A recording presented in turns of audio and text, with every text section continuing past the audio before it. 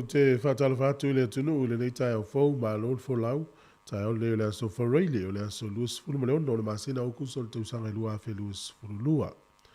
Ia o le siu fonga le lau mua no maia o le tātou saununga lotu te ia le sunga le tausi matanga luenga Reverend Missy Faseu mai le kalesia me tutisi Samoa I pitone I lo hat. Sima ia le whafonga.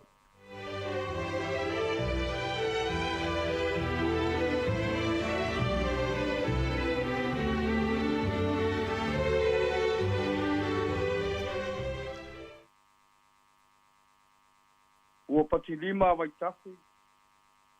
Wara langa fia foi maunga I le nekta au. Wa ole wa I manu. Lau fai ngā malo ronga Samoa.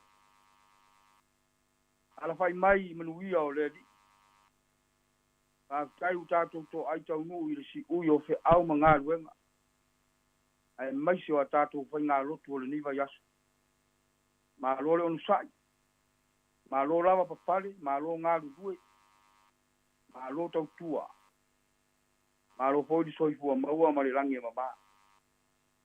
Ai o mai ati o tatou tapo I atu I le atua I le neita au. Ronu ue. Ka longo mai ia. Se yo tau tino atu I ate oi, I sara e lue. E le leiona e wha longo mai I ate au. Aua ne iai se atua ese I ate oi. Aua foi ne I foi se atua o se nu ese. O au lava o Yehova rongo tua. O le na avena ai oi, ngai le nu ai kupito. Anganga pa iai. Le anganga o le poto ma le malama lama. Le anganga manino ma ato o toa ai mea uma ma ato te fai. Ma futua mai ai le tapua'i ngā rongo tunu I le nei tae au. Awao ma whaatonu I mātou I ala uma o le nei tapua'i. Papa ia fina ngalo mo mātou lotu. Ia mātou whai ai mea uma I le tonu ma le ato o toa. Ma ia I upea I ate oe le vi inga e whaavavagu. Ia wiso wa mātou wole ma tatalo o tua I nei. Amene. O le whaita wina o le tusi pa ia. Maua le tātou tusi whaitau ma le whenga inga fau. Tala le leia Yesu ke wiso sa tu sia e mātaio. Lua se furu le matau. Pai tauina mai le lua se furu ma le iwa. Pa ngata I le toru se furu ma le wha. Pa whonga maia I ake onga pa ia alo tātou o tua. Ua lātou o atu na ia riko.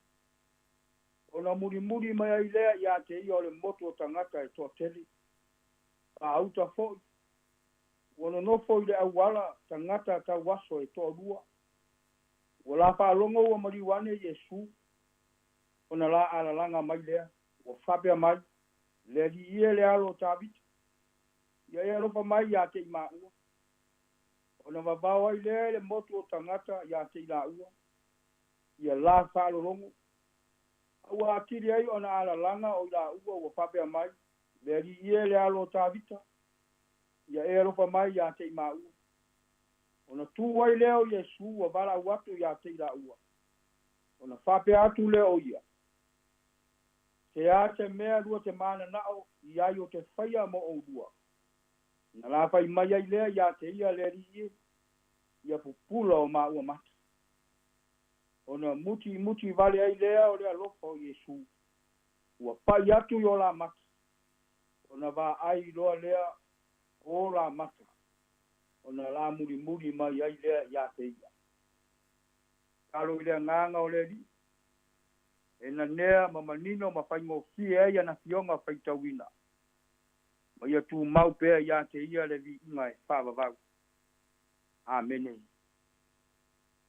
O le autu o le tusi whaitau aso ale kale sia me te tisi I le nei aso. Ia whailoa ia ke wiso o mana o nga uma. Ia whailoa ia ke wiso o mana o nga uma. Ai tia whao ngā se vaenga o le whai upo e toru se furu ma le lua ma le toru se furu ma le toru. Au iai ni maa whaunga whalea nganga mo tātou Samoa I le neitai au. Ai mai se le toi aso a tātou te au ma ngā luenga. Ai mai se fwoi o le whai ngā lutu. E whapero na whai tauina. Se a se mea rua te mana na o iai, o te whaia mo o rua. O Yesu lea. Leri ie, ia pupula o maa ua mata. O le tali lea tau wasu. Se a se mea rua te mana na o iai, o te whaia mo o rua. Leri ie, ia pupula o maa ua mata. E tusa ai ma wha maunga ma taio. Kasi le nei wha maroronga na tupu. Au anga atu, Yesu, Yeriko. E mai o atu i la tau. Ai whawhita ia i mai. E ni tangata tau waso e tō rua. O le mori mau o le tūsitala, o tu tūma mau mai i la ua ma alalanga o whapea mai. Le li ie le alo o tā vita. Ia e alofa mai a te i ma ua. O ai lava na i loa ai e nei tangata. O Yesu leo a fio mai. Pe a fua i o la ua mana onga. Leo mo mori whaatasi mai nei. O pu moni wa au tau sa ngā. O whea ngai i la ua nei. Ma nei mauti i ngā. Ai maise o mawhatianga. Wala mo mia se pesoa soani. Mo mia se lavea. Fia maua se mapusanga. Fia vaai. Fia pupula. Fia maroro. Atonu pe ese ni o la tausanga. Ese ni o la ainga. Pe ese foi ni o la nu. Mani mea yo mai ai i la ua. Ai longa foi o ni utaia i la ua. Au le langona le wa ala langa mai ai nei. Oni mana onga wa tu fata sia. Ma ua fa vai le langona fia va ai. Fia pupula, fia maku. Fia ave ese atu nei ki ngā. Ese le mana i o se langona i le nauna watu. I se me manao iai. Ai au mai le tali e le ngata e toa ai le moa. Ai fa malia ina ato atoa ai le loto ma le anganga. O le tuta ua o lo atangia i nei wha maroronga. O le ngā ruenga lava ia ke liso. Le wha pitoa se nofo anga e wha tino ai. Ai wha tino i so se mea. E peo na fina ngalo iai no tātou wari. Se a se mea rua te mana nao iai o te whaia mo o rua. Leri ie. Ia pupula o maa ua mata. Ia whaai loa ia ke riso o mana o uma. Mori mau o le tūsitala. Ua pai atu Yesu o la mata. O na wā ai ma pupula lea o la mata. O le taria ina e lea li o mana onga o neita waso. O le ata manino le na. E kauma iai ia ke oe maa u Samoa. O le Yesu wa fio mai. O le Yesu tali manao. O le Yesu whamaroro. O le Yesu tali ki ngā mota ngata uma. Mao ia lava o le fōmai o fōmai. O mai i le tino, i le mawhau ma le anganga. I le tau siri ngia ni la ngona mani mana onga o ni tangata. Pa waro la wha moe moe, ia toe wha po isia. Ma toe wha ato ato ina. Lo la malosi. Lea wa tali e sui o la mana onga. Ua wha pupula ina o la mata. O na whai mai leo le mori mau o le tūstala. Ua muri atu foi la ua ia te ia. Amu ia le tangata. Wana i loa na whamaroronga mai le atua. O le mele na tupu i tau waso nei. Ina ua uma o na whamaroro ina i la ua. E lei toi foi le mea na o mai ai. Ua muri atu i la ua ia Yesu. Io e Samoa mai tātou uma i le nei tai au. O le fe au o le tala le nei. Whai loa ia ke riso o mana o uma. O wana o ia le tali o mea uma. Wana o ia e malia ai o tātou loto, ai maise o tātou wanganga. Wana o ia fo ina te sira fia mea uma. O a fo i mea o tātou ki ngā ma mafatia ai. tu'u ia Iesu. O ia na te avesea. A e vai ma ele mautonu. Turi vai ma tangi ia Iesu. O ia na te whaafofonga mai. A tu tupu foi whaingata. Ma ti ngai no tātou wora. O ia lava no tātou tō manga. E whaingo fia ai mea uma. Pai mai Iesu. O tō uma o e mawhatia ma ti ngaina. O mai ia te au. Iesu rea. O au e maroroa i o tōu. O au sau ina i o tōu maua reola. Ma ia maua atili ai lava. Pai loa ia te riso mana onga. Wawa nao ia le tali o mea uma. Uia tele le pai unga le neiva yaso Samoa. Ai mai se reanga yatu i reaso Samuri muri o le nei masina. Ona o Iesu. Amene. Tātou pe pese i le pese o saunia.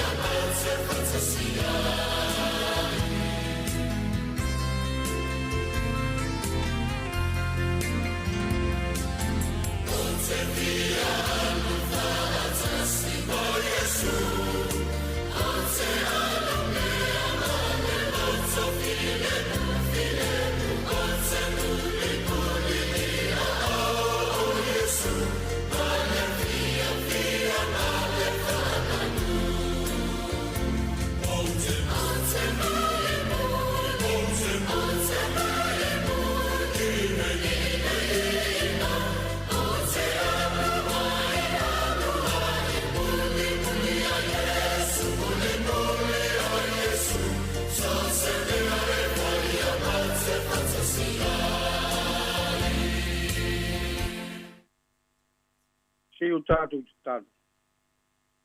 Mātou iai pātasi maroa tu nuu i le nei tae au. Tae au manino. Tae au mātango whi. Ao se tae au e pa popo yaso whaitau wina lo mātou wora. Pāputai le alo. Mā lo le anga le lei. Wawa e taua ao lo mātou wola i o manuia. I lava o i mātou tangata le ato atoa ma le whamaoni. Ai whawhetai tele ta mā. E tele tā rise pēr o wanga le lei mo lau whanau. Mātou te whawhetai wa le taia le la au e le fua. Ai ro e pou pou ma ta pua pēr o mātou wola mo oe ma au ke au. Whawhetai lo wanga le lei a Samoa. Wai lava ina whenga i pēr ma le whamai. Ai maise o mea e ono a wha. Ina ai lo mātou wola. Ai mātou te i oe ma tari tonu. O lo e u mia pēr le soifua ma lo mātou wola i oua awa lofa. Ma lia i lo wanga le lei lau pule lea whaafitai teli. Whaafitai au whamanu yanga mo outa ngata. Ai maise o le ano ai outa mau a inga whaasoa mai mo logo tunu mai mātou uma. O tāleni maanga waa whaafitai tele le atua. Whaafitai lo wanganga pa ia. Ua whai ma whisoa soani e tua iaia mātou ke au mga luenga. Ai maise o lo mātou wora. Whaafitai lau tusi pa ia e au ma whātung tonu ai mātou. Manaia mātou whanau. Ala mātou whaafitai siu. Whaafitai le taulanga na saunia ke wiso. Mole tongi o la ino a mātou wang sara. Ia tu mau ia te oele vi inga e whaavavau. Oi mātou o se atu nu te se maang sara. Le ai se tasi e tonu ma ato toa i lau sila whanga pa ia. Ua mātou soli au tū la fono. Ua mātou le sāva vali. Ma ora e tusa maalo o lopina ngā. Ta mālo whai. Wha mole mole wha maangalo mairo o tunu. Wha maangalo iona tai tai. Ma ona ta ngata anu. Wha maangalo iau e kari sia kewi siano uma. Ua mātou au auna ma tau tua ai lo suafa. Wha maangalo o mātou a inga. Whaiwa fōi ma tiuti o lo mātou ngāru lue ai. Ta ngata le wha maoni ma le ato atoa i mātou. Ua mātou wala au whaatasi le nei tai au. Toto le tamai mā moyo le na te ave ese anga sara le lalo langi. Wha mole mole wha mā ngalo mai mātou. Wha manuia Samoa mai maunga te tele e o ina ia mātou whanau. O a mea uma wa mātou tau ma whai ai. Ua le tau atina e ina o roa tunu. Ia ea lofa ma wha manuia mai. Manuia ona tua maota, ma ona tua lawa, ma lona ngata i whali. Angare lei au e kare sia kewi siano uma. Whamanuia i ona taitai mi ta ngata lotu uma. Alo whangia le mori mau ala u whainga ruenga e ala i lau upu. Ia mana pea la lato mori mau. Alo whangia o mātou a inga, o mātou nu, o lota ape masara lau ai i so se tafa o le lalo langi. Angare lei ta mama ki nā mātou tua le atu nu. Whapua loa lo lato soifua. O ai o mapatia ma tinga ina. O ai fo o fia maua lau kisoa soani le nei tai au. Le tu wai angare lei, ma lofa atu mo i lato. Uia alo ma whanau le atu nu. Tupu i lato. Ia i loa na ava ma mata tau ia te oilo mātou watua.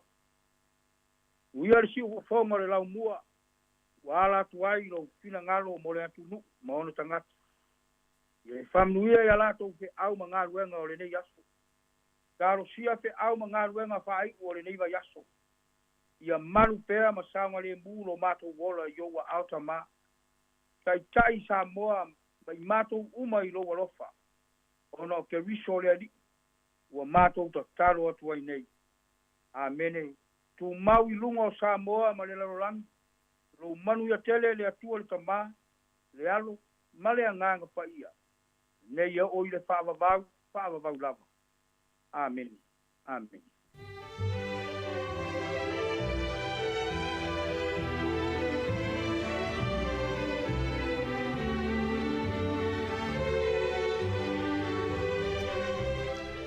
O le nau a whawhonga le tunu i tātou sauri ngā lotu o le tai au nei e le ngatai lea. O le nei vai aso atoa, o na tāpina ina masauri le sunga le tausi matanga luenga Reverend Missy Faseu mai le kālesia me to tisi Samoa I pitone I lo hat. Ia whaia masuia lau whafonga mo le tuerenga whaftai tele. Whamalo ta pena. Whaftai mo le ufolofola le tua. Whaftai foi mo te tano whamanuianga. Ia le tano foi le whamanui atu le tua le sunga mo le tua. No whahano le gatai leo le kālesia. Whaftai tele lava.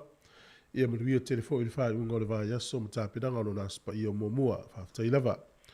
O le taimi mo luas fulu lua minute wa te ainei le fitu.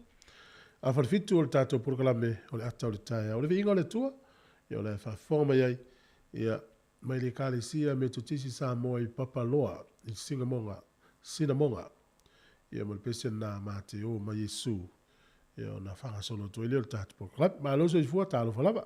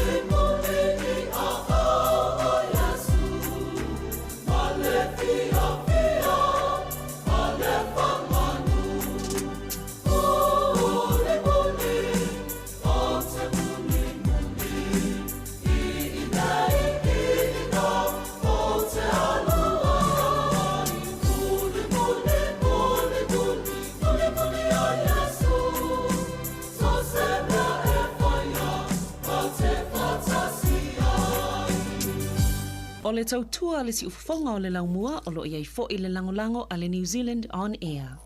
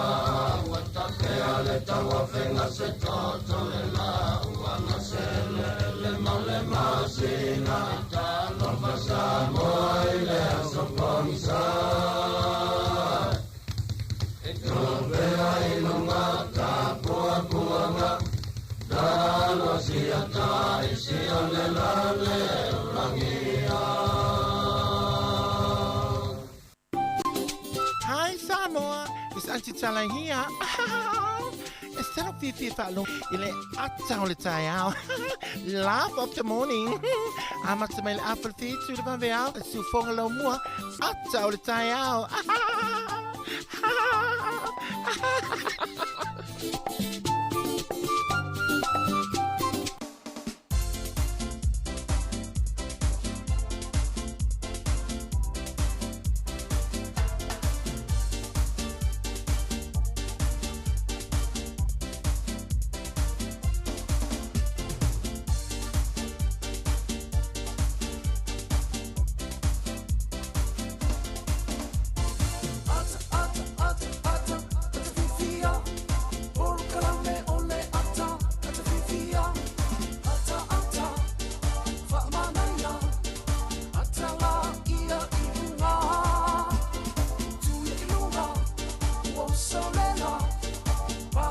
South Africa.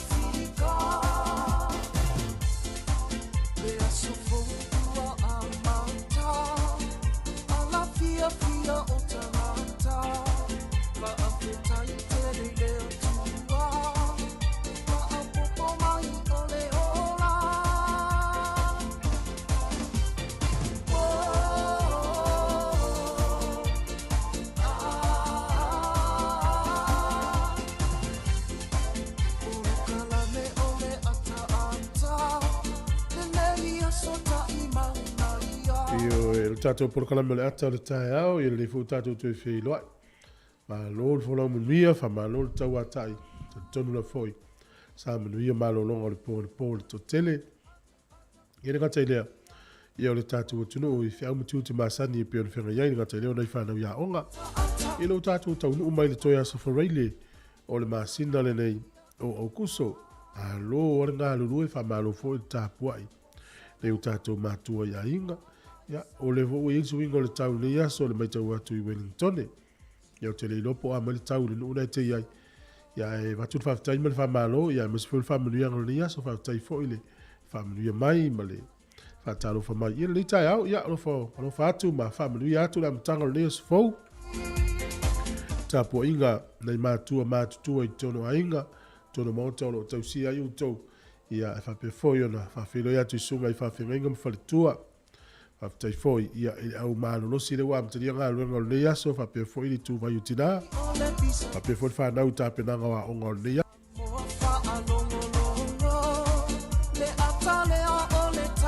yo el tato por kala me ata le tai au te tala foi fa sa longa si fongo le mo tau tu la vale lima le fia na le tato fa sa longa me ya fia le foi fa ilo atu pe o tato apple na lo so fa tu la fitu aso le vai aso o le Samoa Capital Radio app. O tato YouTube channel na, ia tawa subscribe before tato YouTube. Samoa Capital Radio. Ia le Facebook. Ia le gata foi lea alfa talo fatu ila to umalo mo me tau tu al tato wala leo tasi ono tesi mo tasi famo. Ia, manuia le tapo inga, manuia ngā ruenga, manuia o ngal whanau, manuia foi o le amalanga. Ingi ti foi o lo itono fale mai mele fale pui pui, o lo fatu por kalame fa manuia atu. Ia le gata foi lea, ia o nisi foi wa fea i whano noanga o leo langa lo tatu ia no tu tele ma malos.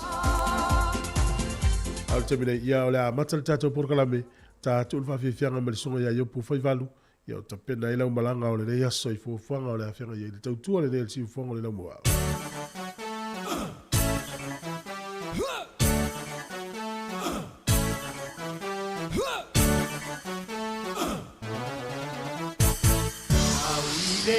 Malanga, na mea malanga, mama o te me ana, na o malava takata, au soe tulai, te o matasi, te moni ea te tata, tasi me ana te lai. Mame mai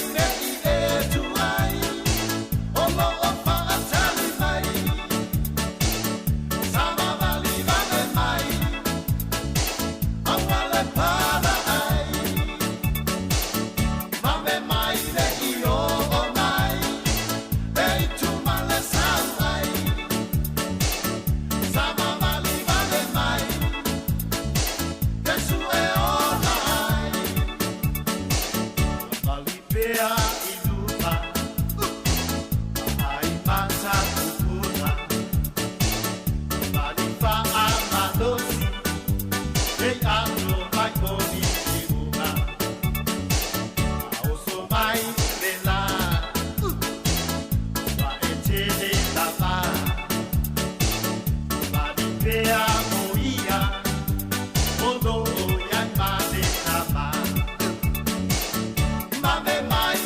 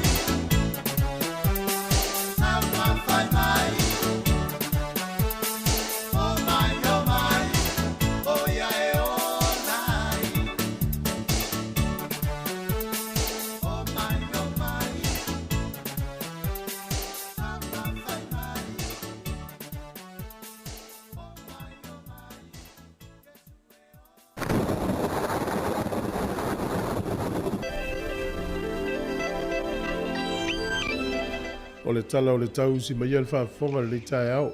Ia, whamelo fisa le vai tau. O le aso le nei e ina i timu. E malo nosi sa vili nisi o taimi no whanga ta lai lai. O le aso a tae au e ina i timu na matai no kilia. Ia e au oa la foi. Ia e il swinga ia o le sa vili mai le fiafi. O le aso sa so ngafua ma le aso lua le uvalo ia le fisa le vai tau mtua ilangi le ia le tau. Ia le la il swinga le tau anga ia tatou le masina o se te masu ia le tatu taimi. O kapiti ia e to uluti munga le sofa pe fo I whanganui ma mano watu tauraki e mo William Papa whai tili e nei timu whai tū lai ma mafa ia to uluti munga mai rapa no leo malpo le motu I saute ia nei timu va ia le mato le lai nisi o taimi ma lo savili ia inisi fo yo taimi e mo William Papa whai tili le no leo taupo fa pena fo Hawke's Bay o le maunalo le fo le maluru Whaaro whamawina I Marlborough, ea mawhana whana o le maurunga sifuru walu whamawina I Hawke's Bay. Sifuru male ono oro iai I a taranaki ma whanganui. Au kilani le soi wha maru malu fōne I aso iau tau ma ina I timu. Whapena fo I Hamilton I le aso le nei, o le motu I saute. Le valo I al ofisi al vai tau I langi le lei Queenstown, Dunedin ma Invercargill. Langi le lei I tau iau tau. Ia, o le pito lunga le motu I saute ia le fisusu ia iwinga le tau timu nisi o taimi va ia le mata le lai nisi o taimi. O le maulalo le fōle manu nuoro ia o le nuu leo Queenstown ea mawhanawhana o le maulunga sifun mare ono whamawina I le soni I whapea foi ia ma Blenheim. O le au telenga lau le atunu ne yaso o le motu I matu nei I matele le wha manu manu mutimunga o le motu I saute le tau va ia le mata le la ia inu una uta ua I le pito le lo le motu I saute. O pia langi le leiri tau lusu fitu fo le vela lusu lima le mawhanawhana. O le angoto I fo le lai le so Wellington le toi fitu minute I le ono. I le fiafiana nei e oso ai le la tai au, toi valu minute le fitu. I le tai au a tai au.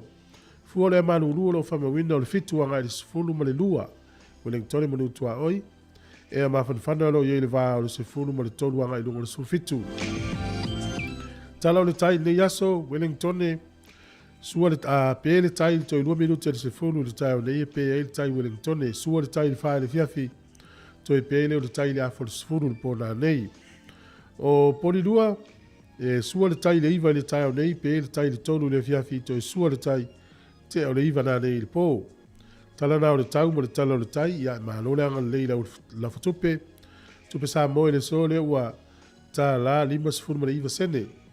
Tasi tala New Zealand molo tupe Australia valu su fitu sene tupe fiti tala tolu sfulu tolu sene tupe Amerika yono sfulu sene tasi tala New Zealand molo tupe Samoa tala lima sfulu mariva sene ya ma lo le alofa lo le alei ya familia wa soifua Papio nilo was fanau nus furu ono ne au kuso lo fatu por clame family tele lo was fanau tato email na pe failo atu aso fanau at samocapitalradio.co.nz manuia tele lo was soifua o le tus fai tau lo mo le tus ele mo mo te salo ni lima fa upes fulima lua te salo ni lima lo fa upes fulima lo foi tau nei yo tau ne I tau yatu e se tasi le leanga I se tasi tangata ai eu tau sisi e le au noa I le mele lei o le tasi a toa matangata umalava ia o le whatau aina ia o le tau yatu le lei ma le whai mele lei yatu o leisi ia e tuu ia le anga atu o leisi ia matangata uma ia upu matango fie I o le fiong pa ia le tua e tom tawina I foi ia tatou umalava ia wale savalinga o lo tatou iai. Taminei, ia whamanuia o tau wasa I fua al peselei o tau.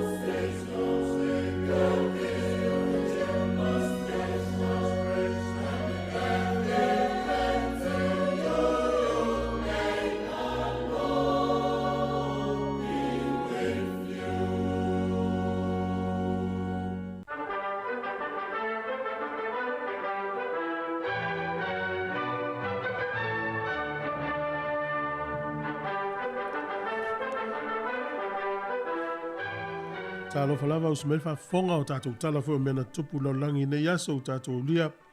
O le aso luos fulma le ono o le masina le nei au kuso. O le solta usanga e tasi fitu ono fulma le valu.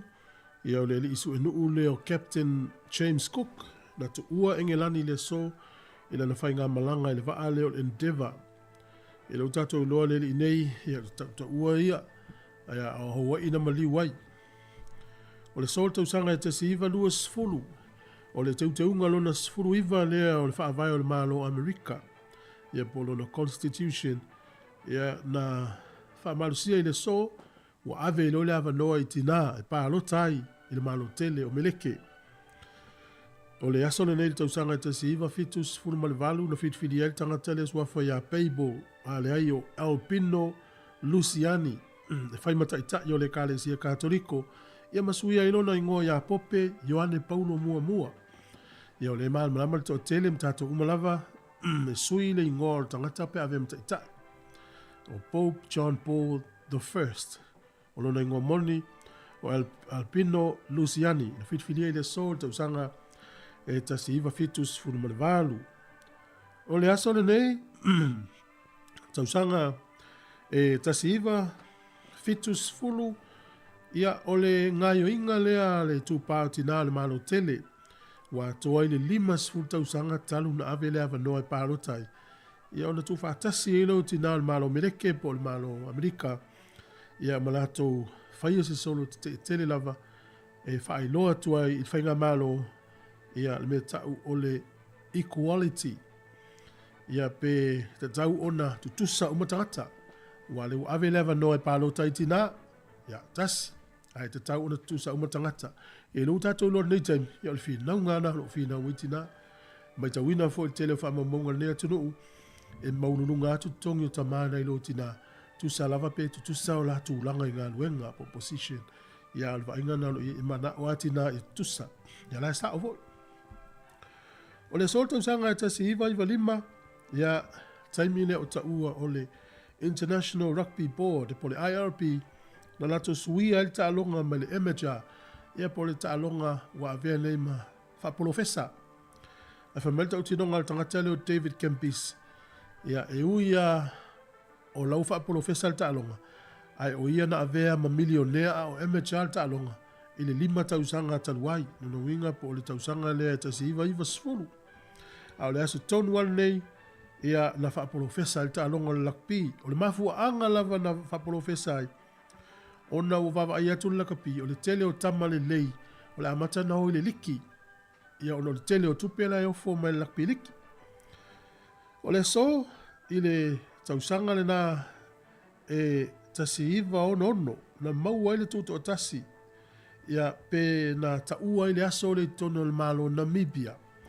O le Heroes Day po o le aso i longa i tangata mata utia lo latu utamufai le malo Namibia. Na mafua mai ona tausanga tasi iwa ono na fina wina i nei tangata tutoa le tuto o tasi o Namibia mai a Afrika i saute.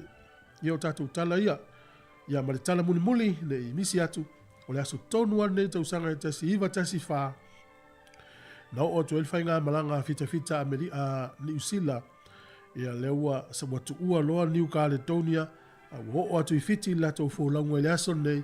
Whaalata atu i Samoa e o e pu e vai lua Samoa i le vainga i siamani. To e maua le whapoponga o tātou tala te masani whaftai lava.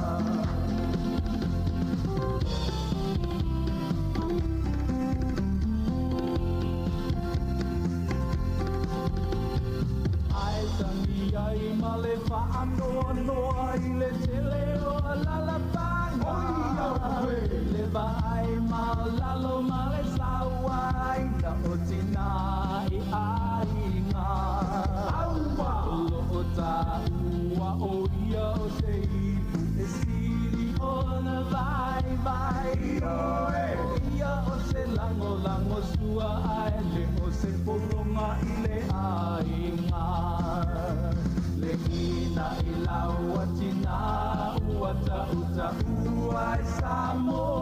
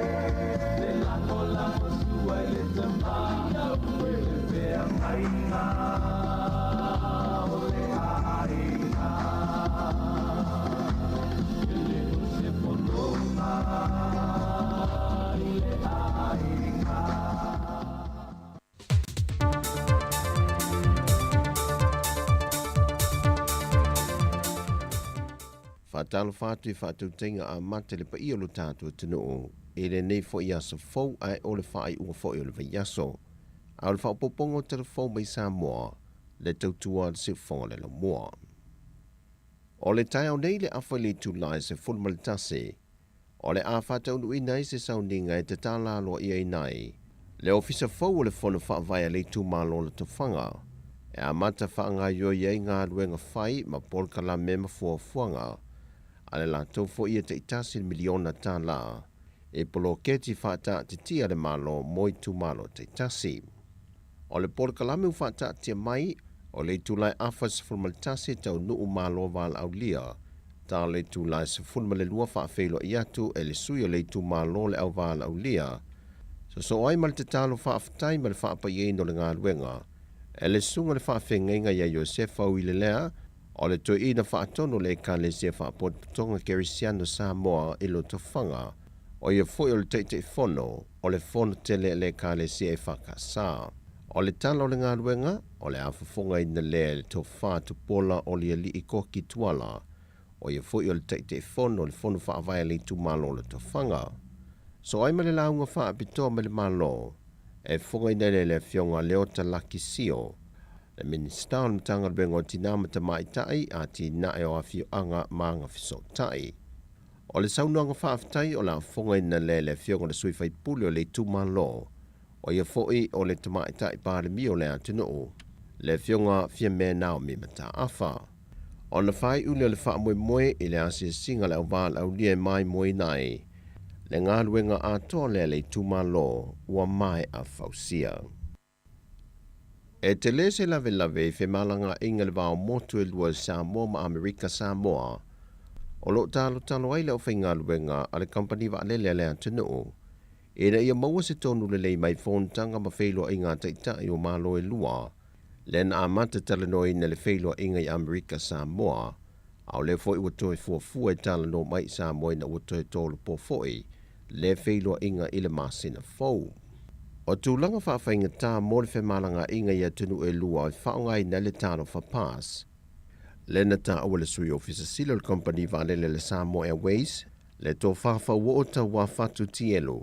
O le whatu mui no le tāno whapas, mō le malangatu i Amerika Samoa, e le ngata e te tau o nei ai tangata umewhia malanga ni telefoni po o ni laptops. Ai e whatu mui na fo i le ngangana Peritania, ma o i ua whaiti ai tanga te fia malanga le motu i sasae, ma lusi e fo i si ava noe mo waise le ni le company va lele le Samoa Airways. E se ma ia whawhi tauli, le whaalau i loa i le whaipulio le motu i manua i se pepo whaamtalanga, le a fionga alu mamalu a le filo li lona whaanoa noa ngai le taliatu a le fionga le minista o le va lele le Samoa, le fionga le atinu uwenso i alo, i sana talo sanga mo se whaamama a venga i le siitanga le ua taungata ai le pasese, e whai malanga atuai tangata e whaonga ino le Samoa Airways anga i manua. Whai lohe filo li e ui ua mai a whaamalulu atu le whionga le ministaia le atino, e le tele o isi tau wha au popo le ua tui ne lunga le pasese mo le whai malanga atu le motu i manua, a ua tui natu e le whionga le ministaia le atino.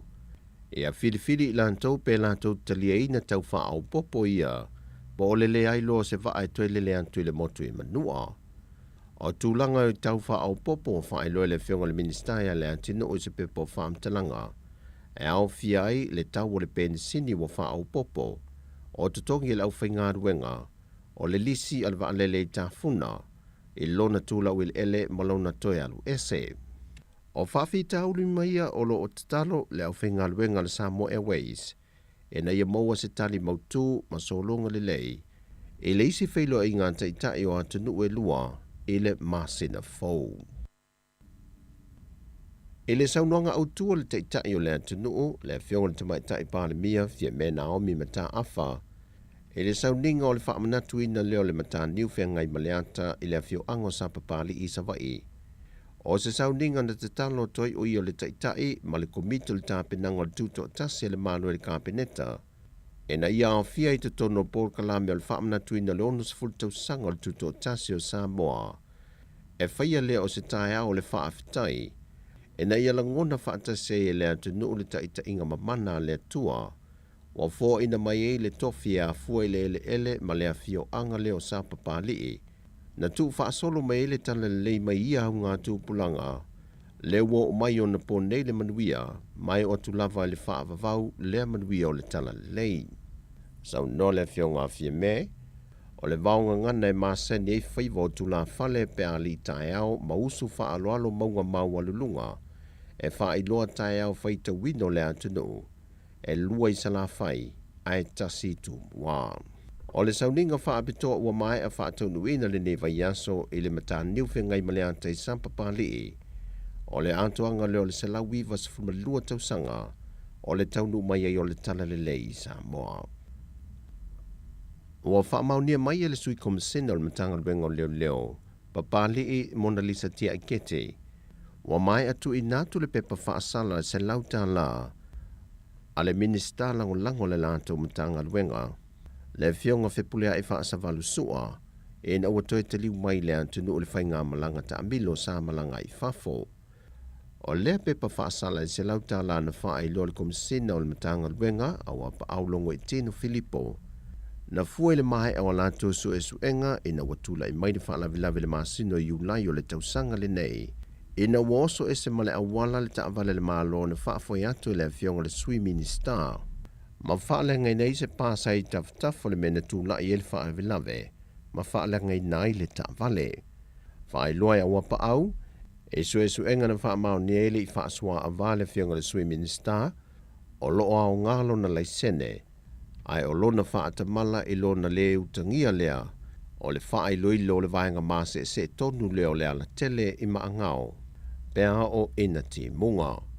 E le pole na tula I mai ele whaalavilavi maangao I whaato ia na ti munga. O tala ia mai sa momole ni yaso man via lo tātou tunu whaasai foia.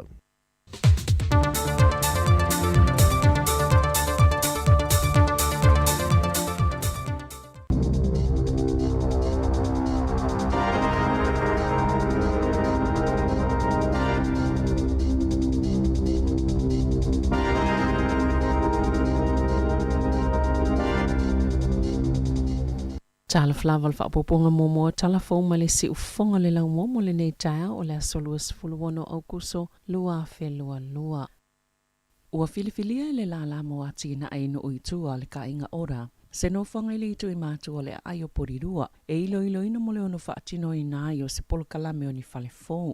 E mawhai ona whaanga solo le ile whaunga ni fale fōu I hectare se afe. I sa sae o le State Highway 5 iwa I le vao Plematan ma Pukerua Bay. O lea whainga ua tā o le Specified Development Project, po le SDB, o se awala fōle mo le ka inga ora e ngā lulu e whaatase ma pule ngā nuu o iwi o tangata e ana ele. Whaatase ma I lātou whaatou ma o te fuafuaina le whaunga o whale, e whaui naini ngā luenga titele o whale ino o itua. O porirua le polo kia te mua ua iloina ma o se ele e afe hectares. Mai ana eni tangata ese to fitu mani whaala potopotonga ia ele. Wa le vauna avea lea no fuanga mawaenga o fuafuanga alpulenga nuu ale a aio porirua e a tina e ele I tu malo. Ma o ta iala fōwia wa whailoa o le amwhaiona maua le avano e whawai nisi whale se tele. O le fuafuanga amata sai ai mo le ele o le whawai ni whale I le vao le lua afe ma le whaafe.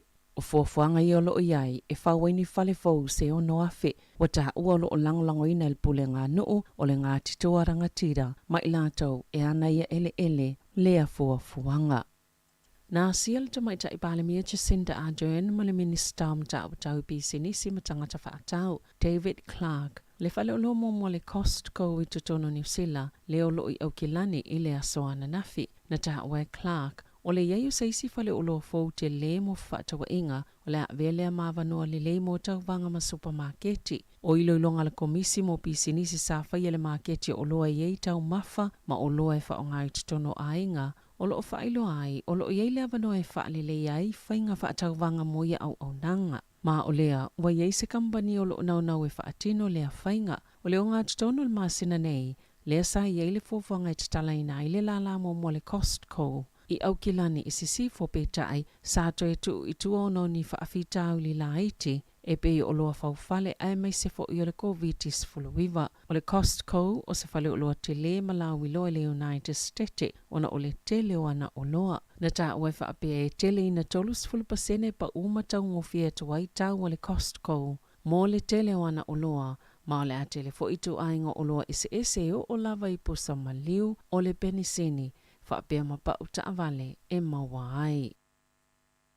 Sa pa ule foi numero whaafitau le na lipo ti atu ile la le malo mo le puipui ngai o sifa inga ilunga fsota inga whaate konolosi. Ile kuatalo na lua le nei tau sanga peitai o lo o whaapau pia na whaatuptup la ia tupe ngaua tangata o na o sifa inga mawhainga tau whaasese. Ile reportia le CERT New Zealand o le Cyber Security Insights lua fe lua. Mo le tolu masina mai a me o ia iulai. Na ta ua le tusa ma le lua afe ma le tasi o lau whaingo ni whaafitauli. sali poti atu, sfulfa pasene o whaititi ai, mai masina e tolu momoa le tausanga, pei tai na siti atu le tolu tesimaleiva miliona tā la, tupe ngau ona oia o sfainga matau whaasise, e au fiele tolu lua pasene, sao lātou li potia le silia malta iafe tā lawa lātou tupe na ngau wai, e mafua lea ona ole alu ilunga le numero tau whaasise, i telefoni whaatase mawhainga tau whaavalea i whainga wō, na tā uale Australia New Zealand. Sa ngā lulue whaatase mkampani telefoni o kampani tau tupe, whaatase maisi whaala potopotonga i peola matanga luengole loto i whale, e te e atu ia whainga tau whaavalea. Sa whaato esele fufonga whatalai fō o Parlemene, Adrian Rurahe, ono whaalinga ia na tuina atu i le sa avea masui Parlemio New Zealand wa samana i Winston Peters, o ia solia whaasolitu la fono le loto al Parlemene i le taimio le solo te e lua tau sanga le umio le whaalinga na tuina atu ia wa samana i le masino me, mulimuliani na toi whaalea o ngā ina, lea la pata inga, e mawhai ile malo si angol fonga whatalai o na tuina atu ia whaalinga, ma o le taimi lea o Trevor Mallard. O le asolulu le na tōwhia nai Rurahe e avea mafufonga whatalai fōu. Na tā oi sana pepa o whaamatalanga na ia tautino le whaamasinonga maulunga i Wellington e whaapeo le whaonga le paua e tuina atu waila pta inga ia wawa samanaia i lalo le vaenga whaalto la fono le Trespass Act tasiva valusfulu sa le ise mafua anga ma sa le tala whea ngai. Ma o se tulanga na whaatapula aina i se whainga le tono le avano Peter si lana ia te tau whealua ia i lalo se isi fo i tu la fono na tā ue wawa samanaia na ia amataina sa talo sanga mo se iloilonga whaale whaamasnonga e whaasanga ia Mallard i le amatanga le masina nei o nola na whaiunga i lia lapta inga na tu inatu ia te ia.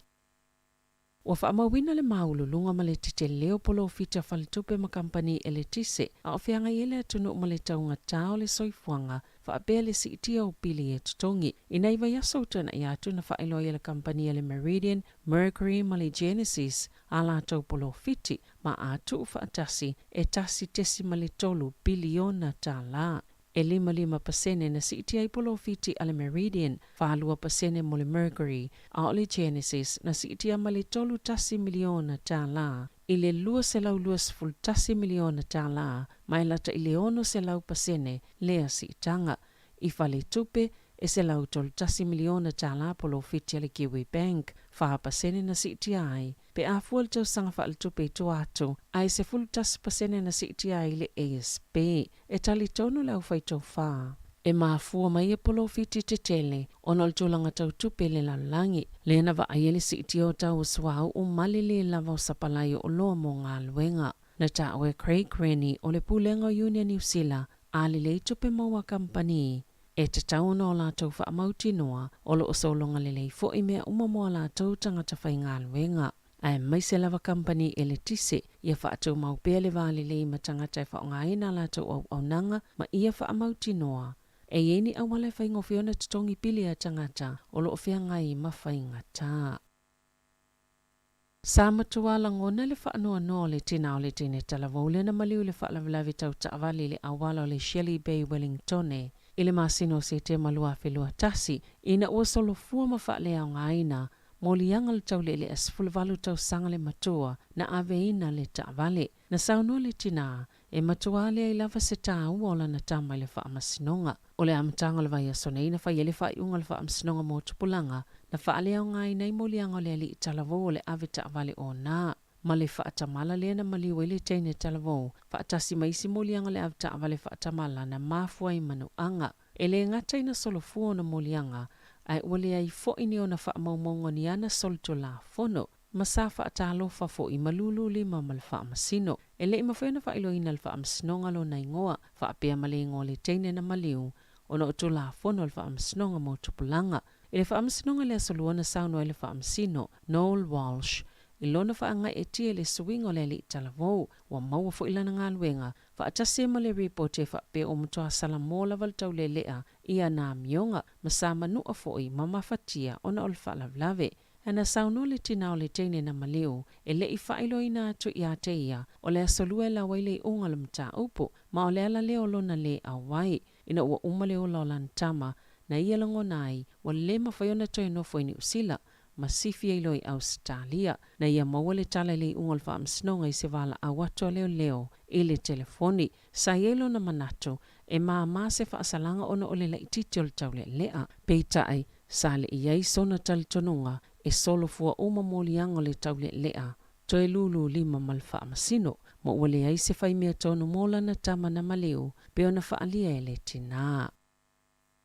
A tonu ele o sila fie tangata whaita avale sa ova na tutongia lātou tupe mole resi talanga o lātou ta avale. O lai ei tupe o loo nofo ai tala fo ile la lao whila wa inga le waka ko tahia i lātou. O nei to tele tangata sao lātou manato. O ni tusia na lafo atu e wha atatau ia lātou tupe toi wha fo ia tupo o refunds.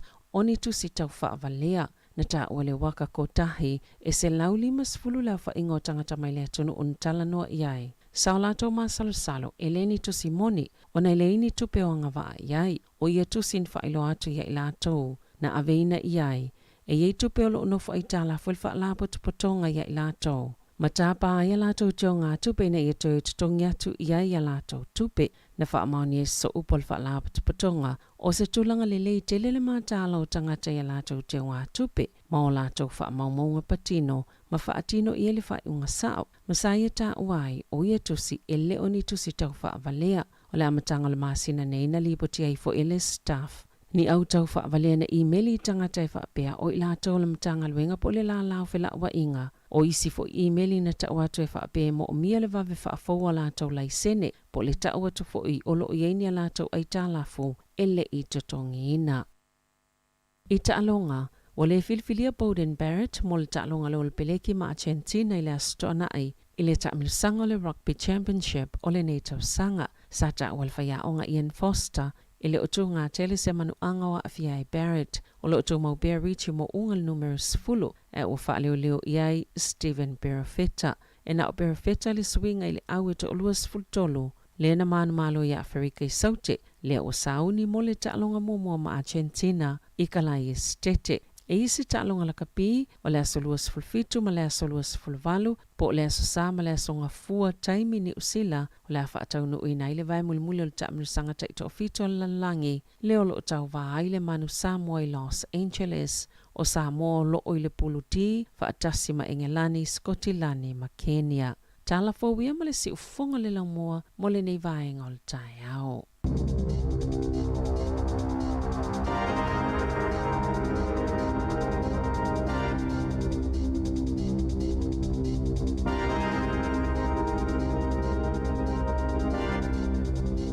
Ya, fa malol fa fo mai tau tua si fonga le mua o le taimi o le ua luas funu minute wa te ne le valu.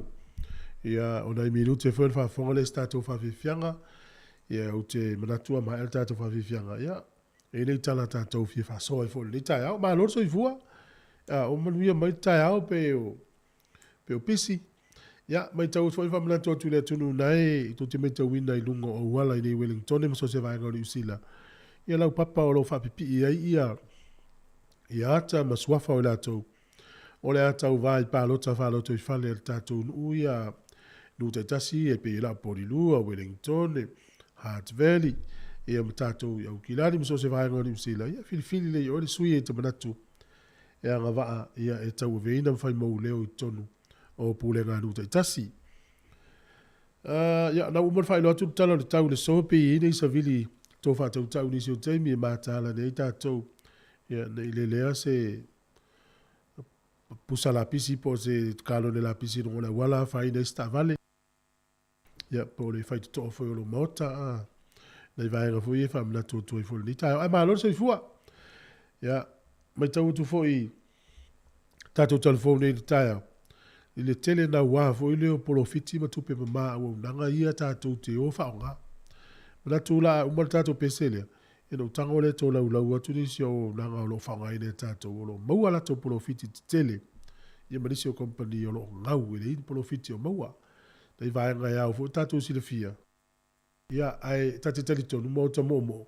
Talo sia i kompani o lo te tele a lato tupe mau. O lo o le lei na whaia lato tangata whai ngā luenga. Ma ia le lei fo te tongi o lato tangata whai ngā luenga. Ia whawhiwhianga mare wa tofu o Samoa, lo wate no pele.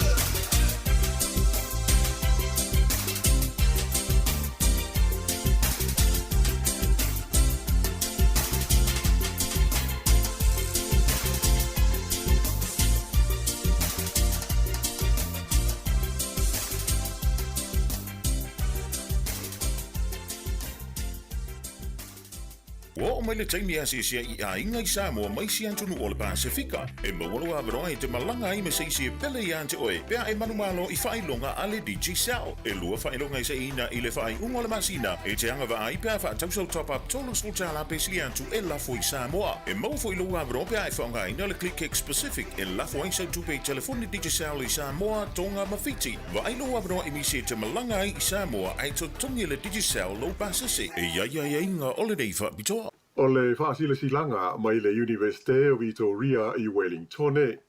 E manatu ua tūteinu o manaia, wa laia na whonga waa sangsangi le so, au a lea ua puni vai ali, ai toa I muli vai o waiola loutou soifua, whapea so mātou ola, I le lofa pule soa ma le pule toa lo tātou alii, I tu maupea le vi inga I le tua, ai le I tala utu tufu ua e pei o le tala nei le tulangi lea, e mua lava ona o wailuu wha ai te I o pa ia mau sā, e pei o le tala nei le whailo inga nei ta whao poru.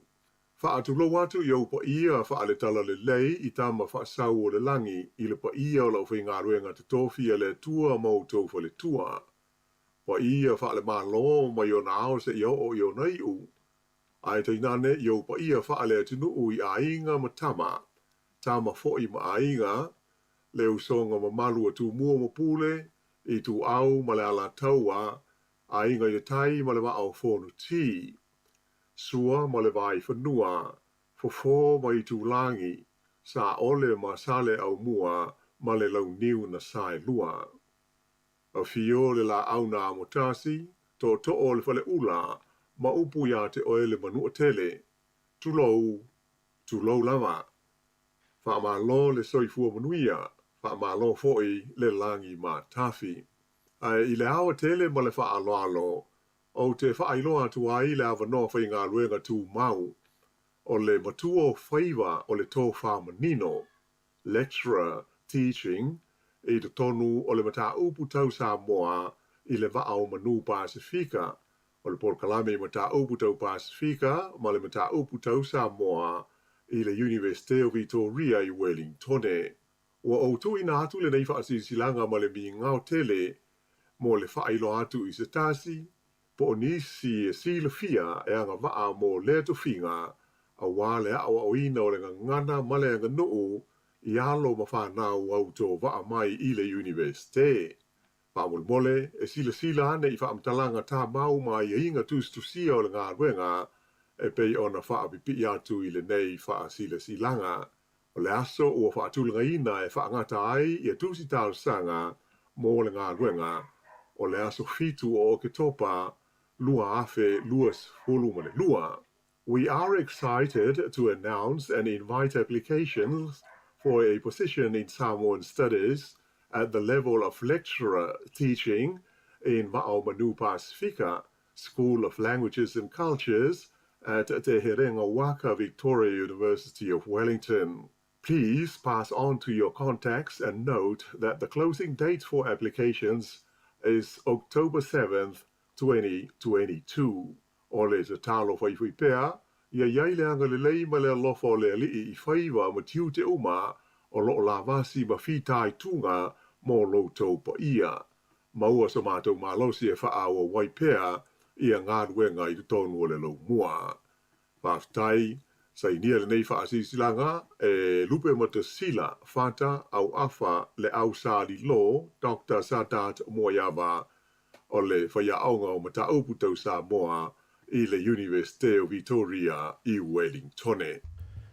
Malo whaftai, si whonga le mua, te ale vana minute lus funu maniwa, te whatala whatum whama lo atu whaftai tele na fwoi le malo le tunu, malo ngā lue le yaso mo le pō le wā, waisi malo longa le reitai, a manu e fo ia onga le whanau, tato amata maila le Sky TV, te loto o tele o tato ue whaonga ina le Sky TV, ia e ola ile TV e le ainga, ia ma tele o le mau wala hata ese, ia o le Sky TV le uwhaalia o langa net profit, ia po le tupe ma lava lana profiti wa maua ina wa umalawe ese umaisi mau tax ma meo tau e whangalue e company ono sifuru 2 miliona tā la.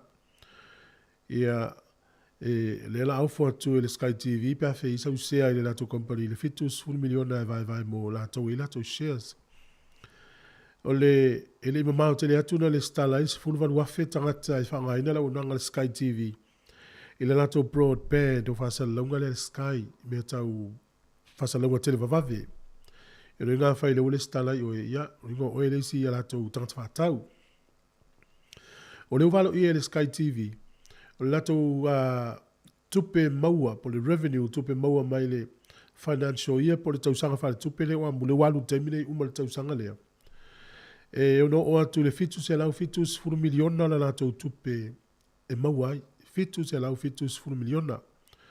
E mawhaina o atu lato net profit po le profiti le ina umana vese uma tau o nanga, tax, me uwa pena. Whaina o atu le ono 10 miliona. Tato se e maila i le isi company peila o compania o le whalitupe i le mauna whailoa le te leo profiti le Kiwi Bank ma le ASB Bank. O whaleia o company whātaua mai le tise ia tātou. E le Meridian, Mercury, e whapea fo i ma le Genesis. Tu whatasi umala tau profiti e se la tasi tesi ma le tolu biliona tāla. Tasi tesi ma le tolu biliona tāla. O le Meridian, 5% usi ia i nunga le tau le wan profiti. O le Mercury, 2%. E o le Genesis ia nae over ma le ono se lau pasene usi iti ana tupe maua. E pe a fua le lua se la umo le tupu miliona tāla an profiti na maua. O la tupe, la tau tupe ia ma na maua. Ia ua whauta la tātou li te leo tupe nei company. Tātou whasolo mai la i le company le Countdown. O le Countdown o lo ilano le vainga le company ni ata o le Woolworth New Zealand. Woolworth New Zealand. Ia le whaalia ia ua pa ua la tau profiti fulua te simale 5%. Au le lato tupe na maua e tolu se lau 10 miliona tāla. Ia tu sai fōringa mai o la e pa u, ai ele i lalo i fō lau tolu se lau miliona tāla. Tato vava aila i whama maunga le Woolworth New Zealand. Ia na whaataunga e o mai a iuni le luas furuono, tausanga nei, mai tausanga nei. Ia na si iti ai ia na whaatau le 5% tu sa leo le tau ato le tupe na maua e. Fitu tesi ma le 1 biliona tāla. Oka. ia fa mai e 5 miliona tala ua i titi foi pe fa tu sa tu ile isi tau sanga ia tatou fa solo mai i le oil company ia le New Zealand la o le New Zealand le fa ali mai ia e ngau la le New Zealand o tupe ngau le New Zealand pe afua le tau sanga le te nei o le tau sanga le nei e lima se lau iwa sfurutasi miliona na ngau le New Zealand e o mai a uni le stores furu tau sanga nei no ngau uni tau sanga lai o mai a uni tau sanga nei lima se lau iwa sfurutasi miliona tala ngau o le tau sanga tu yona tua ia no le luafe sfuru fa solo me luafe se fu lua tasi e lua se lau iwa lua miliona tala na ngau le New Zealand lua se lau iwa lua miliona tala ia tu sa o ona tupe ia wale o toe maua ma faula a fa pela o tupe ia ele maua tupe wale mafai ona nga lue le New Zealand au mai tupe ia o pe o lafe o lono a fa pe o tupe la o ngau atu tongi ele lisi o valele ma le lisi o mala valele me o fa pena o ma to tele ar ngau e ma to le New Zealand o le ili se al malo ti lo ma to te mina to tia afa le ia pasen tu sa to tia lima su pasen el malo ia pasen ia la o fai share na po la tolo la to sa o le New Zealand ia le tio la aso no te si irunga langia pa se le vai tau io lo tau fai a mas profiti le New Zealand ia e tele mafuanga wa haru no tau so au mal pensini ia ula ia se si o tatu to alo i tau vanga ia ia pe o nisina company le lisi mai la to profiti ma la to tupengau pe a vavai te tatu se atu la company le i le la to te fausia mai mo me pa pepa o fale ui ia po pepa solo foi le tu ainga to le pepa le tau le Burex ia ma le tu ainga pepa solo lima le tau le handy paper towels o le so ivo o kuso ia na loka i fafole o whenga luenga o na ofese se inga i le faa tala no ina o la tau tongi a le ufa alia company lea o le SCT kau rau mio e fa pe se fulu fate si ma le fitu pasene lea ua si iti ai tongi lau whenga luenga e vai tono le tonu tau sanga ma ne le tele e ta itai e ta tele ilo ia la tau i tangata whenga luenga wa se lau fa lima tangata whenga luenga le o pe o lea afia ia la tonga luenga o lea foi la uofo i le tonu pasene si iti le tau sanga nei ia malpo le si tasi le afe lim se lau ia tasi le afe lim se lau pea ia aile o malili o le fai lava feutanga inga le temine na utau va ai atu ai le tala i tupe maua le company le nei i te tono o New Zealand se te use se upe o le fai tau se lau miliona ala tu tupe mama ai so tanto e fa mauri ala no fa longo i le News South TV awa tu wai no pu el foi no mera i le son tala tu nothing sa wa no vinga fai lai loa tanga te whainga luenga ma le uni o tanga te whainga luenga o lai te tele tupe e mau o le mafuanga foi la le fi na ui tanga tane wala lau te ilo foi no mela ma le vai ina ma le fa tele ina foi no mela ia o le company foi le nei o le fa pe mai po la toule lau te ngao sia pepa fale mamao e fitus full percent o pepa ia e fale mamao le fa tau New Zealand o la tau e whaia e o le matua i te le ala e sauma i po pay of plenty ia le fale lea ia tarusia ia o stolanga le lei wai o le fi nau o le company lea po atanga te whainga luenga nei e fitu tesi ma le 4% le usi iti e le tau soi fuanga New Zealand e le o tutusa ma le si tanga o la tutongi e sifuru fatesi ma le 5% le si tanga o tongi tono le tolu tausanga a vai la i le tolu a vai le fitu ia le sifuru fatesi ma le fitu lea ia e tusa na o le lua tausanga le kavai e mana o la tau ia si i lunga i le fitu tesi ma le tasi pe le whapaleni ma le tau le soifuanga e le o le mela na le atangia i le vaivanga le wa mai nei ia le alaifa ia le whinaunga tala fia mo la tau i Amerika ia le ufa iloa i le President of America o Joe Biden e whapea o tamaiti ia onga uma ia na la tau whanga ina le tupe ia le tau tātou student loans e ma whai ona wha lea ngai na ma vesea le se furu afe tā la o lau student loan, pe a whapea o lau tutongi e se lau losu lima awheta la I lalo I fo le tausanga. Ringa lau whafonga ma tele o tato mit Samoa, le whenga luenga o la tutongi ia sa whai la tu student loan tia o ngai Amerika, ia, matala fia mo oe, sfuru wafe Amerika le la ave ese whainga malo Joe Biden, e te le tongia. A o le tau o ai ta alafua tamaiti ia e na o universite le wha tupe nei. Over mali triliona ta la Amerika. Over mali triliona ta la Amerika. O le foi la ua whalia. E iei le grant po le tupe le wha o ngai li stangata e mai tupe ai ta alafua o ngai kolisi po universite i Amerika. E ta o le Pell Grant. A whapea nga wa ailo walo po seisi o e whawhonga Amerika tupe lea. E anga wa foi la o I leisi whaputu ngā tupe na luas fulu wafe tā lai whaina whaitau ai tā la fue wha ua wela wa onga. O leisi whainga mana i fufuanga Joe Biden. O le a tā ufi uma interest o loan na tamitia onga se yo o alfa ingo le tausanga. No inga whapea o le vai yaso ma peo le masina e lima se lauta lua se lauta la le interest o loan na tamitia le masina uma. Ia le la tau fi masina I tutoe September, October, November, December. Lo ingo e wha masina le ise interest. E na le loan na tong. Ia por tai mana ia le si ia le ngua tong ingo lau loan. Ina ia toe susu e ane lau pepa lua fe lua tolu ia januaru. Ia laua wa te le tupela wa pei wale le ise interest.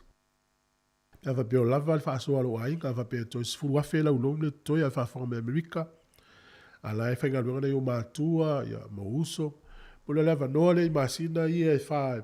To tongi e se li mafe po se ono afe. E au lia tu la tau sanga fau.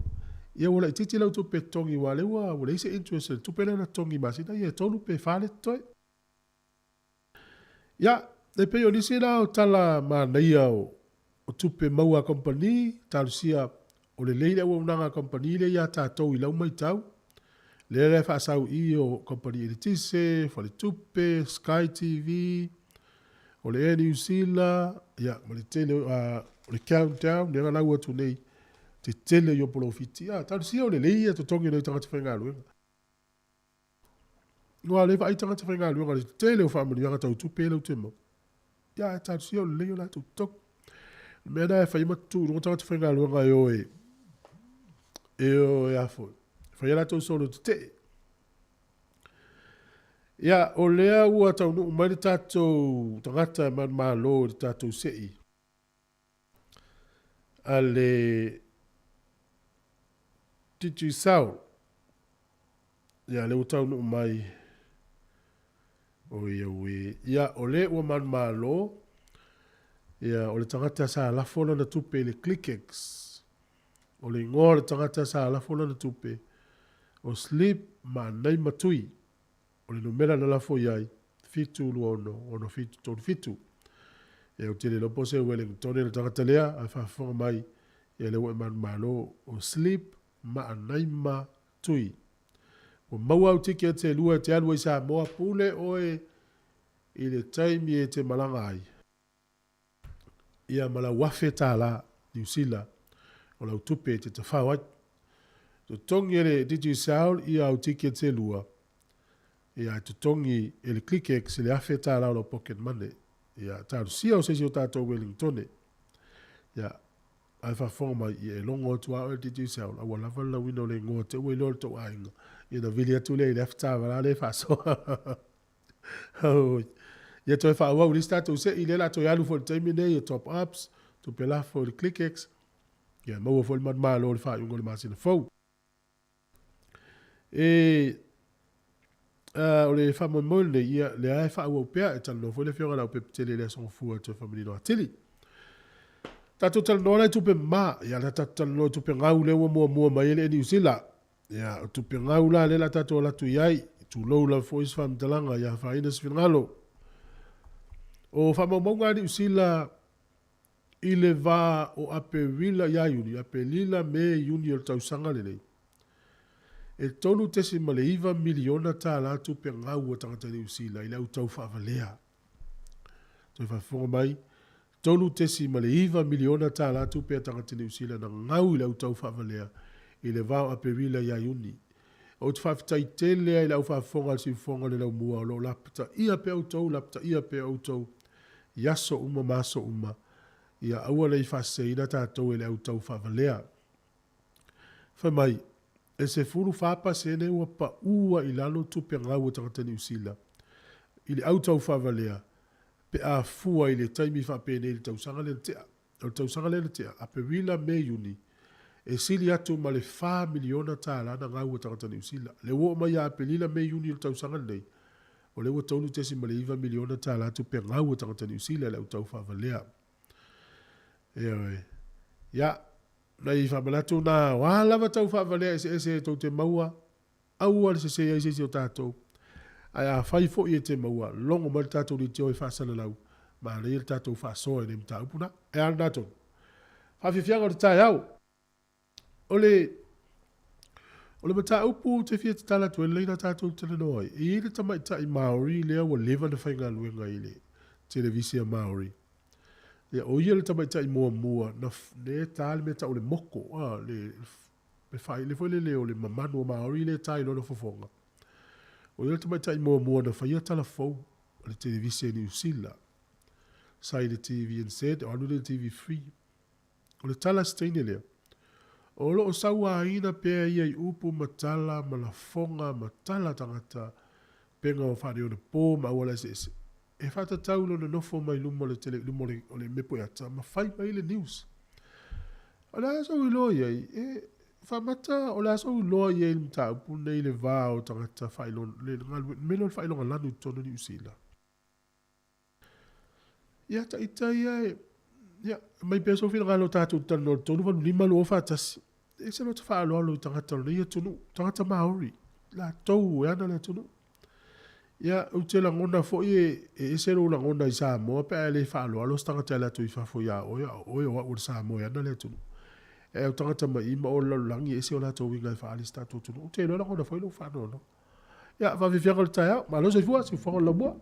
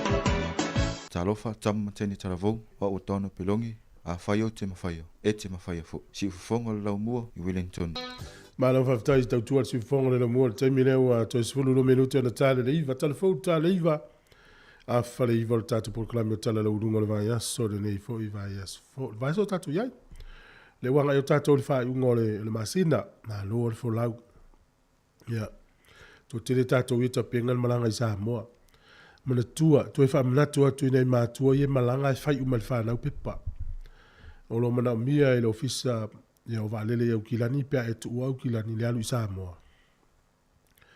E le vaccine pass. O le pepa le lo lomi mai lunga le website le Ministry of Health. E iei pepa le iei lunga o expire o umale o ngā. Ano na winga o vaenga tā ua e tauna siaki.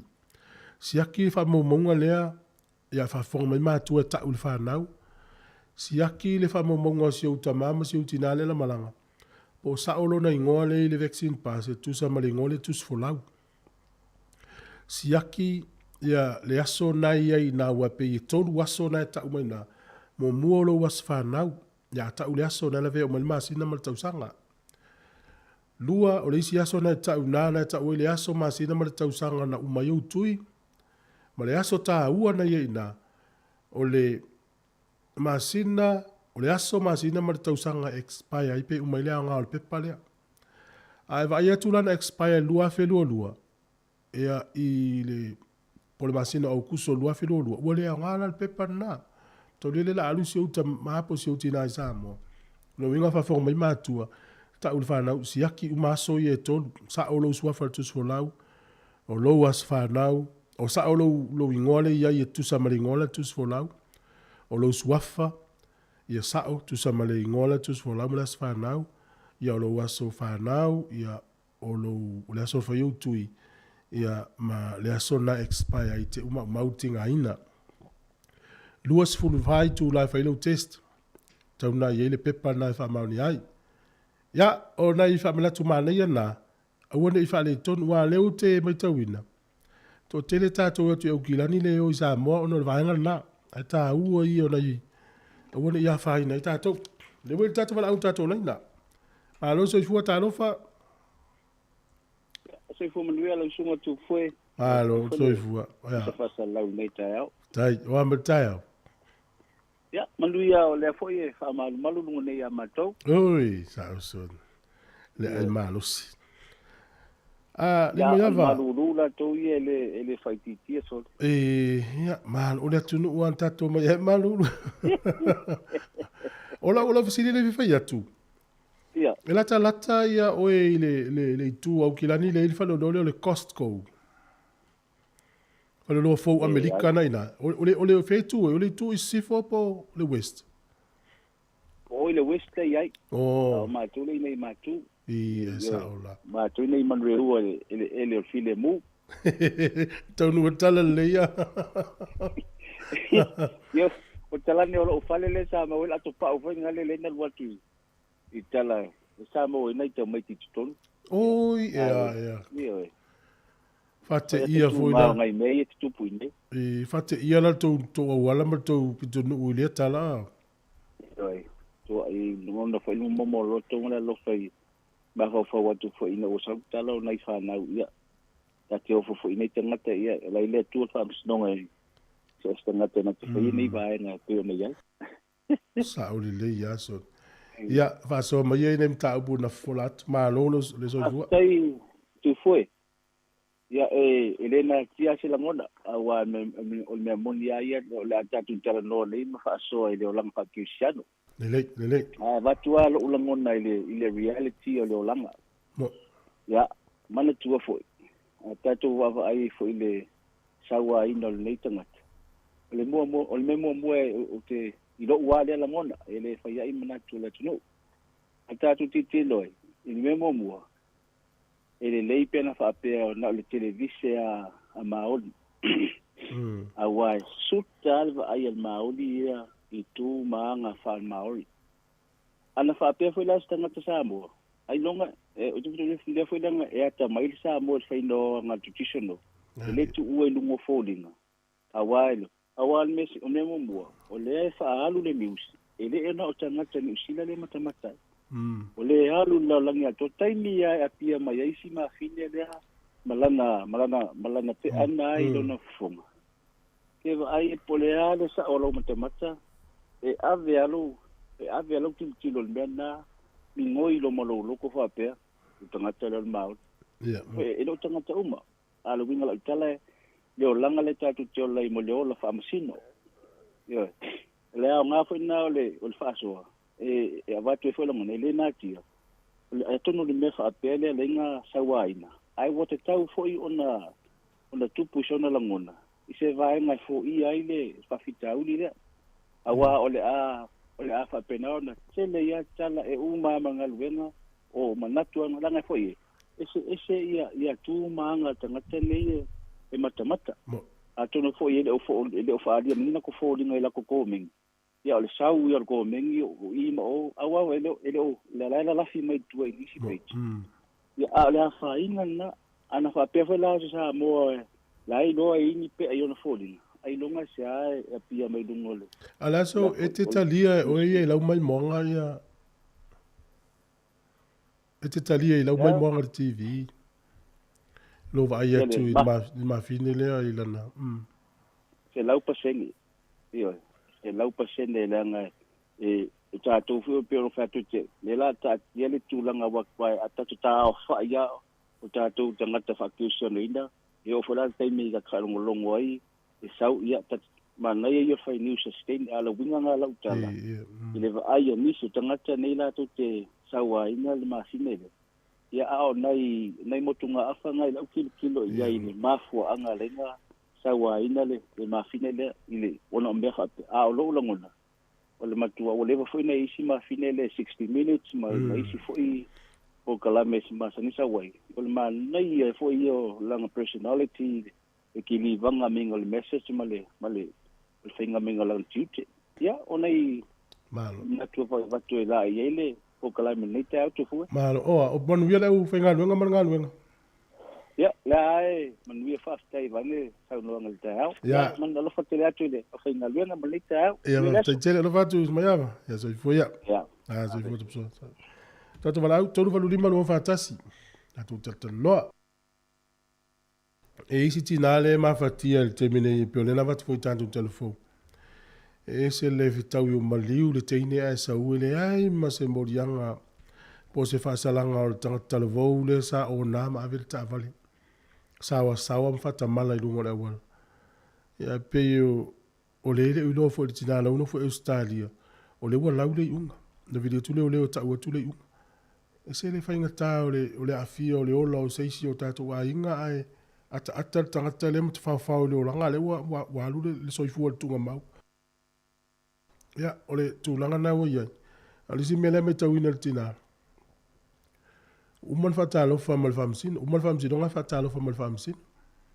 ola ofisili la peise fua in melo salamo e wala tato I lor salamo si fia le tuole no to tangata ua salamo ma na tanga ma me phone te faia au fa masin o la to ye fa masin no ola se fua la te fua ina yo tangata le uma tua salamo mo wala fua le mail famsin no le wa mo le ngal wenga le tamata la volea ma ua pena le pauna le vaenga le ta mo wala nga luenga ya felo na ankola mo wala nga luenga mo wala nga luenga yo lai ya le fa no so fu stay ni televo ya le o le si me fa ta le mai tau a inga mo le mai tau fo ta to ma tua o le yo se fa mo ngo nga salam sol tu la fo no le fa mo wina I fa mo pa fa tu sa maltala le na umai walu le ola sa o loto ile alu fa pui le ai masala to ya ese male ngoi le ta usala ina I fa mo nga lusil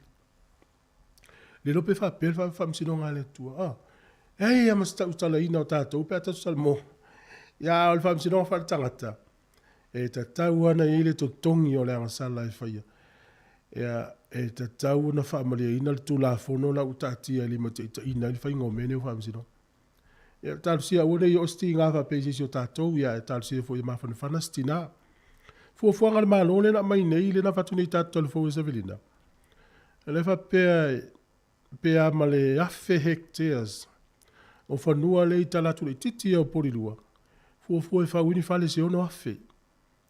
Au whanua ia o le tele o le whanua tu se lua afe wha se lau fitu tasi eka. Wa o le hektea tu sa tasi le hektea tu sa ua lua tesi ma le wha fitu eka. Lua eka ia toi dia lua male afa eka le hektea tasi. Le lai afe hekteas. Ia e lata i le lua afe lima se lau eka le te le o whanua ia. Ai pele ato ese se fulu o tangata e ona whanua nei. Ai le mamau atu ma i tato fis fasalang. Ia le fuafuanga lana. O le ua mata vava ai e. E ona o atu le ono afe ni fale fausia. Ilo no winga o le se unga tupulanga la iti le temine. Ia o la tau e manu ia le fuafuanga le pe atau nu. O le mai tau ina le temine nei ia le te leo le hafaina tau fale le te leo lisfate le tali e la tau lo fie mau le fale. Ia le te 2 minuti ana tale o le iwa. Tau tua si fonga le mua i le fale te le atatale au kilani e tau le Costco. Kompani nei na whaavaina i Amerika i Washington e i Seattle. E le tausanga e te siva valus furu tolu, wa tolus furu valu nei tausanga o le fale o loa lea. O tunu uolo whatautai e le Costco e fi Australia, Kanata, Saina, Falani, Iceland, Japani, Kolea, Mexico, Spain, Taiwan, Peritania.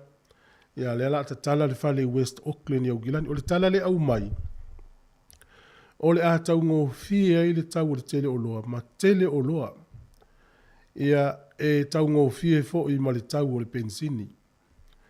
A whapea la tātou te o i Augilani. E mānaia le tātou o le fale o loa le a tātou mo le mawina. E le tātou mai ele Wellington e tātou talanoa i tātou o le fale o loa tele le i Augilani. Ia, e iei fo i le isi fale o loa tele i to tono Amerika e ta o le Walmart. Fe la e o mai fo i la le fale o loa le nei wa o le fale o loa le i Hawaii. O ko. Se fale o loa i nā tele e manatua. Tātou te tali tonu i nā o loa Amerika. Ne e ui ia o fale o loa Amerika ia o loa mai Asia wa. E fai mai Asia. E pe tali tonu i tātou na i lori isi e tunu o lana.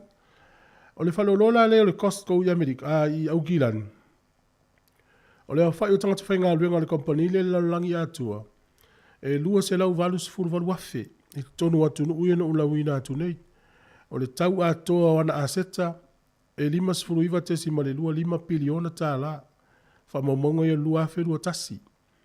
Ia olona tamau a inga na ao lua afe lua tasi. Se lau iwa 5 tesi ma le iwa tonu piliona tā la. Amerika. Le tau e whaangalua ina ili kompani. E ono tesi ma le fitu tasi piliona tā la tau sanga. E au fia i mea umalawa le tau o loa, tangata whainga luenga, mea umalawa.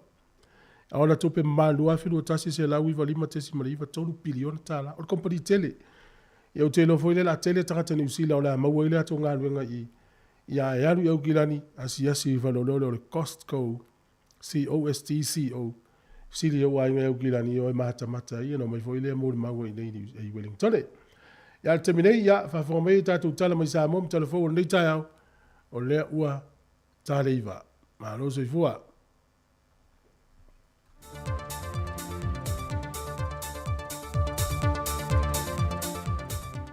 Whātalo whātu i whātu tenga a mate le pa i olo tātou tino o, e le nei fo i asa fau ai o le whaai ua fo i o le vaiaso. A o le whaopopongo telefonu mai Samoa, le tautua le se whonga le lo mua. O le tai au nei le awha le tūlai se fulmal tase. O le a whātau nui nei se sauninga e te tāla loa ia i nei. Le ofisa fau o le whona whaavaya le tūmalo le tawhanga. E a mata whaanga yo iei ngā luenga whai ma polkala mema fuafuanga. A le lātou fo ia te itasi miliona tāla. E polo keti whāta te tia le malo moi tūmalo te itasi. O le polkala me whāta tia mai. O le tūlai awhas fulmaltasi tau nuu malo wala au lia. Tā le tūlai se fulmale lua whaafeilo i atu e le sui o le tū malo le au wala au lia. So ai mal te talo whaafatai ma le whaapa iei no le ngā ruenga. E le sunga le whaafengenga ia Josefa au i le lea. O le tui ina whaatono le ka le se whaapot putonga Kerisiano Samoa i lo tawhanga. O ia fwoi o le teite fono. O le fono tele le ka le se e whakasa.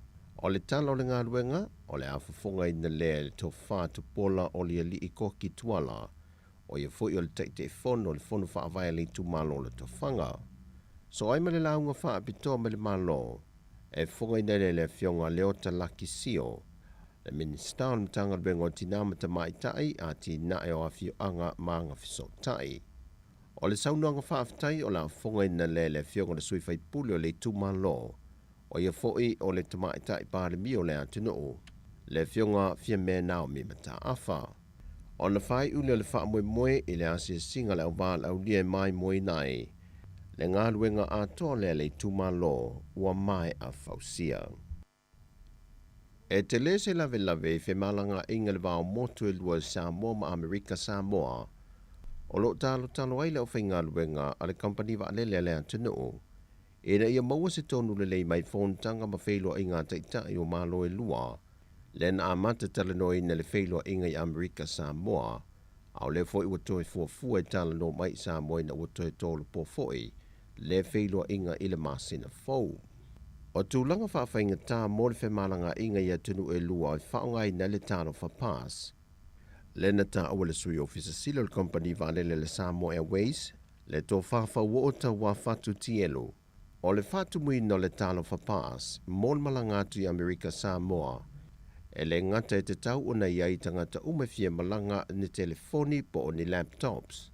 Ai e whaatu mui na fo i le ngangana Peritania, ma o i ua whaiti ai tangata e fia malanga le motu i sasae, ma lusi e fo i si ava noe mawai se le ni al company va lele le Samoa Airways.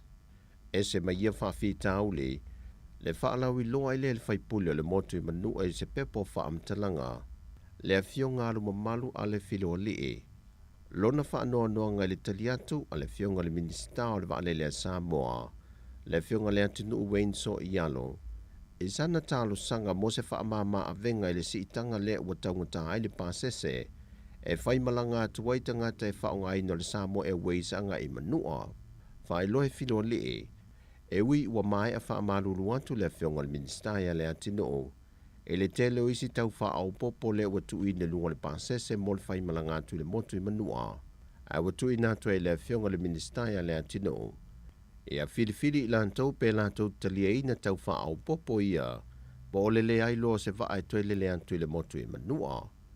O tūlanga i tau wha au popo wha ai loa le fionga le minista ia le atinu o se pepo wha amtalanga. E au fia ai le tau o le penisini wa wha au popo, o tutongi e lau whainga ruenga, o le lisi al vaalele i tafuna, i lona tūla wil ele malona toi alu ese. O whawhi tauli maia o lo o tatalo le au whainga luenga le Samoa Airways, e na ia maua se tali mautu ma solonga le lei, e le isi whailo i ngā taitai o atunu e lua, e le masina fau.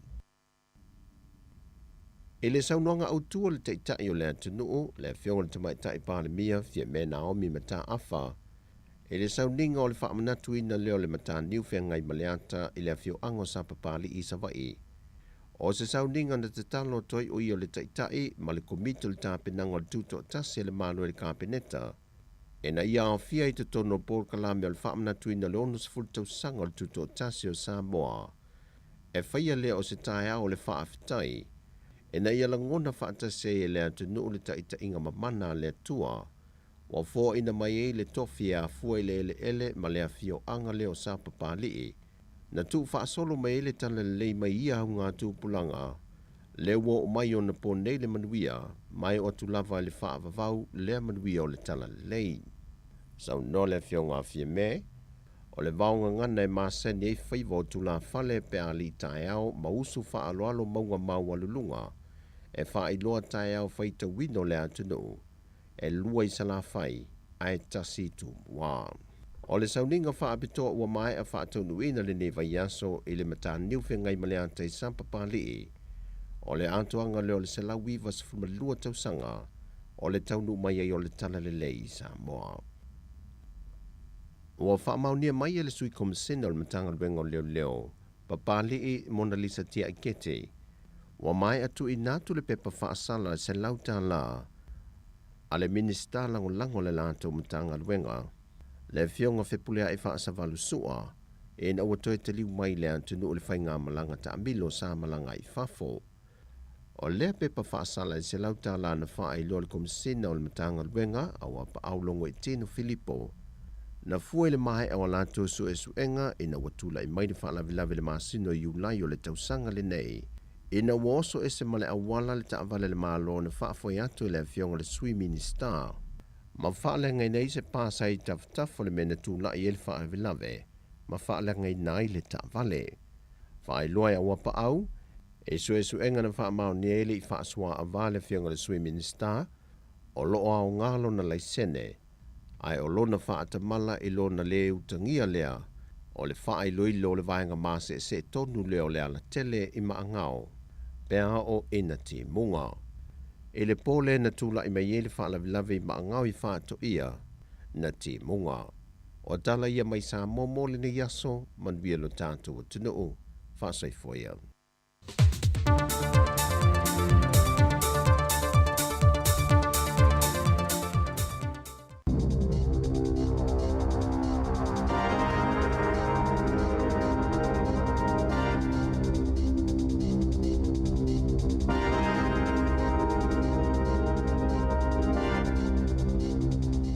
E toi whaatala whātua le whaapoponga o talafou ma le si ufonga le lau mua mo le nei tai au.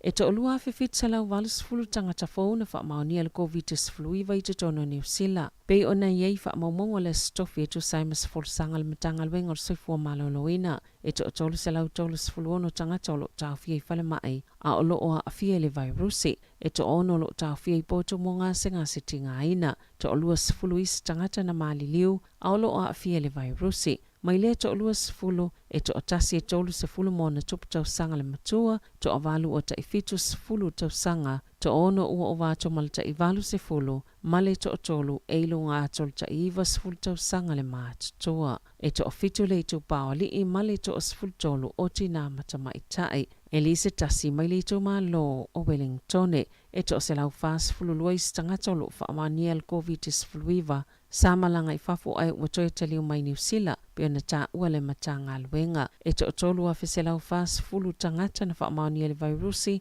mai te tono le tono o I le asolua. Sali potiele staff le poa na poi whaapea na lokaina ma mōlia leo leo. I la ua to lua ia na amataina le au nanga whaasalalau mō tangata I talitonu. Na o I la tau la vai sao, taluailo la tufa ina, oni whaasalalau ngai le taliaina.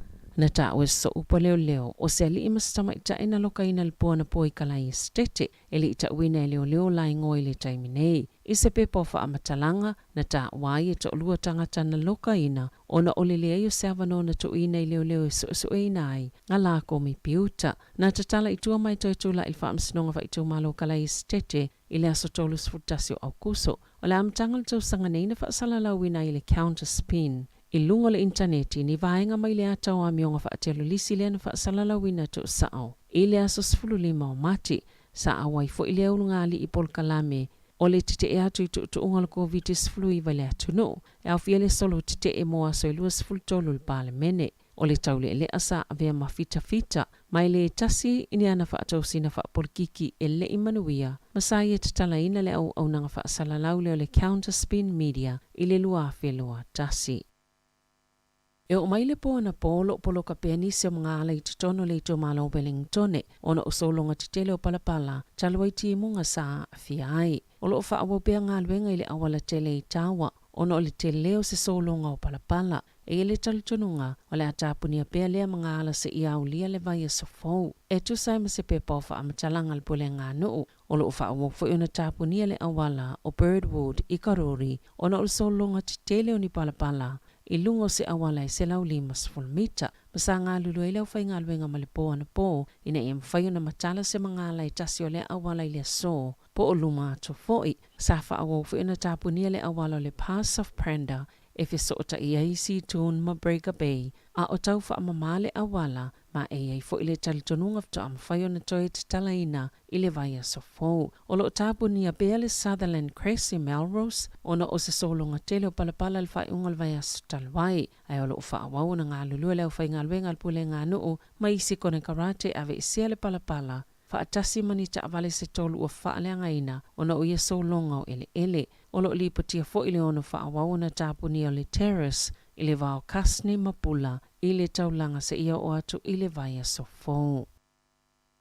Ua filifilia le la mo ati na aino uitua le ka inga ora. Se no whanga ili itu I mātua le aio porirua. E ilo ina mole ono whaatino I nā aio se polo kalame o ni whale fōu. E mawhai ona whaanga solo le ile whaungo ni whale fōu I hectare se afe. I sa sae o le State Highway 5 iwa I le vao Plematan ma Pukerua Bay. O lea whainga ua tā o le Specified Development Project, po le SDB, o se awala fōle mo le ka inga ora e ngā lulu e whaatase ma pule ngā nuu o iwi o tangata e ana ele. Whaatase ma I lātou whaatou ma o te fuafuaina le whaunga o whale, e whauina ini ngā luenga titele o whale ino o itua. O porirua le polo ke te mua ua iloina, ma o se ele e afe hectares. Mai ana, eni tangata ese to ofitu, mani whaala potopotonga ia ele. Wa le vauna avea lea no whaanga mawaenga o fuafuanga pule ngā nuu ale a aio porirua e a tina e ele I tō mālo. Ma o ta iala fōwia o whailoa, o le amwhaiona mau le avano e whawai nisi whale se tele. O le fuafuanga amata sai ai mo le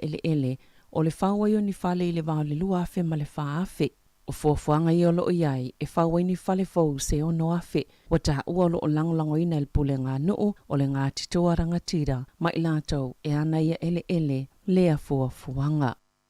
Nā sial ta mai ta I Palemia Jacinda Ardern ma le Minister mta o tau pisinisi ma tangata whaatau, David Clark. Le whale o lomo mo le Costco I tutono New Zealand, le o lo I Aukilani I le asoana nafi, na ta ue Clark. O le iau seisi whale o lo fōu te le mo whaatawa inga, o le avelea mawanoa le mo tauwanga ma supermarketi. O iloilonga le komisi mo pisinisi sa whaia le marketi o loa iei tau mafa, ma o loa e whaonga I tutono a inga. O lo o whailo ai, o lo iei le avanoa e whaalele iai, whainga whaatauwanga mo ia au nanga. Ma o lea, wa iei se kampani o lo nau e whaatino lea whainga. O le o ngā tutono le masina nei, lea sa iei le fōwhanga I tatala ina I le lala mo le Costco. I Aukilani I sisi fo petai, sa to e tu I tuono ni whaafitau li la iti, e pe o loa whauwhale ai mai se fo I o le COVID-19 fuluiva. O le Costco o se whale o loa te le malawi loa le United States, ona o le tele o ana o loa. Na ta ue whaapea e tele ina tolus fulupasene pa umatau ngofia tuai tau o le Costco. Mo le tele o ana o loa, ma o le a tele fo itu ainga o loa ese o lava I pusa maliu o le penisini, whaapea mapa uta avale e maua ai.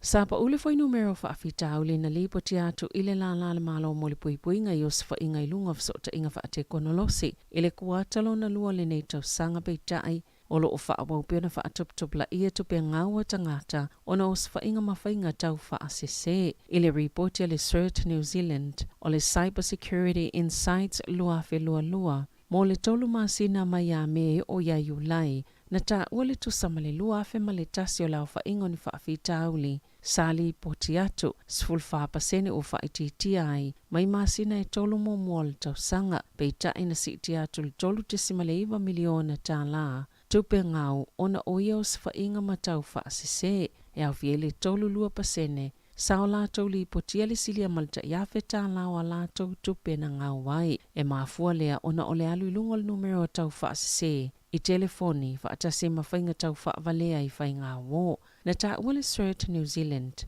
Sa ngā lulu e whaatase mkampani telefoni o kampani tau tupe, whaatase maisi whaala potopotonga I peola matanga luenga le loto I whale, e te e atu ia whainga tau whaavalea. Sa whaato esele fufonga fitalai fōwal Palemene, Adrian Rurahe, ono whaalinga ia na tu ina atu I le sa avea masoi Palemio New Zealand wa samana I Winston Peters, o ia solia whaasolito la fono le loto al Palemene I le taimio le solo te e lua tu sanga le umio le whaalinga na tu ina atu ia wa samana I le masino me, mulimuliani na tu I whaalea o ngā ina, lea la pata inga, e mawhai I le malo si angol fonga fitalai o na tu ina atu ia whaalinga, ma o le taimi lea o Trevor Mallard. O le asolulu le na tofi e nai Rurahe e avea mafufonga fitalai fōu. Na tā o I sana pepa o whaamatalanga na ia tautino le whaamasinonga maulunga I Wellington e whaapeo le whaonganga le paua e tu ina atu wailapta inga ia wawa samanaia I lalo le vaenga whaalto la fono le Trespass Act tasiva valusfulu sa le se mafuaanga ma sa le talawhiangai. Ma o se tulanga na whaatapula aina i se whainga le tono, le avano Peter silana ia te tau whialua ia i lalo se isi fo i tū la fono, na ta ue vau vasa māneia, na ia amataina style sanga mo se iloilonga whaale wha amasnonga, e whaasanga ia melat, i le amatanga le masina nei, o nola na whaiunga i lea lapta inga na tu inatu ia te ia. Wa whaamawina le maululunga ma le tite leo polo fita whalitupe ma kampani e le tise, a o whianga i le atunu ma le taunga tau le soifuanga, whaapea le si itia o pili e tutongi. Ina iwa yasotana i atu na whaelo i le kampani e le Meridian, Mercury ma le Genesis, a la tau polo fiti, ma atu whaatasi e tasi tesi ma le tolu biliona ta la. E 5% na si itia i polo fiti a le Meridian, 2% mo le Mercury, a o le Genesis na si itia ma le tolu tasi miliona ta la, i le 2 tasi miliona ta la, mai lata i le 1% lea si itanga, i whale tupe e se lau tolu tasi miliona ta la polo fiti a le Kiwi Bank, 5% na si itia ai, pe a fual tau sanga whaale tupe i tu atu, ai se 10% na si itia ai le ASP, e tali tonu lau whaitau wha. E maafua mai e polo fiti te tele, ono le tūlanga tau tupe le lalangi, le na wa aiele si itia o tau swau o malile lava o sapalai o loa mo ngā luenga. Na ta oe Craig Rennie o le Pulenga Union New Zealand, a le le tupe maua kampani. E te tauna o la tau wha amauti noa, o lo o solonga le lei fo i mea umamoa la tau tangata whai ngā luenga. Ai mai se lava kampani e le tise, ia wha atau mau pēr le vāle lei ma tangata e wha o ngā ina la tau au nanga, ma ia wha amauti noa. E ieni awale whai ngofiona tutongi pili a tangata, o lo o whia ngai ma whai ngata. I ta alonga, wale filfilia Bowden Barrett, mo le ta alonga lo le peleki ma Argentina i le astona ai, i le ta sanga le Rugby Championship o le neitau sanga, sa ta awal whai aonga Ian Foster, i le otu ngā tele se manu angawa a fiai Barrett, o le otu mau Bear Richi mo ungal numero 10, e o wha leo iai Stephen Berafeta, e na o Berafeta le swinga i le au e to oluas fultolo, le na manu malo i Afrika i saute, le o sauni mo le ta alonga momoa ma Argentina, i kalai estete. E isi ta alonga la kapi, o le aso luas fulfitu ma le aso luas fulvalu, po le aso sa ma le aso nga fua taimi ni usila, o le afa atau no ina ile vai muli muli o le taaminu sangata i to fito la langi, le o lo tau va ile manu Samoa i Los Angeles, o Samoa lo o ile puluti, fa atasi ma Engelani, Skotilani ma Kenya. Tala fo wia ma le si ufonga le lamoa, mo le nei vai ngol tai au.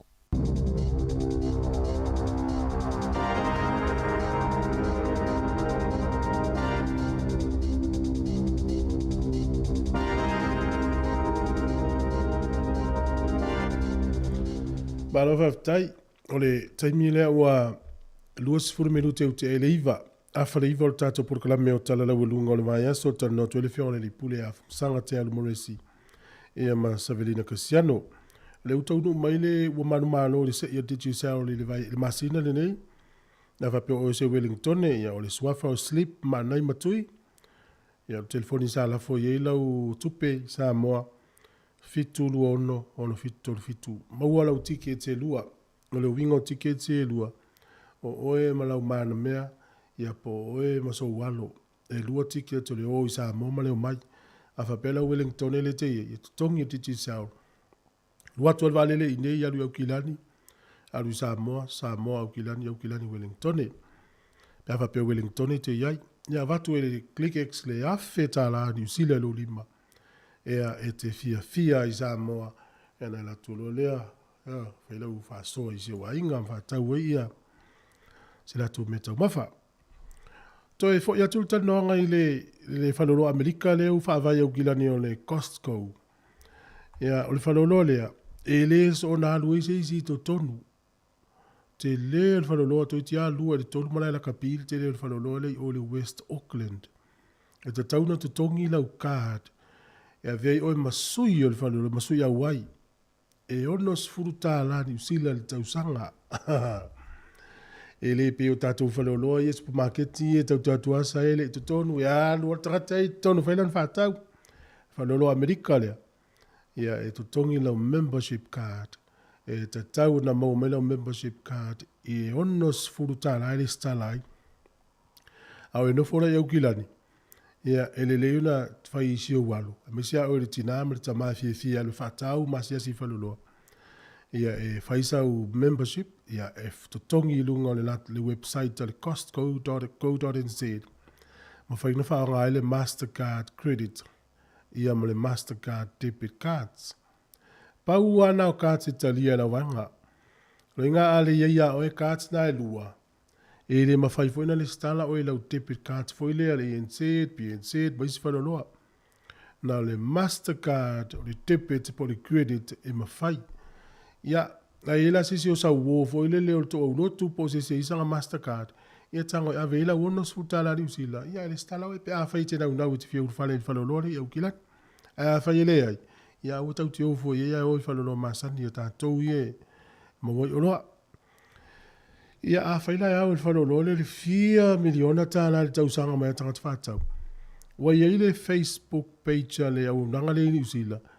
E ono sfurfitu wafe tangata na followers, tangata lai muli ai tala anga le whanoloa le i tona ni usila. A members umalape umale ono sfurfitu wafe le i tonu. Whaatele le ono sfutala. Ia o tausanga uma, ia o le tupela le mauai whateta inga ono sfurfitu wafe. Ia whatele le ono sfutala. Ia mola tau family ona lua sfuru wafe. Tausanga uma pe a whai o tangata i le stalai. Ia wela to tele a. Ia na ono fwoi numera. Ia e lis whamau ninga o fwoi numera na whateta inga leo te watua. Ia usi meil whafonga ina i whawhiwhianga o te tai au. Ia leo te pena mai leisi a tātou programe. Awhale se fulu. Programe ia o le asi singa. Whatou teia le sunga le to ina malo no ia research son ete. Ia whaftai fo i le sunga le to ina malo no pensione. Ia ono le whawanoa o le taimi. Ia a maisi o le tāpenanga o le nei programe o le asi singa. Ia te mnei, ia le whawhiwhianga o le tai au. Tau tua le nei tiu whonga le nau mua. Taimi luas fu whami rute o te ai nei le fitu. Te ai nei le iwa.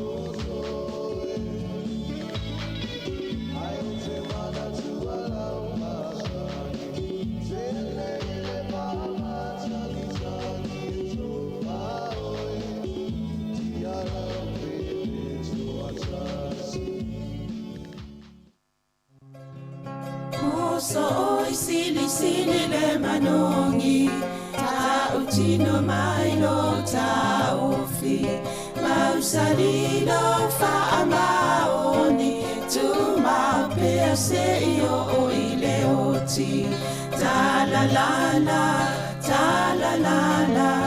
afio o e ayanu ita tu ye o bailo tama tofa ina soifua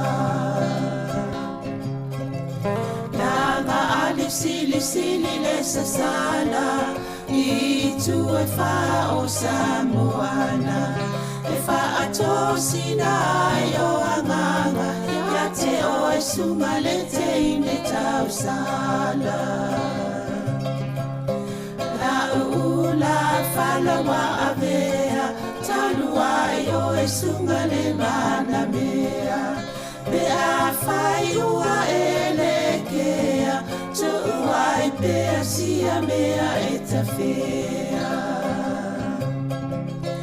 la puata no forene ita wai so se sili la lele male fuaro samumu ete faata patima etuli ususu ta la la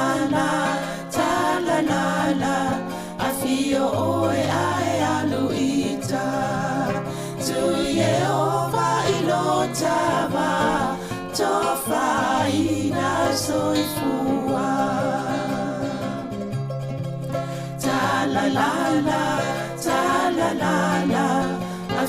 oe ai aluita.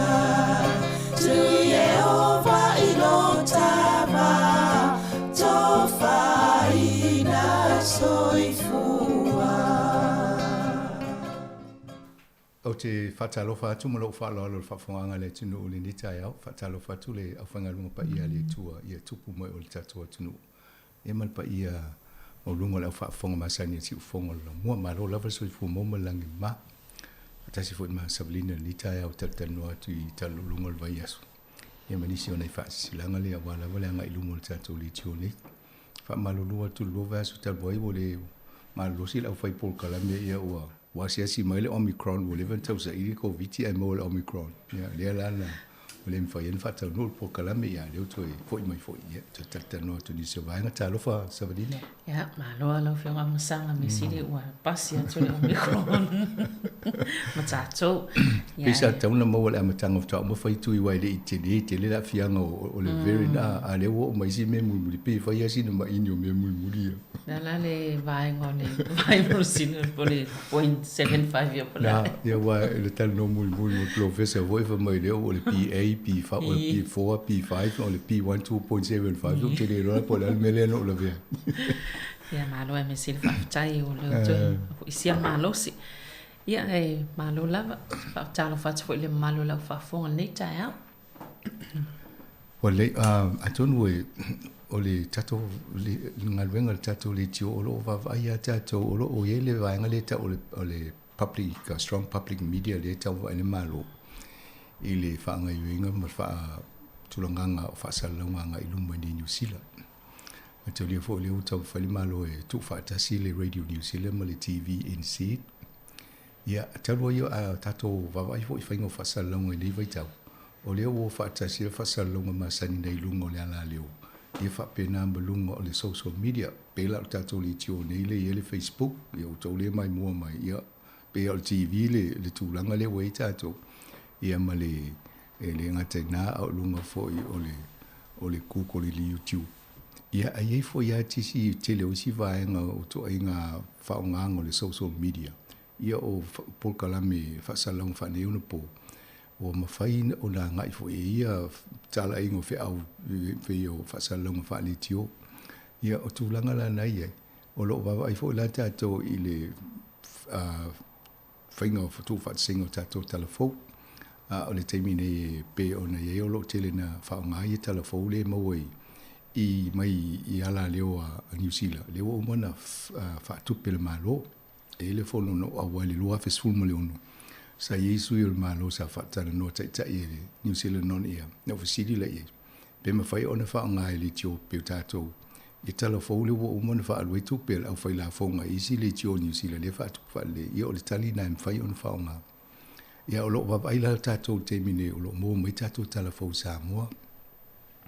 A le wa isi tu ai ngā sources po o fo I vanga I ona mo mai telefou. E ila so ta inga leo o mo fatulanga ma le Pacific Island Forum. E mataulia o le ia tatou motu Pacifica o New Zealand ma Australia. O ina le si awala le mo mai tala na mo wele tatou whaamtalanga o me lo tupu Pacifica. Ia o le vaso nei la wa matai ona mo mai email mai na. Ia la mo fo ilani vaenga I mfai ona matu ale o telefou tatou. E whaonga le polkalame la wano. I taimi o nana I fo polkalame. Ia ina ia mawal mam anga e tatou. O mele ngate I meolo tupu tau ni New Zealand. Ia whapena Samoa. Ia male vasa Pasifika.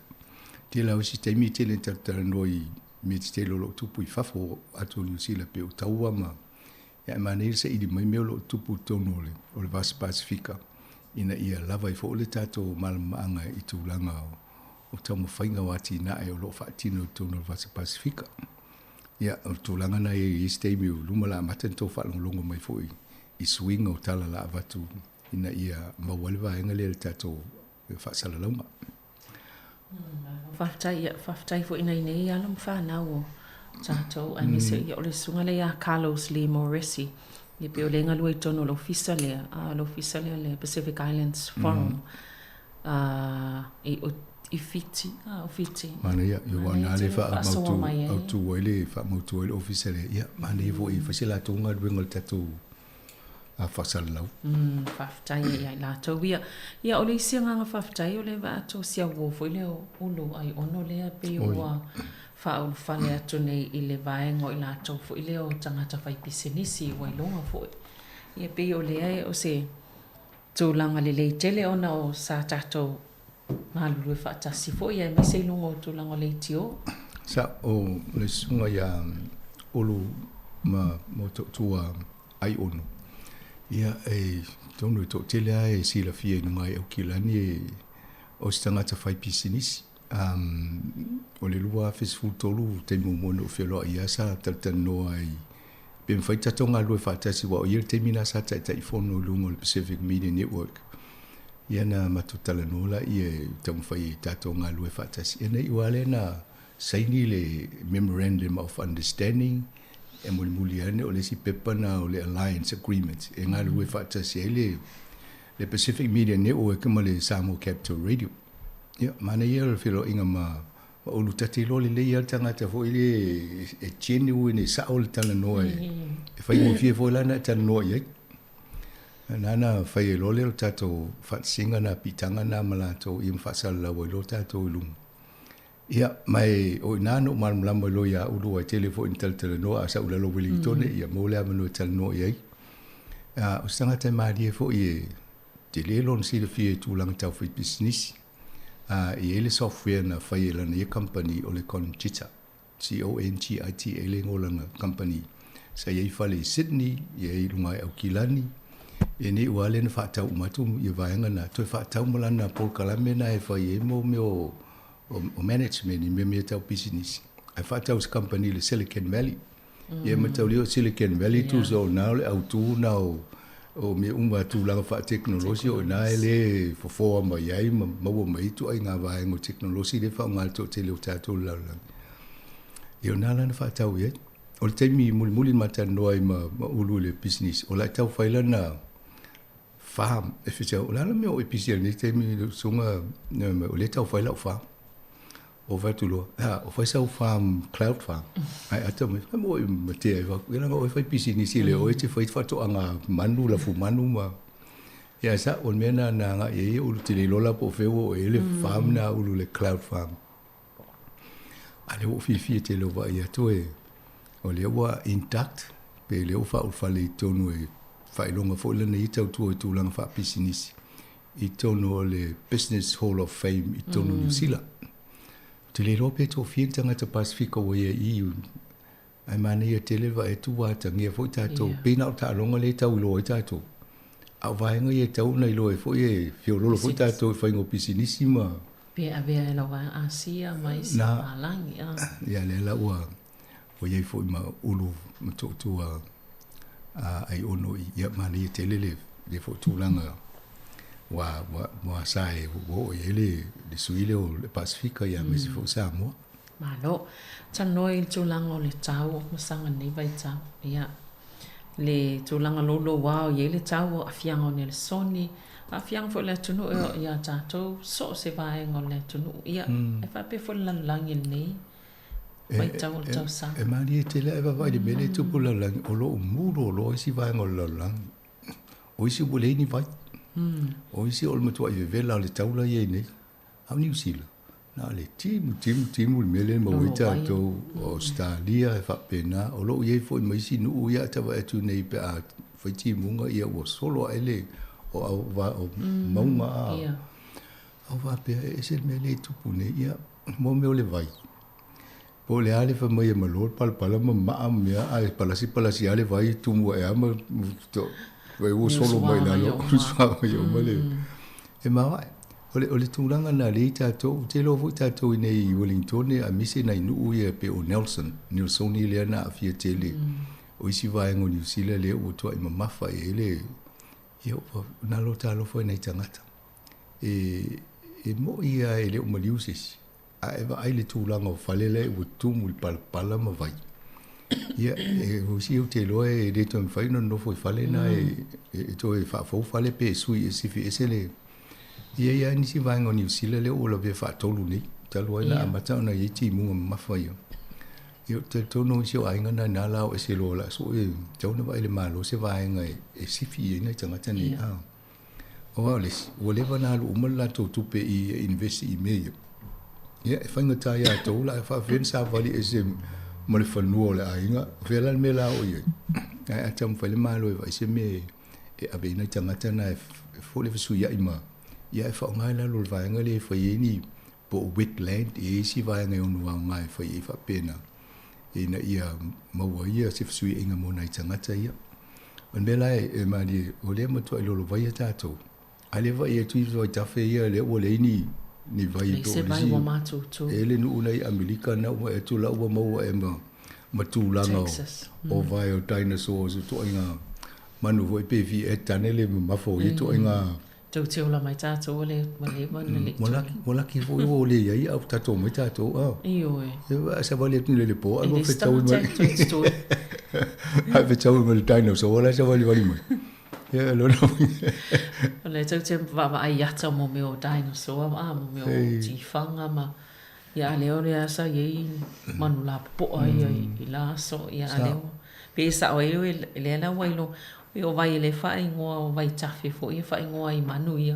Le la o matua mātutua le se vai e fto ai loa I leo tū langa vai o. O manu ia pe o 4 miliona tau sanga. Ole o vai nga fo la I le fai mo su e ngai me fa pe a. Tamana ngai matua I.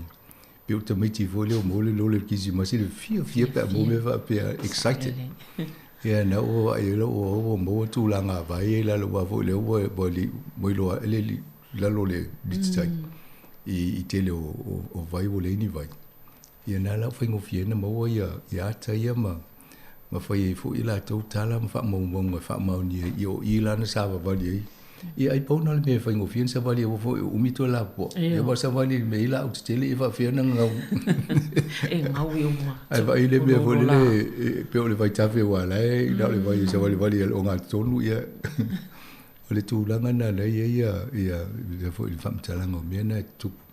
O le sivaenga, sanga o maunga isa le ruapehu. Tasi na fo ia fianga o le.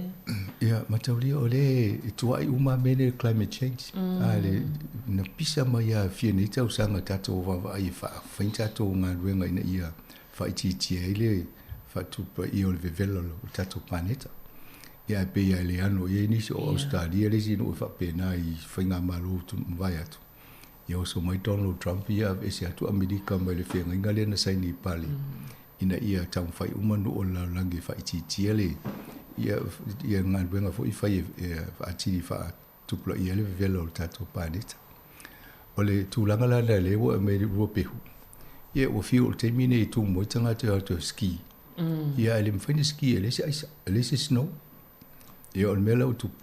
Na le tutu o whale ia pisinisi ia o lau a matana vai na I stanga te whai ngā ruenga. A wai le se ngā ruenga, ele o watu tanga te whao ngā ia no whanga I peo na masani o tu ski. Ia o te loa ina leo tu inu I puti. Ia o le ski. Mata I le isa le. Ia, a tonu e mate hoi pēr whaini la tau video, vore tonu e whaani e ski o isi tau sanga I mata pe ale o lai ski, a lai mata tu tau le leo maa didi e whafu. Al tūlanga la fsue ingo le tau le ieni. E mū vevela isi vānga lalani. O le ini vai tafe o isi atunu. A le ma mafati bunga e te atu. Ia awa pe mafofofo le talo mene o le vai. Evaporate le vai. E mimiti le ea le vai. Lo inga mimiti le lunga e vai. Anga o le se vai. Ai mai sa mai nei New Zealand le o pololo. Manu umo la lagi le lolo vai. O vai tafe la ia le o matu le na miti mai le wasa. Le tau le sua po feme mai vai ele o e tau le lo peso o si vai na vai le le mai le pala si mai nei pe timu. Ele fa po se mala malama o se atunu vo ile po fien me fa timu. O vieni no fa han fai fati. O te mana tu ale interview na fai ma pene huru le fali atonu. Scientist. Yeah, scientist. Na tala noa ele whaonganga o le ka pone I tono vai tafe e mi miti ele I tau fisosoani le mele whai titi ele vevelo le. Na ele mo le ia e whailantala. O le vo ie nuu lai whaila to polo kiti. E vai pe whawhio na wha tingu vai ngole nuu le mo miese vai tapela toa wha. Ia wale vai ngole le Eastern Europe le whefo I tono Mediterranean. Ia e tau le se vai tono ina. La nei tau fai ni su enga pe fa fia. Talo nei a pol vaso lentia. Le se ele tala ne mai a saina. O lo ai saina fai ni a tina e fa pena e fa pala se ti bunga i vai o saina ye le se vai. O le mea la, awa pe mo fo i lo se atunu fo le mea, amana o le matua i fa ti mo o podua. I lo inga vaso atua. Pa vai tafi o po. Ya, po to inga me na no o el mala ni fa la o lama fa ni on po. Ele ia pe fa ngali le. Te pe ia o si me o social media. Ya ai also fo se fa ngali se ia te ia le o fiu isi. Na le susu le avo ele palacio ti munga ma lolo vai. Ya ala e o ngai se le se vai mo vai.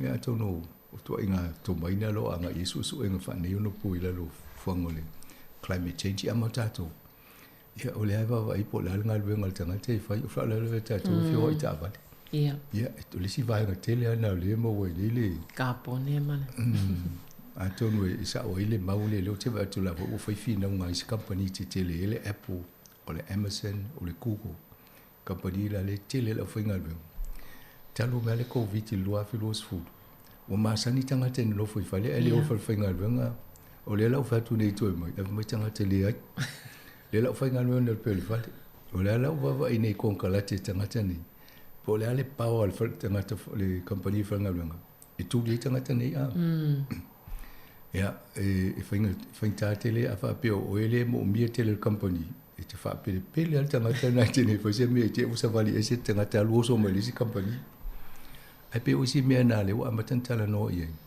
ye to ilo le faingo o le tu la fono mo tanga te fainga benga ma le no fo va fa fani fo le matanga ta e ona business awale o ilo ni ile time covid sa ma fa ya le fainga benga anga fanga do matanga te fale o lo no winga le fainga ta te le no fina o tu le company up here ini ai tawala isa wi ala no fa la ngal benga ala no funga do mal fale ele isi fale to lo no winga la me la tato vai e wana sul tu la fono o kon kala te fo la fa ni mistangat winga le fa pe fa la no fa ngal wenga lua so pe o atu le lua so mal fale le vai so au visia so sa u visia yo to nga me na e meto le te mini o lo te le ale mo mi o tanga te fa ngal wenga o le te mi fo la nei ai alu so lo ngal wenga fa lo le fa pe na ye awa na mi o e fa ke o le te to alu fa pe na wa le ye lo iga fi o fa talin tanga te fa ngal wenga o lo to te le ni le o fa ngal wenga mo mi ya ai fa fo lo fi na o tu fi na u te o tu ma lo si te o le mo ngal wenga na e va to lo pa la fu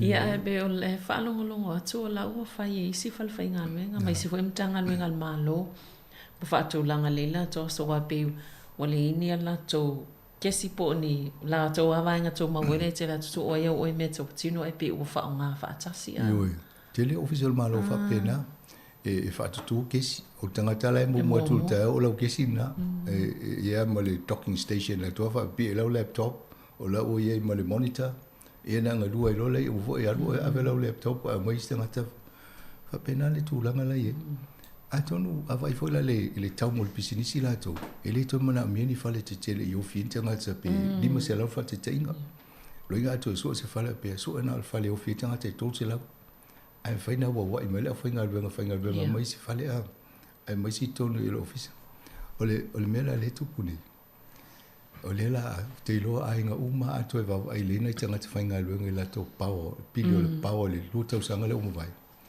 wa le tele fai ngal mal fale no fo mata mai til falo inga na do ngoli pili tele fa nga ya pala ka ti poti fa ku ka i tele o tai ya wa fo vole o le official e no le ti ma ya fa tau le milk fa tau le susu fo le ti ya o tele le adu ngoli shop o le mena te lo lai tu ku pa to i lo le ya tau fa tanga ai e mle si me tau va ye e afina o tu tanga te fa nga le no fo fale ai to fina o tu lan tu ngi fo fa pe mal company ana la usi ilunga lo tongi wana la le to sa fenga lo la le to also to pesa we lo ta vale po lo pase se yo tu so lo si tanga foi na lo tongi la no vol vale el me la te le fina we pe me la to se tu pese tongi le pa le la forma lo computer ma telefoni ma mena ina ia tu fa fia ia ia o to inga fi na ngana tau fai Ora po whanongongo mai nei vai ngai no fol fale whapea.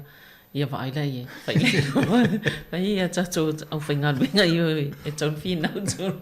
o te tono to te leo tata o le whana whai volunteer tata o ngā ruenga wai o la ua te tonu e neistanga ta whainga ruenga li whaingan tapina ngal whale e no wha ia su o lana laptop whai tau whai ansapina sa o la ia la ua aile o wha tupea e pa wale mea o tau whai ma ave de se aso malolo e wha sikue ai mea nai ia o vaenga umanai ma fo o sui tu la le langa leo tato iai o sui fo le whainga o taimi o ngā ruenga ma le whainga tasi ala me e whata atia lei po a me ta o le KPI o le Key Performance Indicators ia po mo me o milestone o me tau no o tu le taimi ma le taimi o mai ia na tu ulo le whai le tu sa la pere whainga ruenga le alta ngata le ai mana tu ia whainga ruenga le po ia le se mo ia tasi ala me i o tu le taimi le o le whainga ruenga ia o to inga suinga na le la o i tato o whalawe tato le tio ta wana whasala lau le fitu tai au e o le taimi lea e le mwhailana ne le sauce si i langa e ta tawana i e tangata o whalawe na to inga ngā luenga le tawana i e mea nai whamalofo tato o whainga luenga le usu mai tai au ma ia a mese fo le a whainga luenga pa ia le tua wa le fo i whainga lato wa ngā luenga i e tapsai na i tato ngā luenga whasala au ia setasi Maloa sui a tato le whaamai ma tuale ia se tanga mwhaintu ina ua maua nei au le COVID talua o whapea tio whao le nei vai rusi te le vai e o mata a le whainga le whai a te whio wa vai po whea tonu au le e te re lani a o ngana a whia whio lolo a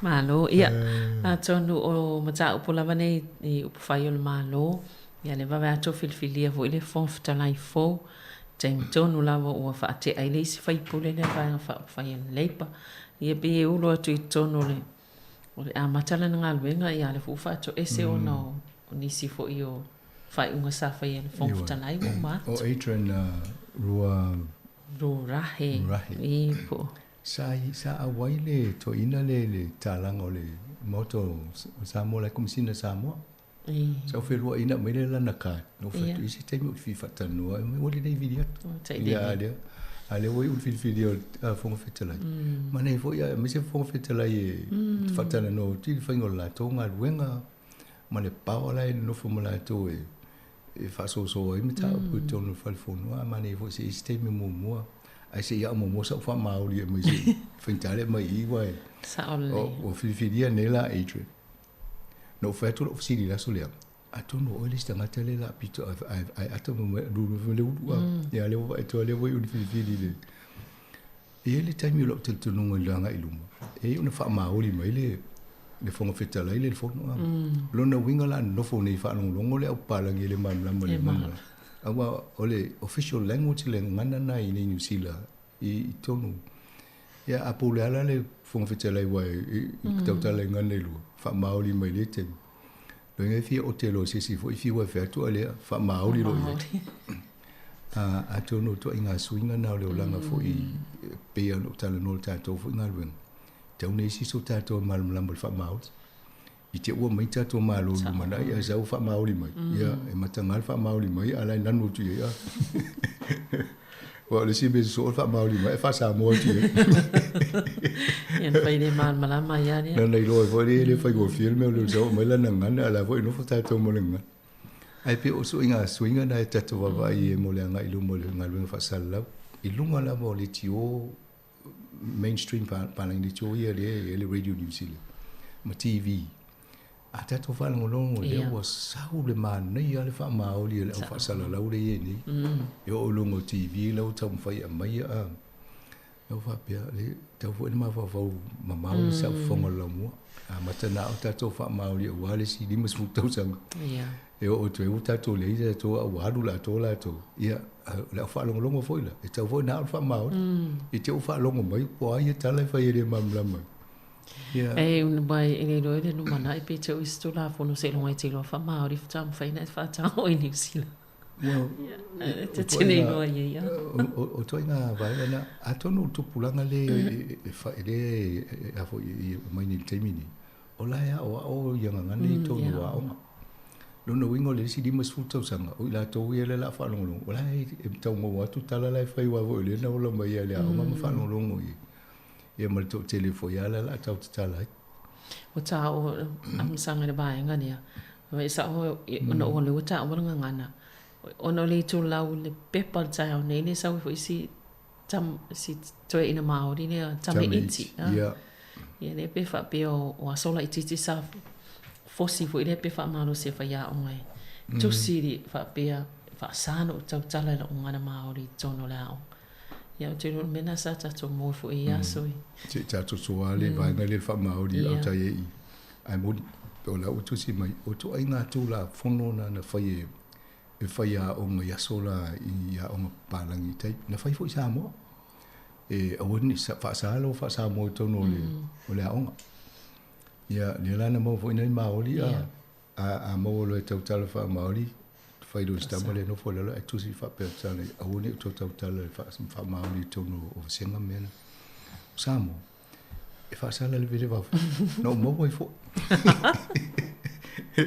Wala fa Samoa tu ai mal pala gi mo va fefe e na lo le vele va fefe e va il tamu fai vole a tonu la tomana e va vena le leila o inglisi pa e tamu fai tau tala le ngale temi o au e va tia lo vol fale e fa Samoa lo va tele na lo fale e al mele we ni o tele na fa Samoa mo tanga te Samoa po le fale po tonu a o la o alu ia fa tasi ai pe o tu langa na ia so ia tono to telefo la fa fonga mo mo tato por kala minita yo sa mo fo tu langa na o le fa sala i tono senga ia so la pe mo o nanu o fa sa mo ai le nanu i tono ia fa inga o sui fo yo sui fuanga le wa matana to fa no mo tu langa na fa inga a tato fo i mai a Adrian Rurahi Rawi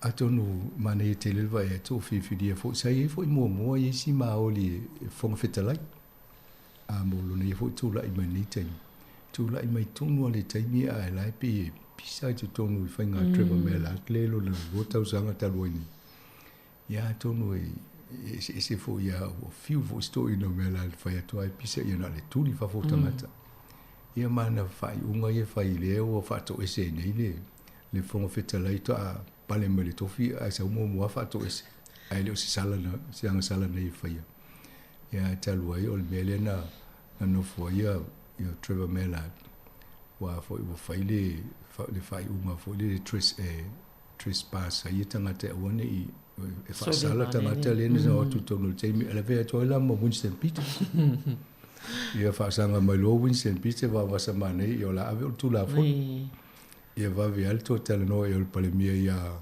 Trevor Mela ia mal cabinet ia fai toi fa ui tu la mta una ile utal fenga ia na nei wan toi fa ui tu na se fia o le ve ile ia na la e fa to e la e no le se ol fai uma e fo ina fai na tai wa bewo por la via to le ia o le sa sui palemia la tu fai ga malo o tu na ia no fo Trevor Mela to na fai va be ia ia la o fa sanga mai no ia vo ia Winston Peter mai sa le te tau ana fifidia Trevor Mela te alu o avia ma pai komisina i Island ia lani e le tala fea mai o no winga ma le tofi wa i tala ufa e wa toi winga pa ai o toi ia le wala nga mai lu o te loa e an ave vo la se tofi fa pe ia Winston fa pe e le fe tau ia tamale ia le ia langa ese ia tulanga o le aso tonu a le na tu sa o le o sami le palemene le tu la i mai o Adrian i le tofi ai ho so foi le fa so sa le o lai tu mo tanga tam fa ia fa ia ai tu le ava tu foi malana mata o pu le angol fainga i tu ia ai fa sino Trevor Mela le no foi no so i le Trevor Mela e le lo ale le po le te mi fa ita le ina va mai lo le il fon fitele e lo simta upu no fa tana no te mi ia na ta fi fa pena wala si se la mta upu le fa Ale fa nga fo ye le da no le o so itala fa pe te mini. Wa ti le tangi tanga to le po te lo to te le le fi fi ye. Mi se vai po fe wo lam ta. Ai se I vai foi ta mi stato pe se le ona. Mo to le va no lo tato. Por kalame. Fa'auli mai o maunga pe a fa'afua o ni timunga. O loto le tutu sawala yona le maua se unga. O loto le tutu sawala yona le maua se unga. Wai ele poe wana upu e se ina dia oe. Mana o yai le loto ai vai lo utino e. Mana o yai le loto ai vai lo utino e. Uma mai o aso ai le umalo salo. Olo alo e te le tala I le sao.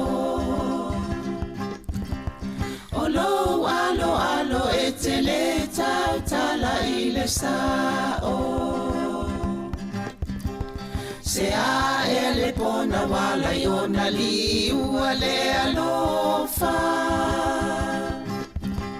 Fai mai wai musi a ita o le fui vine e ona.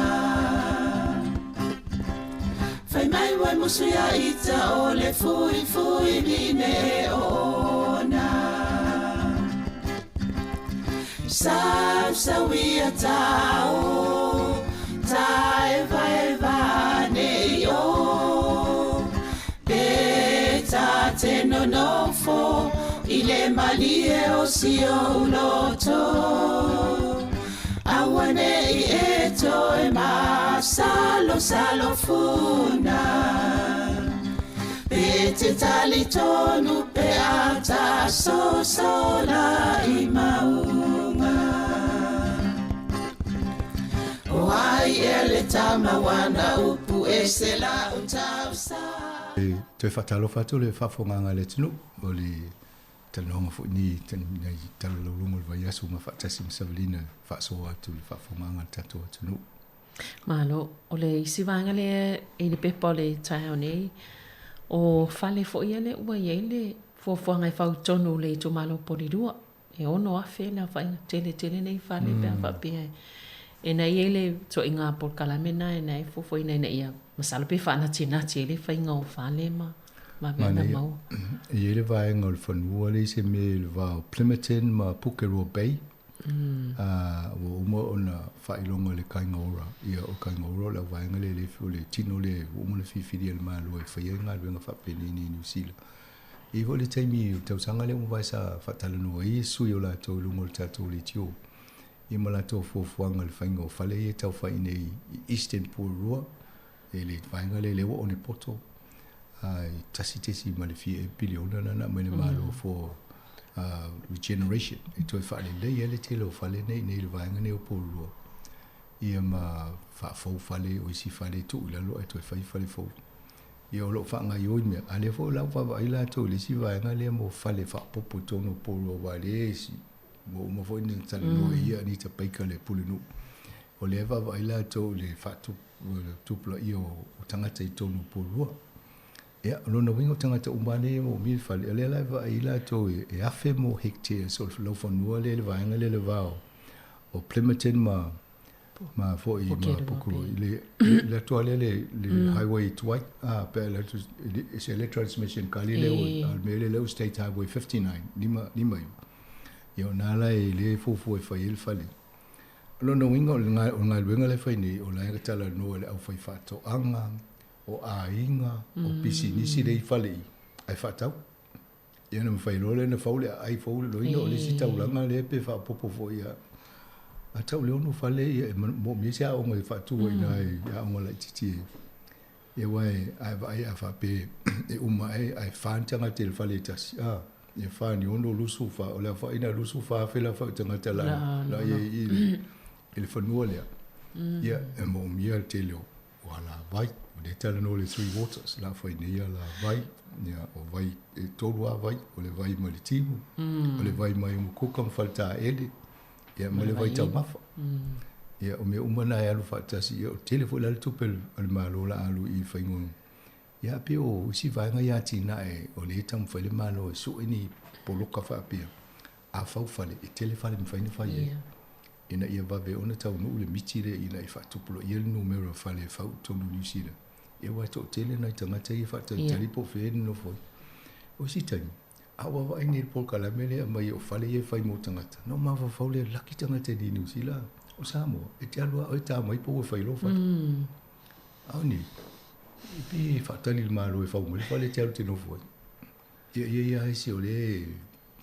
la tanga li me fa ni fa tau fa le ia ona is futanga ia ele fai e va ai po la so ni el malo mo se fa le no foi ia pe ole fa so longa na le ia ni ia ne la fi fo ia po rue ma ne fo le ati na mo po rue ia a tu foi wa le transmission kali ia fai ne mo se ve link kai lunga e fa no fi ala na o se I te Wellington ia a tonu e nga fo I va vena la o pe ave I tangata ia wale po kala me fo le malo le fa no foi falta malo ia pe la na va ia tu isi tu la matana ve se isi falta malo la I tia tangata ia na lo te tala fe inga moto lisi tangata ta fa mai fa fo la tonu ha malisi me o le lucky fo ia alfa nga malo fale o falta malo ia ile time il covid ko ile amata te fe wa o na se fe mai pisi sina wa vo la te tongi e tu pelo ai ana le ve I tangata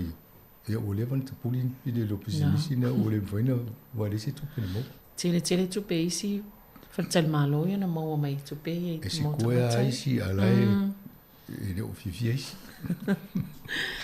ia o lea ua whaelo le malo le fufanga fo ile le sa whaatalitali ia I mo me supermarket mo whainga whaatauwanga ia ai mai se mona I pisinisi la iti a le mo o le amanoa lea mo lato ia pe lela wei le forsanga le al malo le sa whaatalitali ai e leile talo le amanoa mo tama I pisinisi ia le whaila tu whaatauwanga ina ia whaatau ia I tau vo ia o mo o losi atoa ole mele le ia ile suinga le o tula fono o le fina unga le Commerce Commission fa pena ma le New Zealand Consumer ina ia ave ese le power le no fo ma le foodstuff ma le Woolworth o le mai supermarkets le tono New Zealand o le Pack and Save o le Countdown o le New World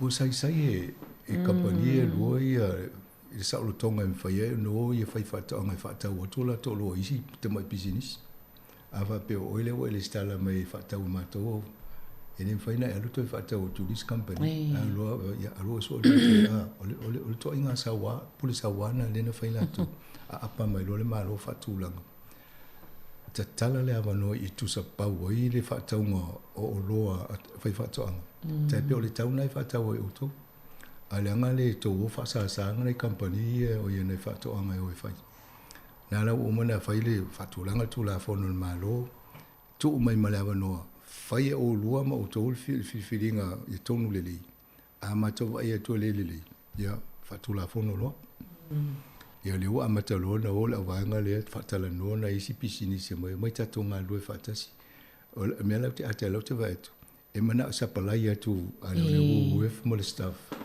ia isi compagnia lone e fo la to tu pele la si ia le vale a te wana avele ava no e fianga isa o mal fai fato anga ava e tol fai fato anga e fio lolo la tu pe mo mai aru ave mo inala no o ka ole ave ia pe ole meta ole va yatu ole la palasi la lo tau lo mo tato ava ole o fa mania e ofa le miliona le aso le tupe le polo fiti a supermarket silia toilo le metauna ye olono winga ola mo na ile la to polo fiti la mo ale fufuanga ma le va ia la to inga taule ye ola fa popo mo le 6 miliona e silia to ya status e to se la ono lima so tau sanga Lo ingo la fai na tupe le mo fa popo atu e lo polo fiti la ye.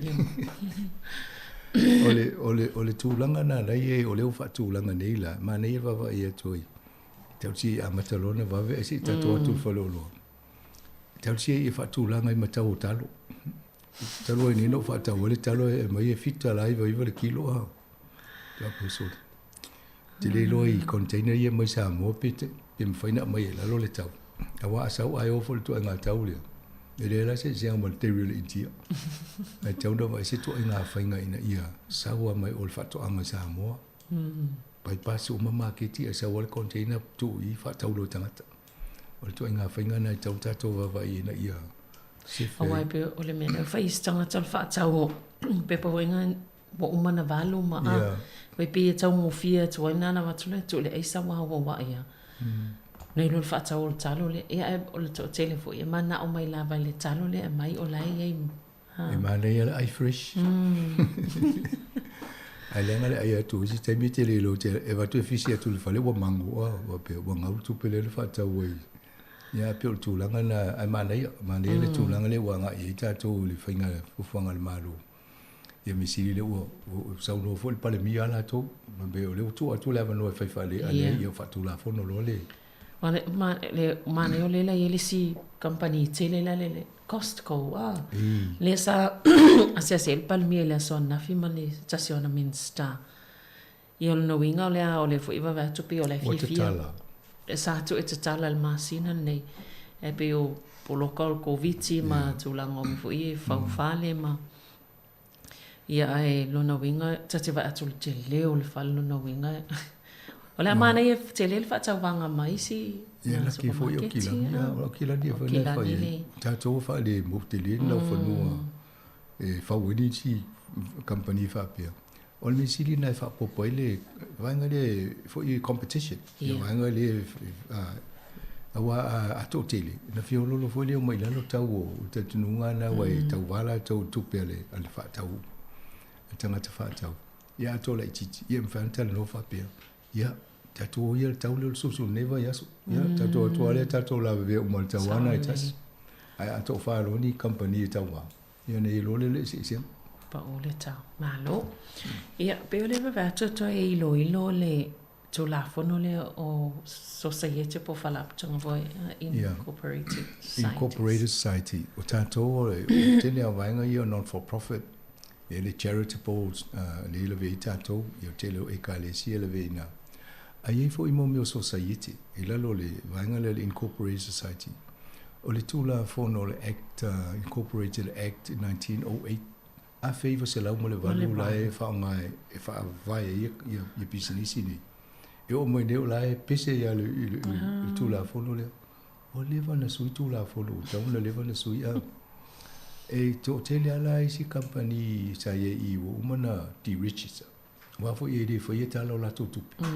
so se fa la tonga fa pele stala te mo mi fa mani al malo a mi sala o le tongi o income tax mo si mena mo ya la ya inga tau ona fa pe tu ave tonu ye talo tu pe tau sanga taitas o si la company nana le stala ya o fiu fatali ya lo valore malo a ese ya molito amna ia la to tu langa pe ona alo ia mo ai o spisini si fa pe o le la ye foi fautuanga inisio malmala mal tu la fon tilo si nei fa la tonga ai longa o to e va ai po talfia ngai le tu langa la ye la to fa la tonga ma le tu la fon o le fautuanga e tauna vai o to o la to le incorporated society o e va ai pele o talfia ngai le o ilalo o le charitable trust awa te pelo al mele ne tato charitable trust ya la tele is famu yanga ile mo ile incorporated society ya atonu mo la fa fonga fo yo fa longa man termine wa vai termine o lo la to ilo i tu la fono ya atonu nga fo to si la to po talfia ngai le tu la fono male tu ainga fa la tonga na fa vai o to po le to ona to se ya ne le charitable trust o le leona e le pesa o income tax to e mawhai ona avili city tupe fo ia le wha mea lo fatu ai alu tangata na le watula na mea lofa. E claim mai le tasi vai tolu mai le office o la fonga. Ia pe ona vea mea na lai mauti noa e le charitable trust. Mai tele isi awa noi fai o tu ngā luenga talwhenga i ngā luenga le lei. Wa le tele au isi mwhai o na office o swani wa pe i o tu whai tu na isi ngā luenga i usi. I o lai la tu umai lalo i e tele aisi meo whamanuanga mo mai lalo tu la fun. E ma nei fo i wa mai lunga ni teimi wai. A ta ule tu la fun o le tasi iwa o vatu. Le wo umai le lua afi lua sifuru lua ala. O lai po ai si manatu lai e i na o e wha vai mai. Malo Kiwi Bank ia le ua ia fu iwa ia le tōlanga le ua o mia pe e ana ele malo whalap tonga mo tōlanga pe na ia. O fifia na wa e atua apanu malo e wha mau popule le mai tonu le Kiwi Bank. Ia o lo te te e fo le tua ngai. Mai le te tau o na middle malo le tau no fo la tō lo te mei au te tonu. Mo le mana tau o na whaatupe le le malo le a fo le Kiwi Bank. O le te mine pe a ma le 5% ia clients. Tangata ia avela tō tupe te ui. Ia pa fo le tō tele, wa fo e tō tele o tangata le avela te o ngā tupe tu i. O le ale o le ANC Bank, o le ASB, o le BNZ, ia ma le Westpac. Le ana ua mai dele malo mana e one e pule ia le faltupe nei. Ale me mo la ua mana tuai o le tausanga ngalo te tausanga sa fatala no ia team entertaining tato polkalame nei i o le Lost River House. Sa tala no fa congratulations wa o ia ona le miti le na tau fai una ia ile lato fai ngā malo fa tasi male lipa. Ia o lana ia la tau pula na tu ale fai ele mere o tele tatu le ngā lue fatas. Ia nā tau fai lole fa vai le mea. O le taimi foi na ele i to tele ni sin tel tonu e fai o na fa o pele Kiwi Bank. Au tel tonu o no to tele o le e notonu wa e pe tatu e fai tatu wa fal tupe o le ve fo tatu tupe isi fal tupe. Ele tele tata noa tausanga uma e va ele fa ele ono piliona le polo fiti. E maua e fal tupe fai a Australia. E na ave ngole le polo fiti na e Australia. Ave uma tupe tatu e teu ile Kiwi Bank. E maua tatu polo fiti ave uma tupe na tui. E no folo le malo to e fa soa mai fai tatu. So for social services. Ia atonu anga fo tapu ko la me to tawana o tangata. To sila po fena yel to bank account. Before nene fai ana sifi mai tato to ngā tupe mai ni si. Sifi mai Kiwi Bank. Sa yel tato o le to sa yel te ngā tupe ele Westpac. Ia fai lo le tala le po tato lango le bank New Zealand. Ia ese mai le tato tupe. E ho foi a uia tau ave se mai tupe mai le mena iai ave i tui. A umana tato foi le mele. Tangata uma New Zealand. Lo no ingo le fama le ono piliona le na mau si voltu ele to mau la tu e mau tato. Ole si me tau no vai le malo. O le fa soanga tupe le malo. E a wala tu le Westpac State, Westpac Bank. Ole Westpac la ai ma fo tu tonga tangata whainga le venga le te lova yaso.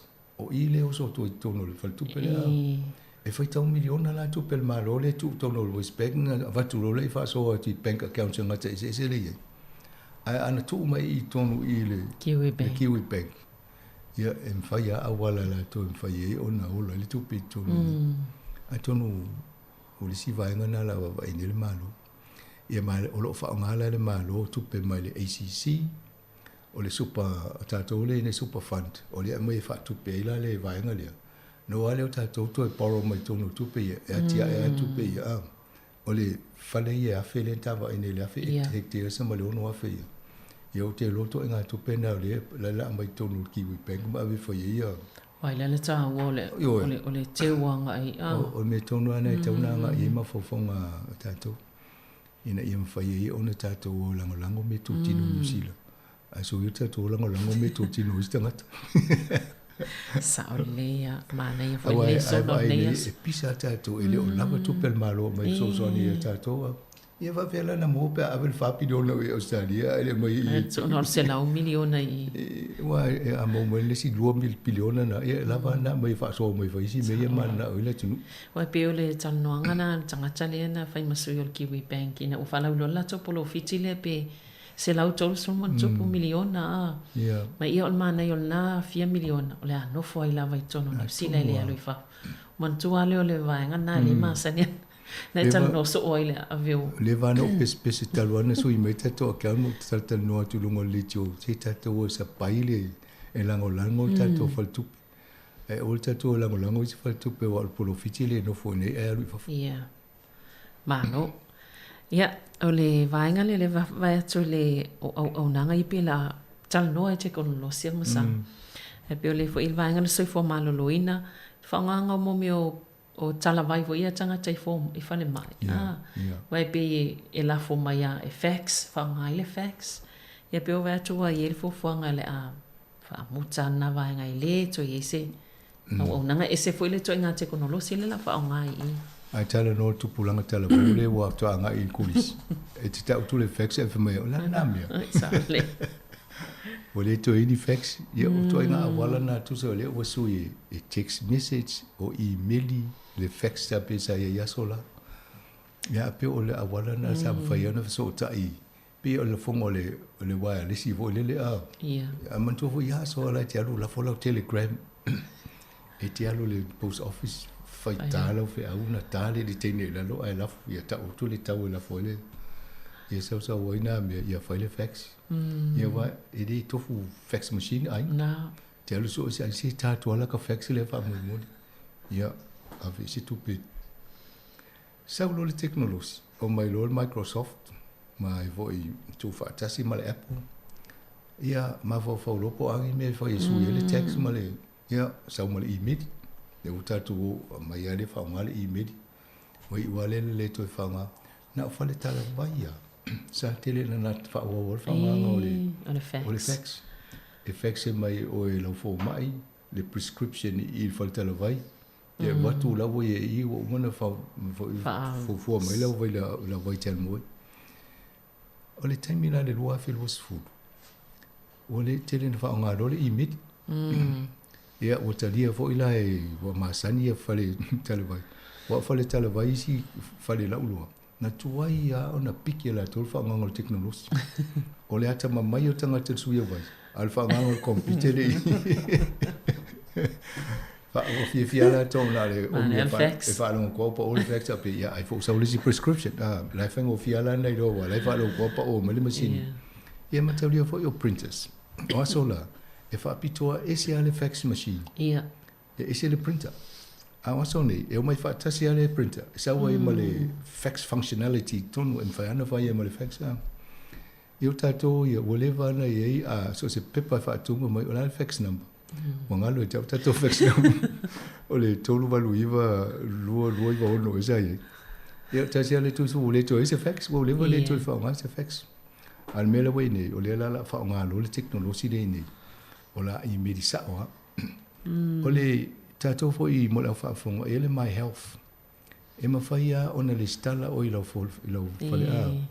E na batule I o le ava noia o e te alua e ti tilo yo whamtalanga lo so fo malo lo ina la I tono o so stai me te alfo ma I tusi uma ina lo me te vava I ai. E lo lau numero fo ile falma o ile NHI number ia e tusi ma le password e uma mena e pui maloi oi. Ina le vai. Ai mana fo ile te mana oi. A misi tanga tele fai mo repeat pe mo fola auto na mia foi ina e alua ina e fai na mia foi no folo la to fa so ta isa ole de le chemist le fa vai le al tanga tele la lo repeat o te tone si te mo ta si ale me e lo le chemist o ele fai o repeat lo inga ta ui o tanga tele e de to e va to ma to si tala e la tu sa o ya to na avele o la na repeat o ele se mete lo volvo mai pe va pe o ele mo mai tu mo ai mo mi ala fo la o so mo lo so fo nga e tau lo na avele fatanga nga ya la to vai le mai le o le numero le e ona so ye lo lai Ia al tūlanga nā reo, mā lea fo i leo Swingo le te kono rosi, tau ia. mai a chemist i lo lang fo. O whapeo ia whatever o tui whangani, facts ala o te Te mana tuale interview o le si pharmacist o po un, se mea lo le motu i sauti. E fa mai ia o le facts ale e wha so o peso. Wa le tui whangani facts ale. Ia, lo le winga la le tui mo fo ina to inga masini, a ma fo masini na ia ia sola. O le tui vola na masini nei. Ta o swing on te kono losi. Nā tonua. Ia, o mātu a Joe Biden pe e te le se tupele e au fie i tono ni. Tupe o wha māngalo o nonga tupe a tamatiao. Tamu whai wha māngalo ia. O me umana i whiwhi tamatiao ngā pa whaalongo i e ho fo e a tātou te loa whaalongo mai a tamati student loan wha māngalo umtoa i whiwhi e ho pālota a. Wa le lo mal pālota Amerika ia November. Ai fo le mea na o wha tōsina fo le mea. Ia noi. O le tupela ai tāla fo le student loan e fo i Amerika le vai e tasi te si fia e fitu lima e ai triliona. Le fo o le tupela no fo ai tāla fo tamiti au. O ere i o le se pakete ni si le triliona na biliona le tano i tatu. To inga tupela le tano i to inga uti tele ia wa to tele la fo i tamiti au. Ia e ala fo ina le pisa fa pena i sinu. Wa le ni la to so soni fa pe avea. Ia wa e selfa ingoa o ngai sinu e free, ale free sa loto ia fa inisi awal. Ia nei on me sili le la wa. Mo na fo me alo fo mo alo fa na o i. Ia atonu o le ia te tunu ngala pa lota tunisia i fa inga pa lota lo mane. Joe Biden. Ia mta puna fa tu fa se fo te no to ni fo ia aso mo fa fo ngale tinu. Ai fo fanga ni aso tato atunu ia mi tele la fo fanga tu la to ni aso anga i fo sa pati ia mo si sia no to tano na va ia so termine ia to fa so fua.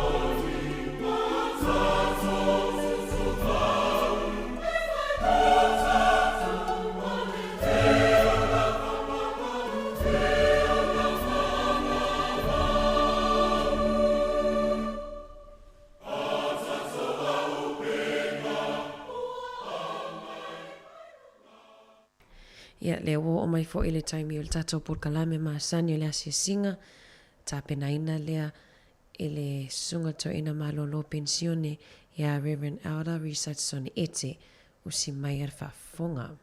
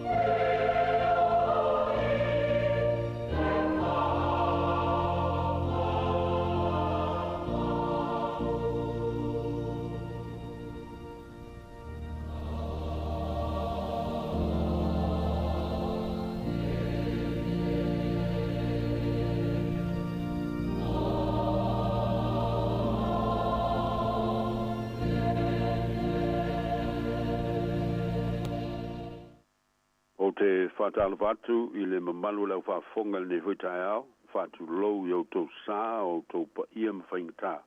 I maunga te tele se iau i maunga iti. A malorso i fua maua, whawhitai lau tau langi matafi. Whatala watu fo i le mamalu i o tātou te mamtina mātutua, tātou matua tausi, te inane le mamalu o whatau tolia i whata whangasi. Pai se fo i le mamalu le tunu o ngotia i whanoanoanga, ia male loi whafonga malingi. Ka alo whalawa, whamalo le soifua whawhitaila on sai, male taliti ngā o le whatoa toa a o whenga iai malu tau ese o le soifuanga i nei on taimi.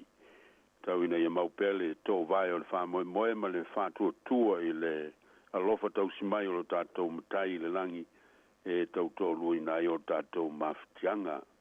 Also o le siufonga lava le nei o le laumua i Wellingtone, malana po kalame masani i asfai le taitasi o le asi singa i ngase mai le sfulu tolu sfulu i le sfulu maritasi i le tae au.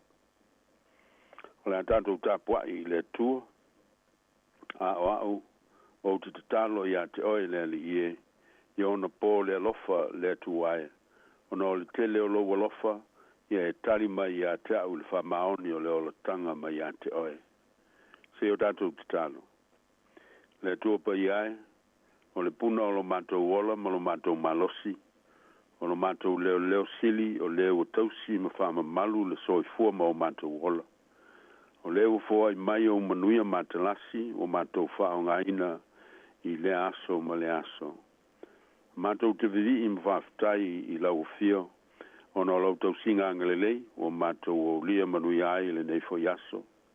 Whaftai mo o manuia, ma le mātalasi o mea lofa, o leo nono fo ina pea, mo lo mātou whao ngaina, i le tino i me tausiai mātou, o le mawhau fo i tāleni maanga waa ua e tufa ina mai. Ai maise o le anganga, e whisota iai malau fio, mo le wha malo si o lo mātou wola, wha le whātua tua, a o mātou o whiangai malu tau o leo langa whanei o na pō. Mātou te whaftai, mo lo walofa wha malo lo, ma lo mana whai wawenga o lo au wala ese mai. Whaftai mo au ona fo mai, o anga waa ma poto ua e whaanga waa ina i lātou. Whaftai mo waila au o mea whai ngā luenga au ngā ese tele o saunia mo le tong fitinga o ngase. O mato whaftai mo lau wha malolonga mo tangata mamai. Ai maise o lau wha maisenga ma lau nganga wha mawhana whana mo e o ngutia i whanoanoanga. O lo tau tolu ina fo i lo mātou vai i teimi e lui tau ina ai lo mātou wola whātua tua. O mātou whaftai mo ngā luenga la veai, ma au nanga whisoswani uma, o whaia mo le manuia o tangata o manao mia le whisoswani. O mātou whaftai o no ofisa mtanga luenga ese o le malo, o whalaput putonga le lei fo i ato ma lotu mai kālesia, ma lato o nanga o ngā, ua mawhai o na wha tinoina mo le manuia lau tele o tangata. O matou whaftai fo i mo lau e kālesia keresiano, ma ngā luenga o le tala le lei, e maise o lo matou whātua tuanga i lau fio. Whaftai lava i sili o no Iesu Keriso, ma le taulanga o le tongi ola o saunia, mo lo matou whamangalonga, ma le whaola tanga. E ala i lona soifua pa ia, e au i na matou talia i le salamo ma le whātua tua whamaon. Ia tu mau lau suafa le vi inga, whaftai le whamanu ma le whanetanga e whavavau. Amen. Tātou vipese le vi inga o le tua.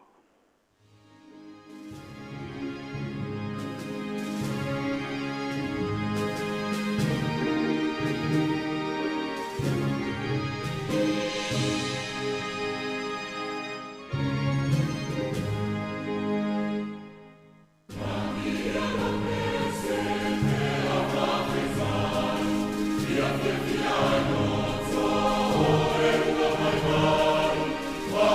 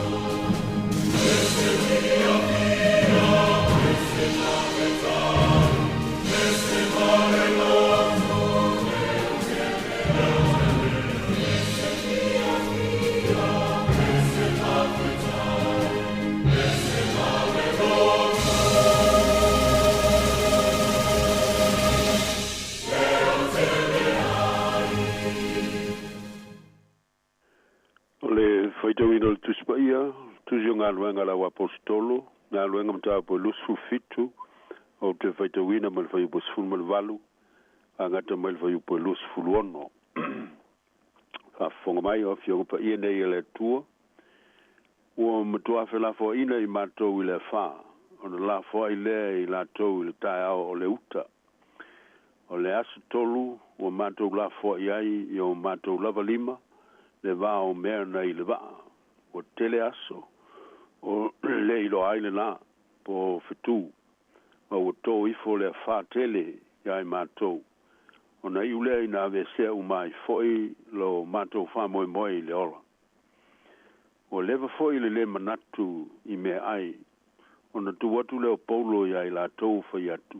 Ali ie, o te tau pe ana utou sustai mai a tau, ma le tu va mai ke reta, o na le mativa I leo utou, I le nei leanga, ma nei meo o mau mau. O le nei foi, o te apo I atu I atu utou, I autou wha malosi, o wai le aiso utou ola I mau mau, na o le va. O wasa tu mai a te au, ana po le angelu o le tua, e ona o te au ona iai, o whapea mai pauloe, o e te fefe, e te tauna e tu iluma o kaisara. Wha ute foi, o foi I atu e le tua I ate oe, o I lato uma o fo lauma oe. O le nei, ali ie, I auto whamalosi, a wā o te whantua tua I le tua. O le a whapea lava, o na whapea lava, pei ona whetalai mai ai I a tau. Ai ao, ina la foia, o I tātou I le tasimotu. Whamanuia mai le tua le tātou whaitau. Man whalongo I na fionga pa ia, I a te pele vi inga, ne yo le whama vau lava. Amen. La unga il swafa o te male alo, male ngang pa ia. O te apopo I atu I atu tau, I auto whamalosi.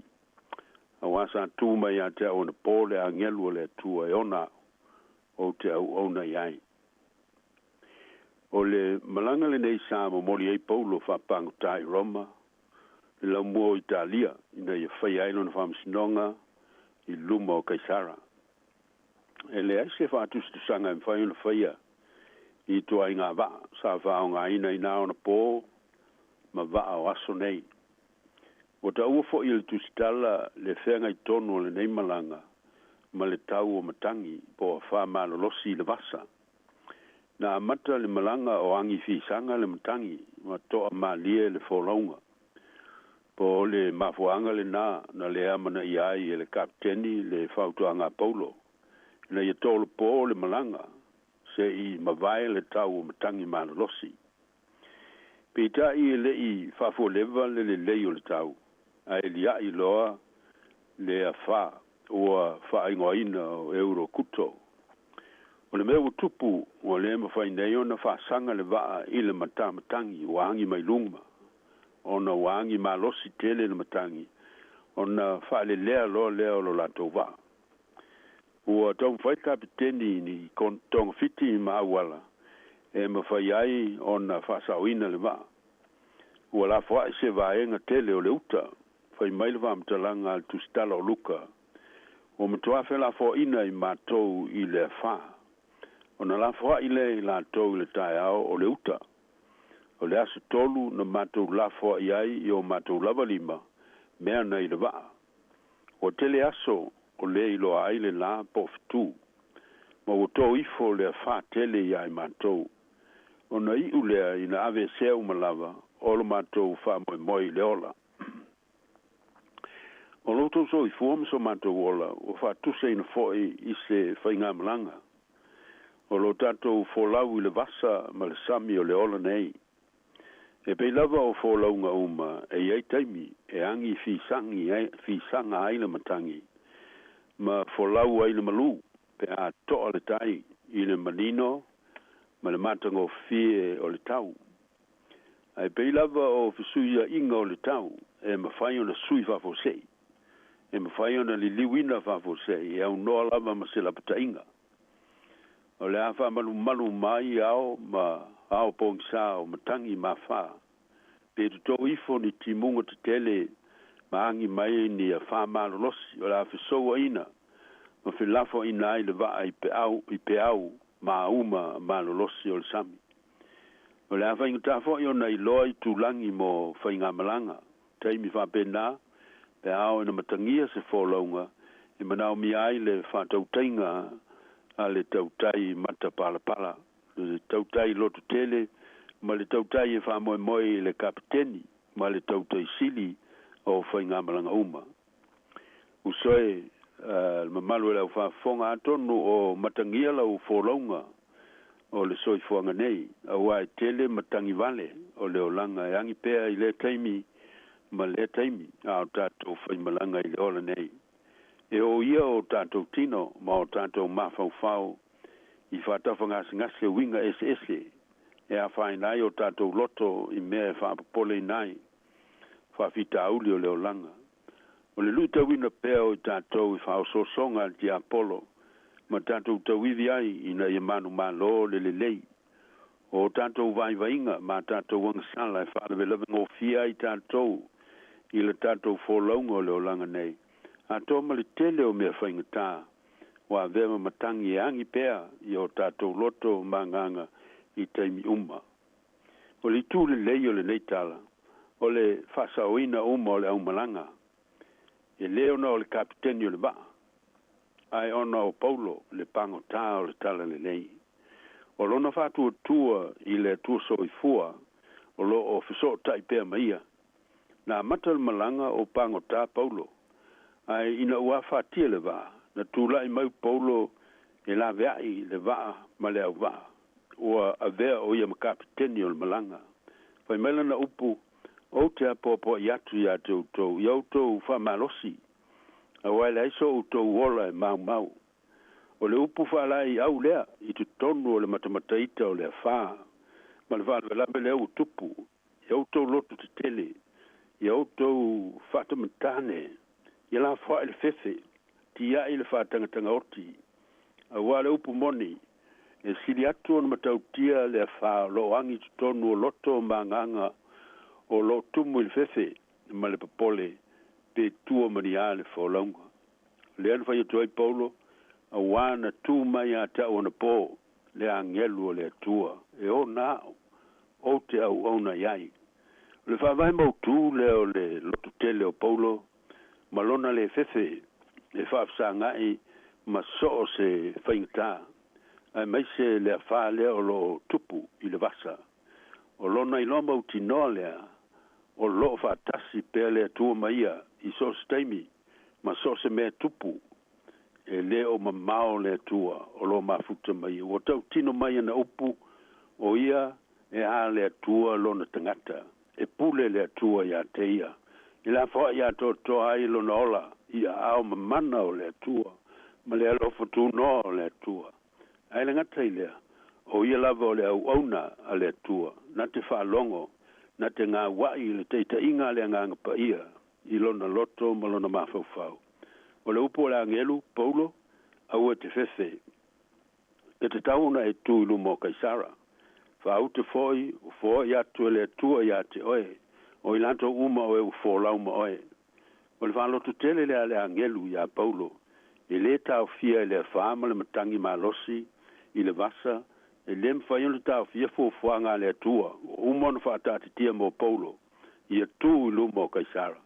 E ngata i lea, o le asaunga le muhu uma foi i la tau, o lo malanga whaatasim Paulo, o fuafuanga le tua, e le ma se ua la vastangata, po mea te tupu i le natura, e le ave se ai fuafuanga le tua.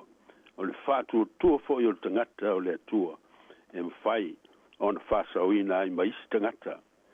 O le isi mea o matauina i nei, o le whaongaina e Paulo le avanoa o na maua, e mōli mauai mo lona tua, ti ngā le angi tele o le whamalolosi, e lolo wā ma le vevesi o le eurokuto, ai le i tau fia ai lona tautino, o lona whātuatuanga ua mautu i le tua soifua.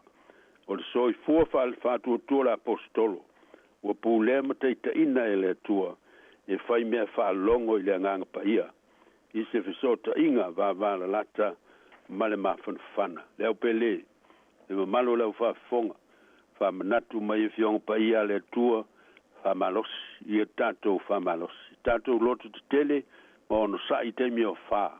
Pe ao na sou le vaso le olo nei, ma ngai na whaia ina le wha vai. E tāo fi mau pēi le iu maia, o le whātua tua i le tu soi fua, na te whātau teia le wholaunga. Mana tua, i le whaavavau na angi se mata, i le whaavavau na angi se a wha, o le ao o fo ina mawai, ai o mai mani noa, ma le tau to ai le tai, o na wholau e fo i le langi le lei. I le male nei le au pele, o i tātou uma o le whanau whātua tua le tua i le lalolangi, o le tātou whatua inga tausi, ia mōli mau pēr lava i le tua, ma lo nā lofa i te tonu o sos whaingatā, te tonu o sos pōpō ngā, a one ia vea o mawhitianga ma o ti ngā, ma mea whangalo i nā i le tua, o lo awo i mai teimi uma, ma sos e mea tupu, e mauti noa lo na whātasi mai.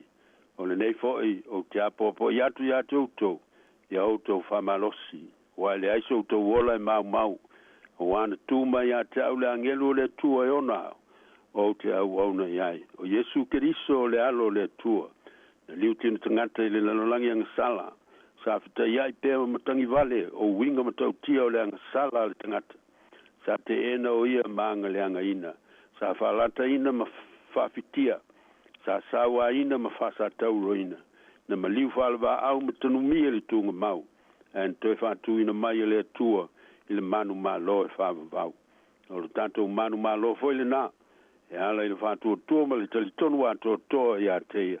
Tātou te loto te tele ai matangi vale uma, tātou te wholau ai i le ora nei, ma tātou sao atu ai i le malo longa e whawavau. Amen.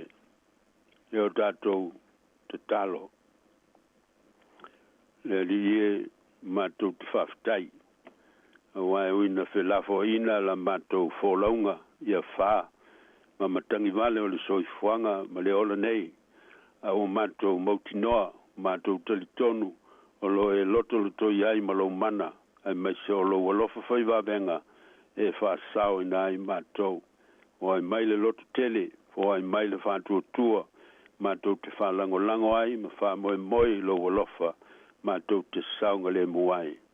Mātou te talo, tu nātu lau fio ma lau whamalo longa, lau whanau mawhitia uma ngasi SS o le tino, ngasi o le mawhau, e mai se foi o loto manganga. Ia e anga le lei, ma soswani, ina ia lango maluina o lato mawhitianga uma. Whama mana ina ngā luenga, a o ona fomai, e a lato ai lau whamalo longa mana.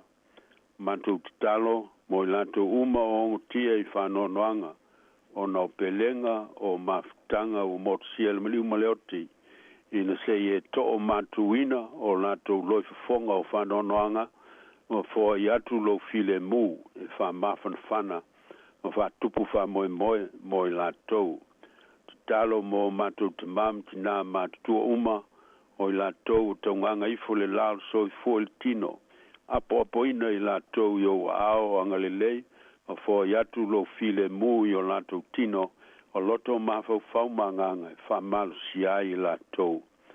Talo mo i lato uma o sai se tie vale pui ina i whatu puina le salamo wha maoni e li liu ina i mo le mesili. Talo mo i lato o iai manaonga wha pitoa o e polo vai o e longo noa o e pipili mangungu manisi a fianga o le tino a toa ma mafau fau o i lato na i lato mo le loto tele ma le onsai e tau ave ai o lato maftianga. Matou te talo i lau fio mo le lalolangi popo ngātia o nau taua tai nane o mala o le natula whale lave te tupu whafosei ma swinga te tele o le tau o i loa i le lalolangi ma a fia ai i lalolangi atoa e o lava i New Zealand nei. Mātou te talo le tua, fiso swani tangata o lo a fia ma whainai o latou o langa ina ia ilo manuia ma lo file mu.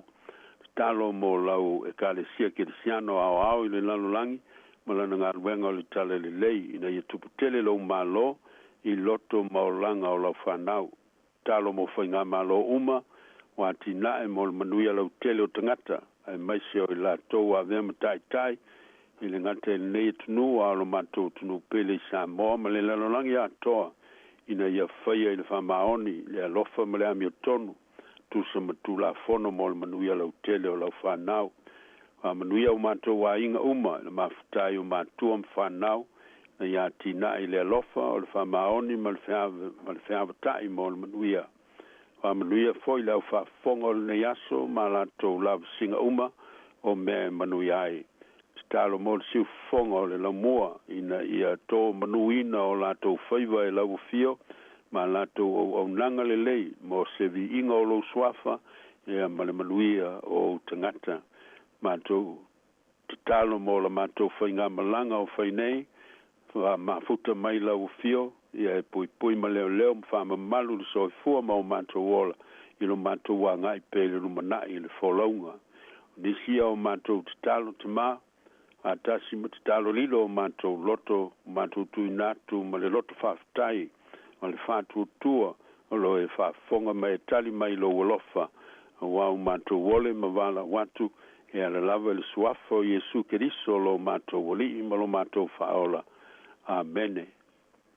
O le atatou pese le vi inga o le tua.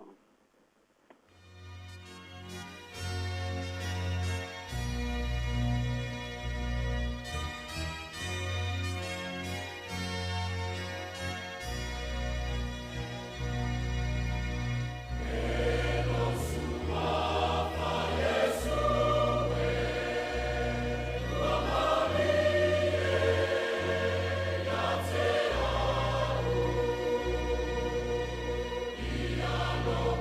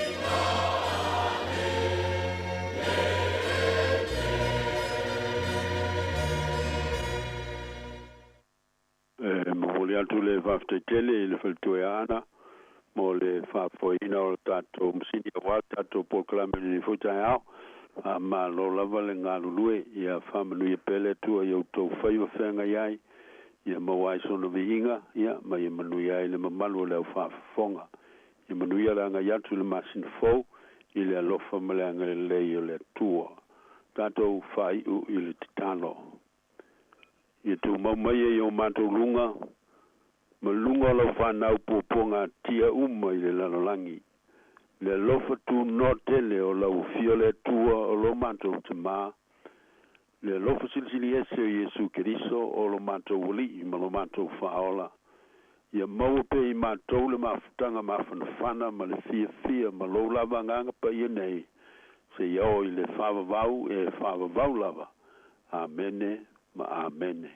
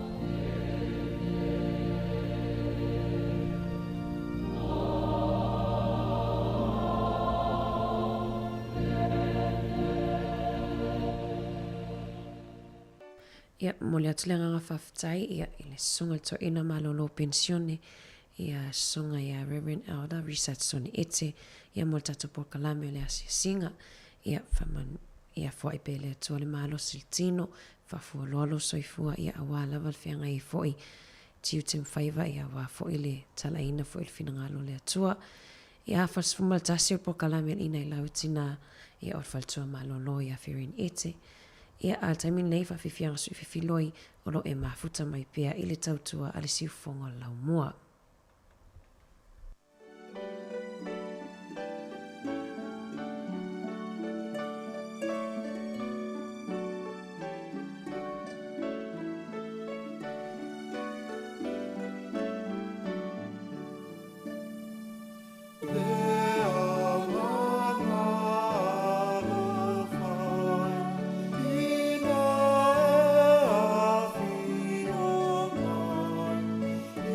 Io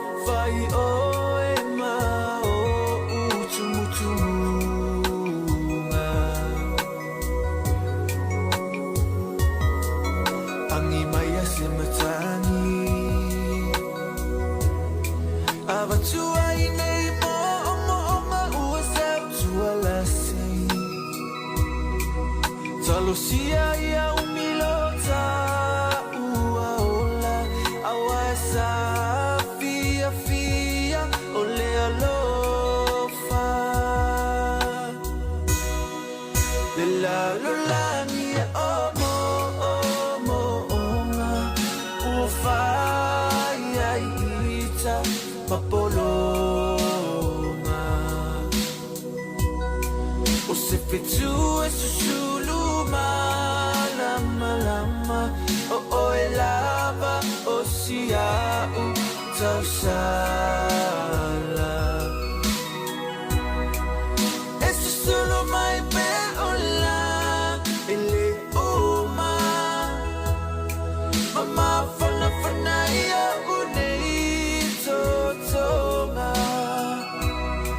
ele tio fai mai ole poto solo mona silila mea uma ole adofa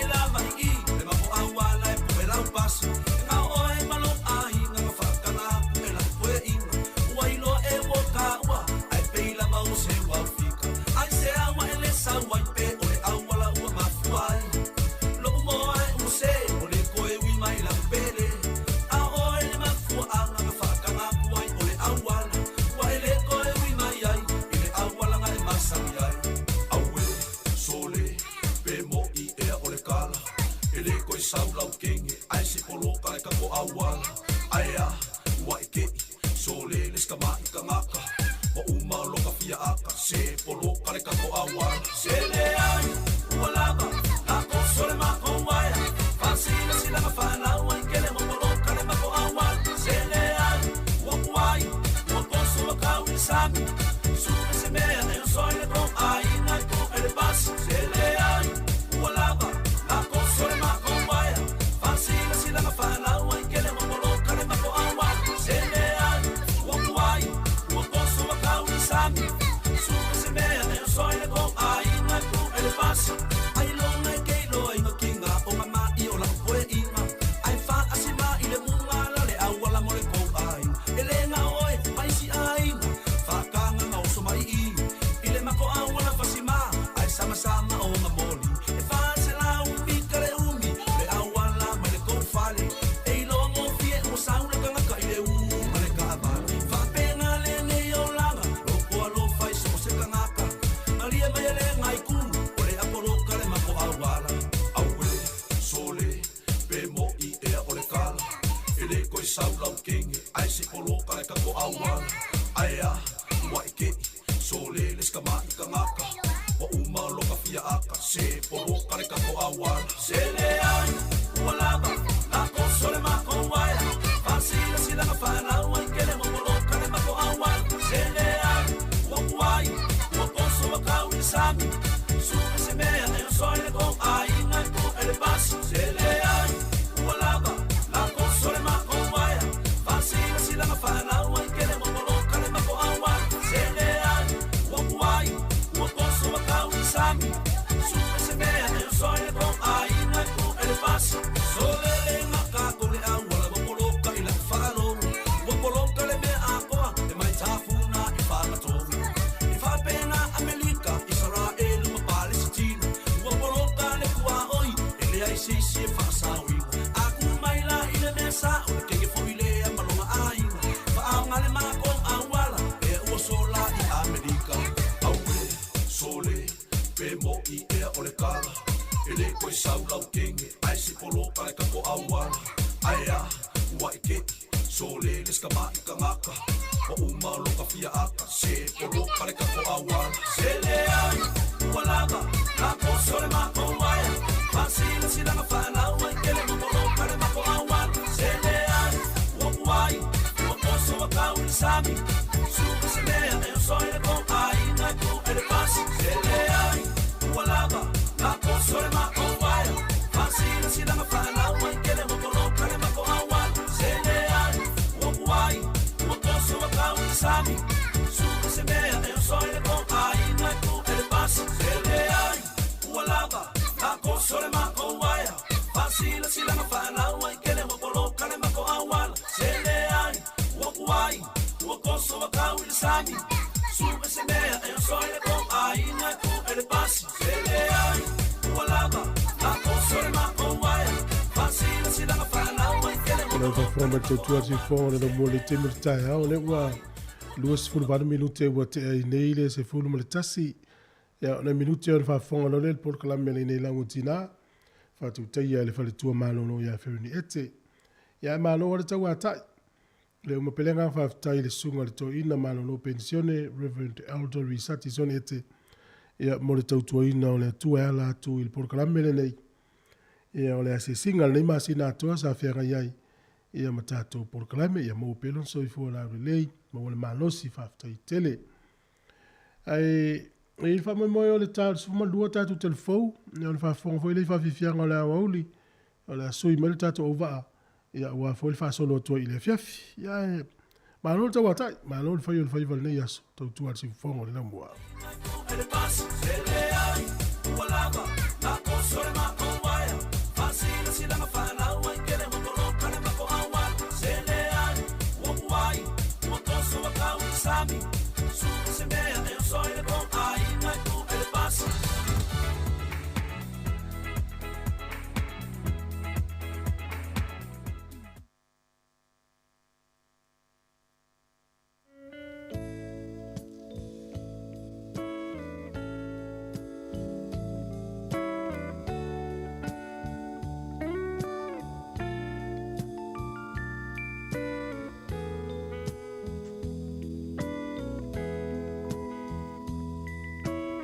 Ya, le leo si mai le fa fonga al porkalame le nei lau tina le uta pena mele fle tu malo lo pensione malo feveni ete us mai le fa fonga.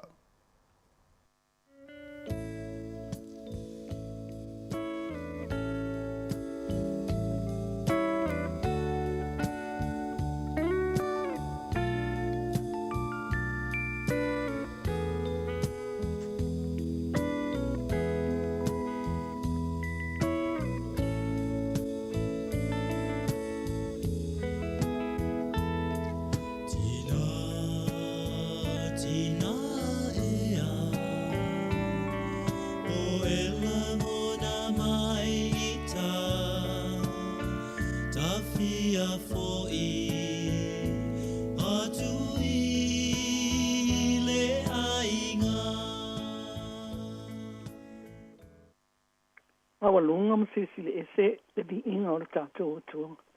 Mo le ai lawa se isi mo na o ia tātou te me vi im whaafitai i ai. Whaatalo whātu i le pa ia mana mamalu le au whaafonga le ni tū la tālo whaatalo whalawa. O mamalu ma le pa ia o le atunu. Ai mai se o tātou tamama tina mātutua. Ia ai mai se lava fo i o tina o lo whaatatau tonu i ai le nei por kalame. E lava o na amata amasani ai. Tātou te amata lava i tātou tala amata. O tātou tala amata lai whapea. So ia e te tangi. O le whaamawhana whana atu lea lea li i whaifi au. I se tina tala vau. Pei ta aiwa le mawhai le tangi masusu o le tina. O loi mata ua ta whiifo i lona ofu ma ua whapea nā. Le susu o le whatawhata o le ofu. I le tase ia i o na loi mata. Na whaatari tali te tamaita i matua se i seololo le tangi o le tina tala vau. Na whaisi toa o na whaapeane leo lana tala a tina matua. O ia le tina tala vau. O hau lava i se se. Se sili atu le tina matua. O le alo se. E le ma whai ana i sa o whanau. O i le atu ai. Ai sa awa e whai mai ai o e se se. Whai mai le whai se awa le ma whai ana i sa o whanau. Awana o fasi o tia lau tama mua. O le tangi le aritina. Lalo wingo lau tala. Na e fasi o tia ana whea sau tama. I oe o le taimi na whai ai tonga fiti na o talia aile ta o tonga i le whale mai. E whaangata aile whana wina o si tamaititi. Na whaalatala atu le ali i whai se au whape atu le tina mawhatia. Ba ai oe tina. O le atua na ia whaia mea uma. O le atua e fina ngalo a lofa ma wha ama ngalo i so si tangata. E whaia ni mea se ia mase anga sala. O le alofa la o le atua, e le wha a ole o na whai. O le nahi te iloa le leile tele o wha alinga o le alofa o le atua. E wha iloa mai ia i tātou le tele o taimi. E i wha alinga o le alofa o le atua, e le mwhai o na tātou iloa. Ai wha ato a tātou malama lama ia i le taimi muli muli. O le alofa o le atua, e au mai ia i tātou i aso taitasi. I ei taimi tātou te tinga ina i ni mawhatianga i mea te tupu e whaati ngā i au tau whina ngalo ma o tātou loto. E le mawhai o na whaatamana le atua i lona whaalata mai. E le na o na whaatina o le atua. Ai whapena fo i o na whaatau nuu ma ngāo i oi le nganga o le atua e whaatau nuu ina lona alofa i le lalolangi. O lo o tātou o lai. E teile taimi e tātou te ai ai le alofa i ala i tangata e lātou te ofo i nātu i lātou e te soasoani isi o lātou songa a tangata. E ui lava ina le lava, na le lava le whaasoasoa i te tono aina. Ai tātou te ai lava i lātou o e te soasoani te a whaasala lau mai i le TV po le letio. Ni tala i ni mea e mana o mia mō tangata mātitima. E ei tai me whaingatai o na tātou i loa le alofa o le atua. Se ilunga o loto le tātou vaai i le tūlanga o mea i le lalolangi nei. O na whato a tātou i loa lea le loloto ma le lautele, le maua lunga o le alofa silisisi ese o le atua. Le alofa o le atua na awina mai ailo na alo pele te o tasi ina ia lavea ina i tātou mai le lalolangi whaingata. Na maliu whaalava au i lunga o le sātauro o ona o i tātou le lalolangi anga sala. Tatou tala amata lea ia ai whaafonga e fo i le pese lea ia o le ataina atu tufu.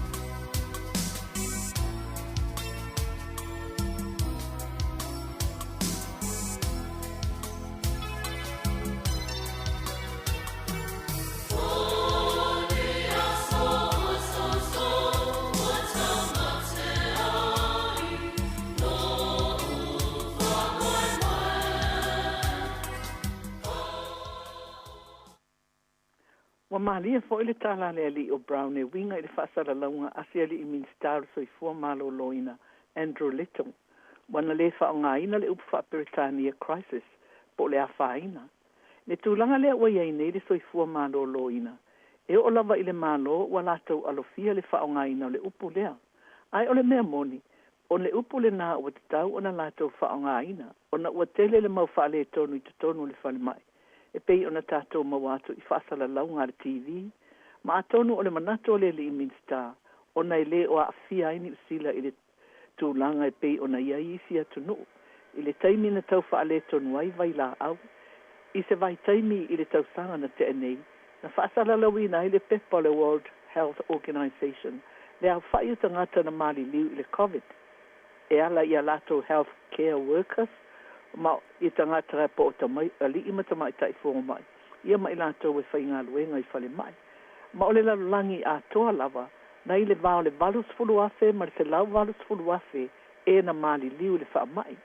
Mai tele lama whale e tonu e le ngata o le shorto o le ai ni vai la au. Ai sa wha pena fo i ona le lava le au whainga luenga, ia li i matamai tai fō mai. Tele whale e tonu o tātou moli mauina le nei taimi o le COVID-19. O mea i te tupu i te tonu o le whale mai, e pei ona tātou wa ai atu i fō mai lea e pei i sau i whafo. Wa le fia e eire to o tele o fō mai i le motu i saute. Ia tālo whae, a tonu ona o si tamai e sene nu e sau ai, pe mata e whaalele le i fō ila na ngangana. Ia ai leanga o aso lava o le wha mai, ua mafu ai ona tele mea whese tai. Ia o le tasi le nātau tau tala e fia longo i nātu. O le sitala, o le wha maa vainga ma le fionga i le konsula o Samoa, le fionga i a wha alotoi. O le vai asa le tua na ina whai ai le wha maa vainga a le saasia, po o le sosa iete a onga a mata Samoa i Aotearoa, ma le wha atamā o le saasia le fionga i a wha alotoi. Na malanga atu ai nisi o sui o le saasia i Wellington nei, le sulunga i le taitai o onga a mata, o onga amata i se tasia onga amata i porua le whaletua i a vevesi toi lolo, le whaletua i a Sadie Fiti o le manager o onga amata i whakasai Wellingtone, le fionga i a malai tasa o vao se tasi o tina ua leva o nei tutonua o onga maua lulunga le malo, ai mai se foilon sau i a onga amata, ia, ma le lo matua le tau talato le whatina o le saasia, o se mafutanga fia na whai ai le aso, i se tasi fo i o hol matanga o fia au kilani, e whaale masani ele neilo o matua i hōr sa mana nei alunga. Na mai ale tau mawhatanga so o ai ma le whai o whaalo alonga le saasia isi o lātou whaatama o le ato e fo i atu i le atu nuu. O na wa uma le tofinga le malo pei o na sa iai au kilani i New Zealand nei. O le afionga ia whaalo toi, wa lema o na malirsi o na whaletua i a tomato rash. Pei tai e le ai, lava se manatu o le tamai toi fia whaia se isi whaletua. Ma o lo o whaapea o na tausia ma le wha maoni na i o la alo, ma alo for grandchildren. O le wii lea wa i umai le tausanga nei mai le universite o Tako.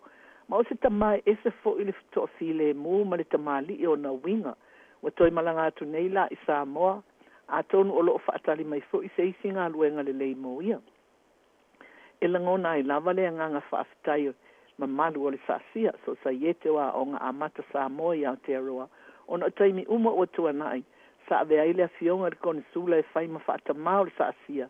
Ia a tonu, ia na aia lava le sangisangi o le saasia ma le tausinga. Ma le whaaloalo le whaatama. Ia a tonu o le ato i taufia fo i se isi whaatama fo o le saasia. Sa no mai au pito i le isi taimi. Ua fiu e sue e avele kone sula e mei e tama i ta i lale lei. Ai vai atu e le ai lama ma se fia o le kone sula i tama i ta i lale lei. Ua nai o na alo lava i popole i ai. O le mātou whaalongo e ese le lei si o na whaletua o maliu i le tausinga o le li i ma le whanau. Ia e au ngā fo i nei tala mana i e whaalongo i ai. Ia whaile lei e i tātou a miotina o ale to tele lava le vaenga lea. Ele imo ina tuli lo matua ai pe o le ale au tilso. Ia so ia ono le ala lala o le ala le nana toi whai ai le atua eva ina ua sila atu le halii ua matua wha anoa noa a tamu i le nofa to atasi na o ia. Ia e whaafonga mai lo le pese lea tu a fwe atu fwe tai na mai mo i tātou.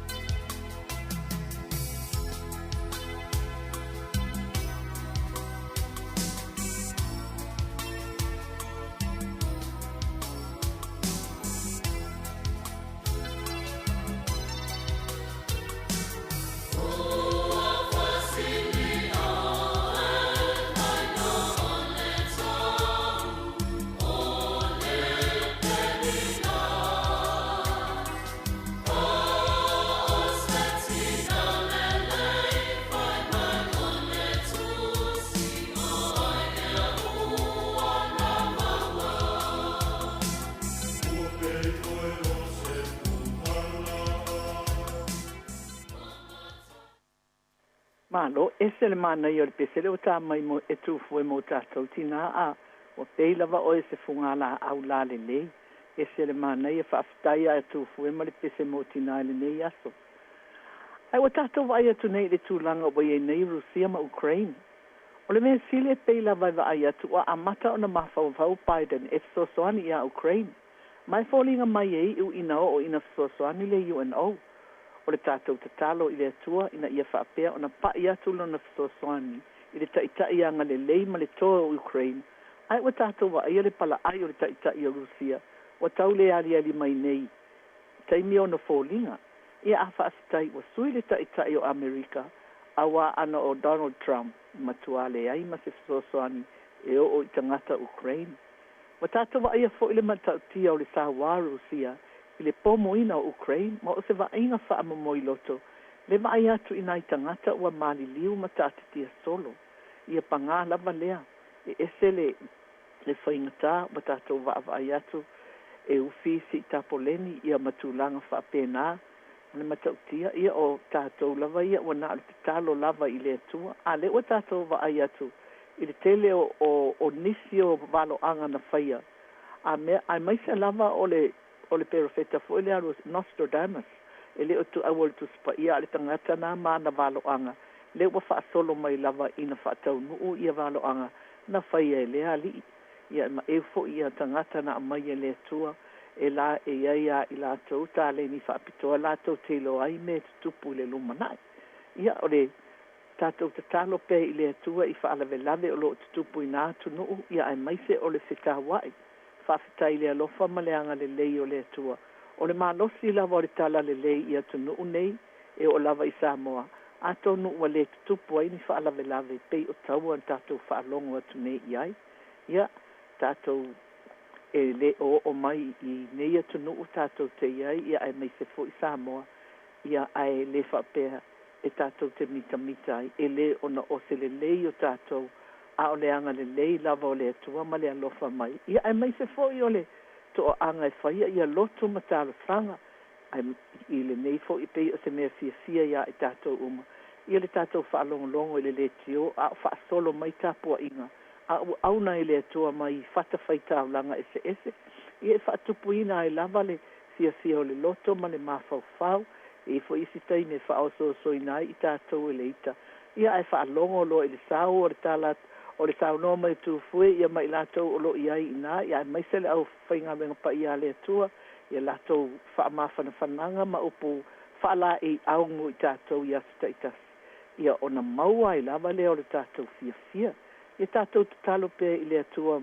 mo Ukraine ina ia malutia i latou ia ai mai se na ia tunu uma o lo o tele whaalave o lo tutupu ai malutia pe ni sila nei ia mai se Samoa matunu uma lava o le lalolangi ina ia maua le file mo mai lo tatou o tua e tua te whai atu fua se i tā mai se pese vai ai fua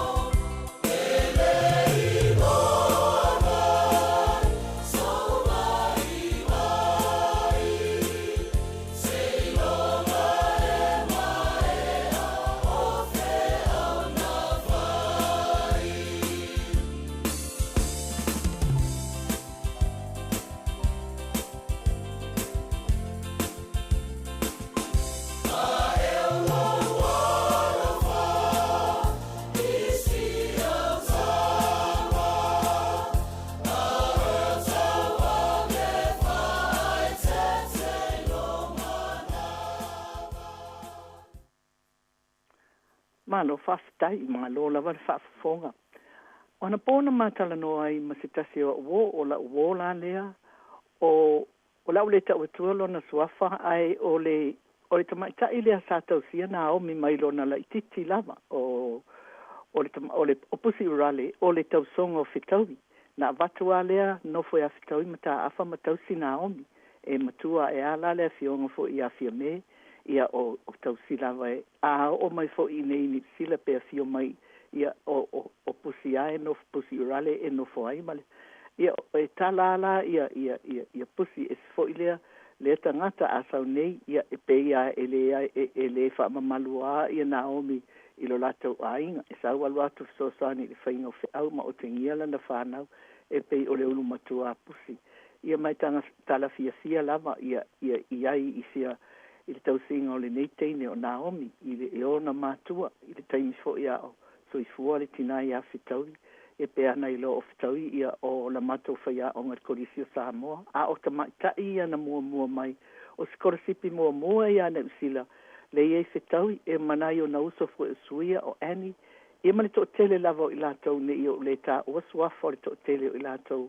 no mai whaatasi ma fitaui ni usila, wa le Lopez a iei, po Luisa Crowley pe na sau i Skorsipi wa mātou te o mai mātou i nei ia o Luisa Crowley le ulu i ai ia o fo i le tūlanga sa ia i Wellington ia pe ai ona masani le fo i lea tina ia ma o le taimi fo ina maliwai ia Luisa le safai uma lava lona sauninga le whakaksa Wellington awa e maa dia fo i le na le maliwa Luisa Crowley e maua si teine ua le tamaitai ua maliu.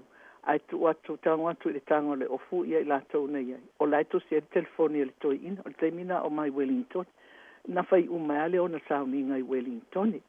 Ia o lea ua mawa ai atu ma le fia ma le mika foi i le tātou pale mia i a Naomi, i le fionga fia me, ia ua e peia e masani tātou le tau o Naomi ia wa e talavou o talavou ia Naomi ia o mātou mātou i le nā taimi ia ai o se se fo ele whainga ele whapea whapitoa le whainga o le alo mata a whama whetau e whewhiloi umamata maiti wa o le api primary le ana ia i le taimi le nā ia malatou ia ma o tūlanga la nana ia ai tātou tatalo i tātou malo ina ia maua le whea fani o i lātou uma o lo i ai le mālo, ia whape foi tamai atu i la epa, ia tātou te tatalo foi mo ia ma le situ, ia wai lua ai tu o le mālo, ia aleanga o le taimi na leo whamerito ina o le la o ma le taimi, ia o le mea lea ia whamalu loa te mamalo le au whafonga, whaftai la walofa tele i o tātou tamā,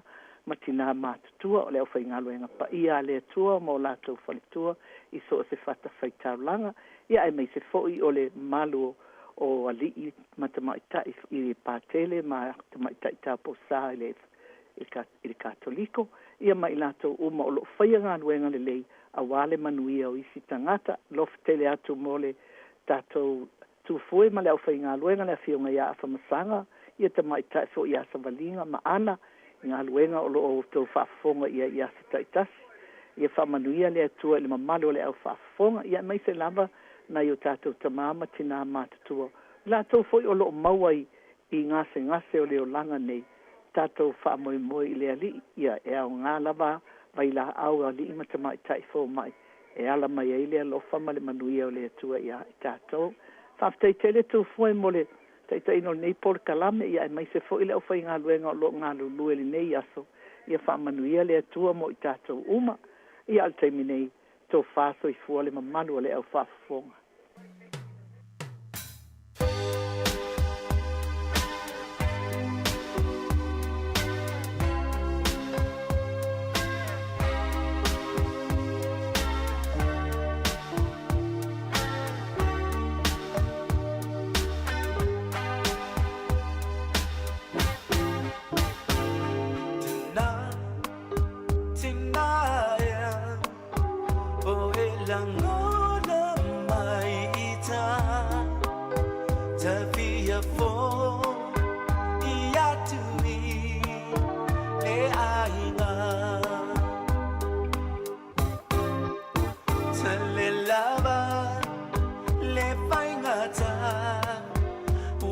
Se sala se quangota te fieva ai ya tui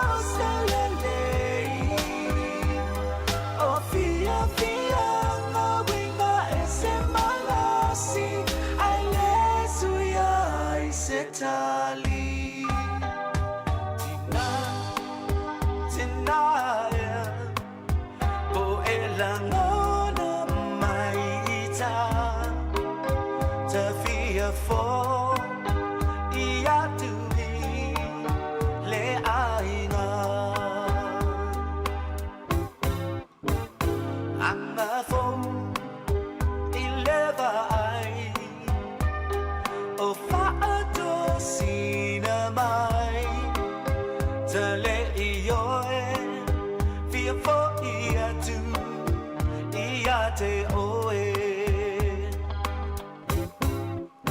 e sua malie ila utofo hai le suia lo uloto via fo ia tu wale mafai ona ono fo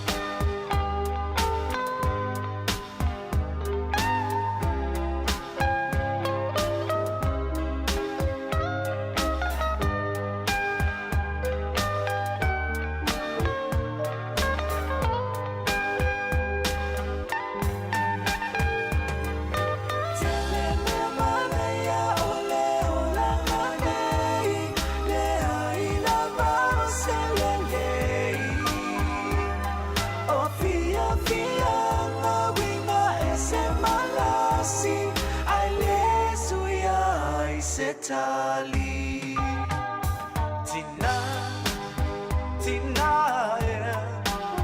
O elang ona mai ita Te fia fo ia tui le ainga Io e Tina fia fo le ainga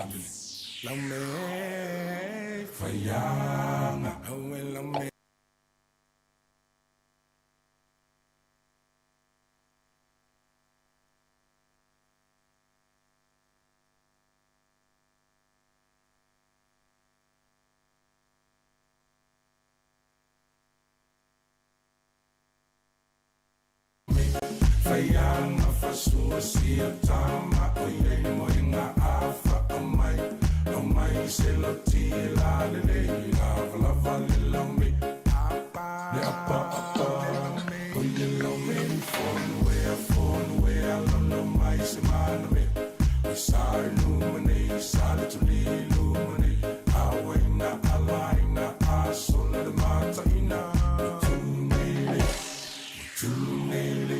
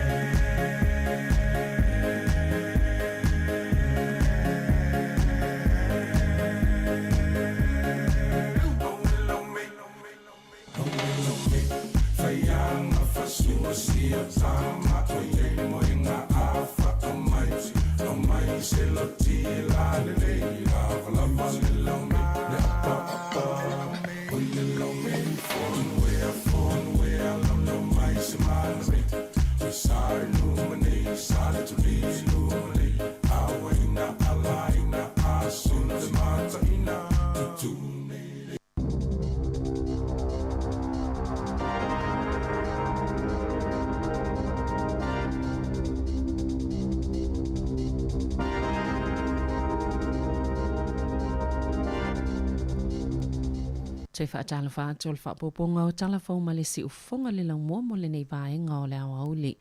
O lo popole le minista o leo Chris Hipkins, i le alupe ai lunga le numeros whainga ia whaonga i nei ta avale. E o i tutono ma whaaleanga i whale o loa, i tutono New Zealand i le nei tausanga.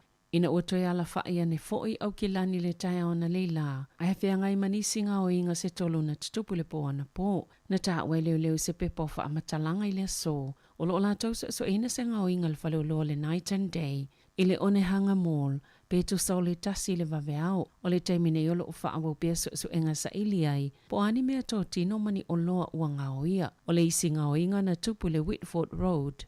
I le te au le siful tasi le po ana po. O le isi mata upu na tupu i Penrose. Na ta oe Hipkins i le pale mene i le aso tofi. E tu samal se lau lua sifulu iwa o sifa inga nei na tutupu ya me. Ma e toi titi lava o ia o sifa inga uma. Na whaatinoi na e tupu langa i lalo ta i sifulu valu tau sanga le mātutua.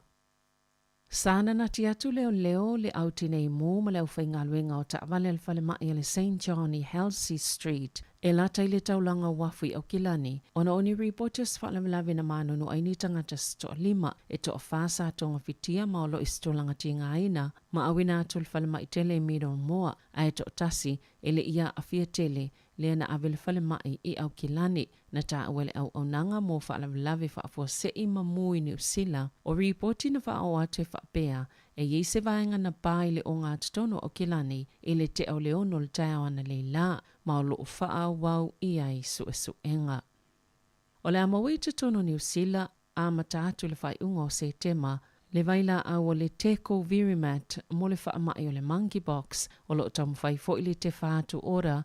Le soifua malolo ina ni usila, ina ia wha mautuni vaila au le tui pui pui o le small box, po le tane susu. E mawhai o na pui pui ei tangata mai le monkey box, na sauno le minsta mo le taliatu le COVID-19 fuluiva, Aisha Verol, o tui e lima se lau ma le wha o le teko virimat, o le awanoa mo ila tauolo o mo miaina. E le uieni tangata i tutono le atunuu, o a afia le monkey box il taiminei. Ma e maua lalo fo ile tūlanga o no pipisi o le wha mai, ai tā ua pele no fo tā pena, pe o na sauno le minista.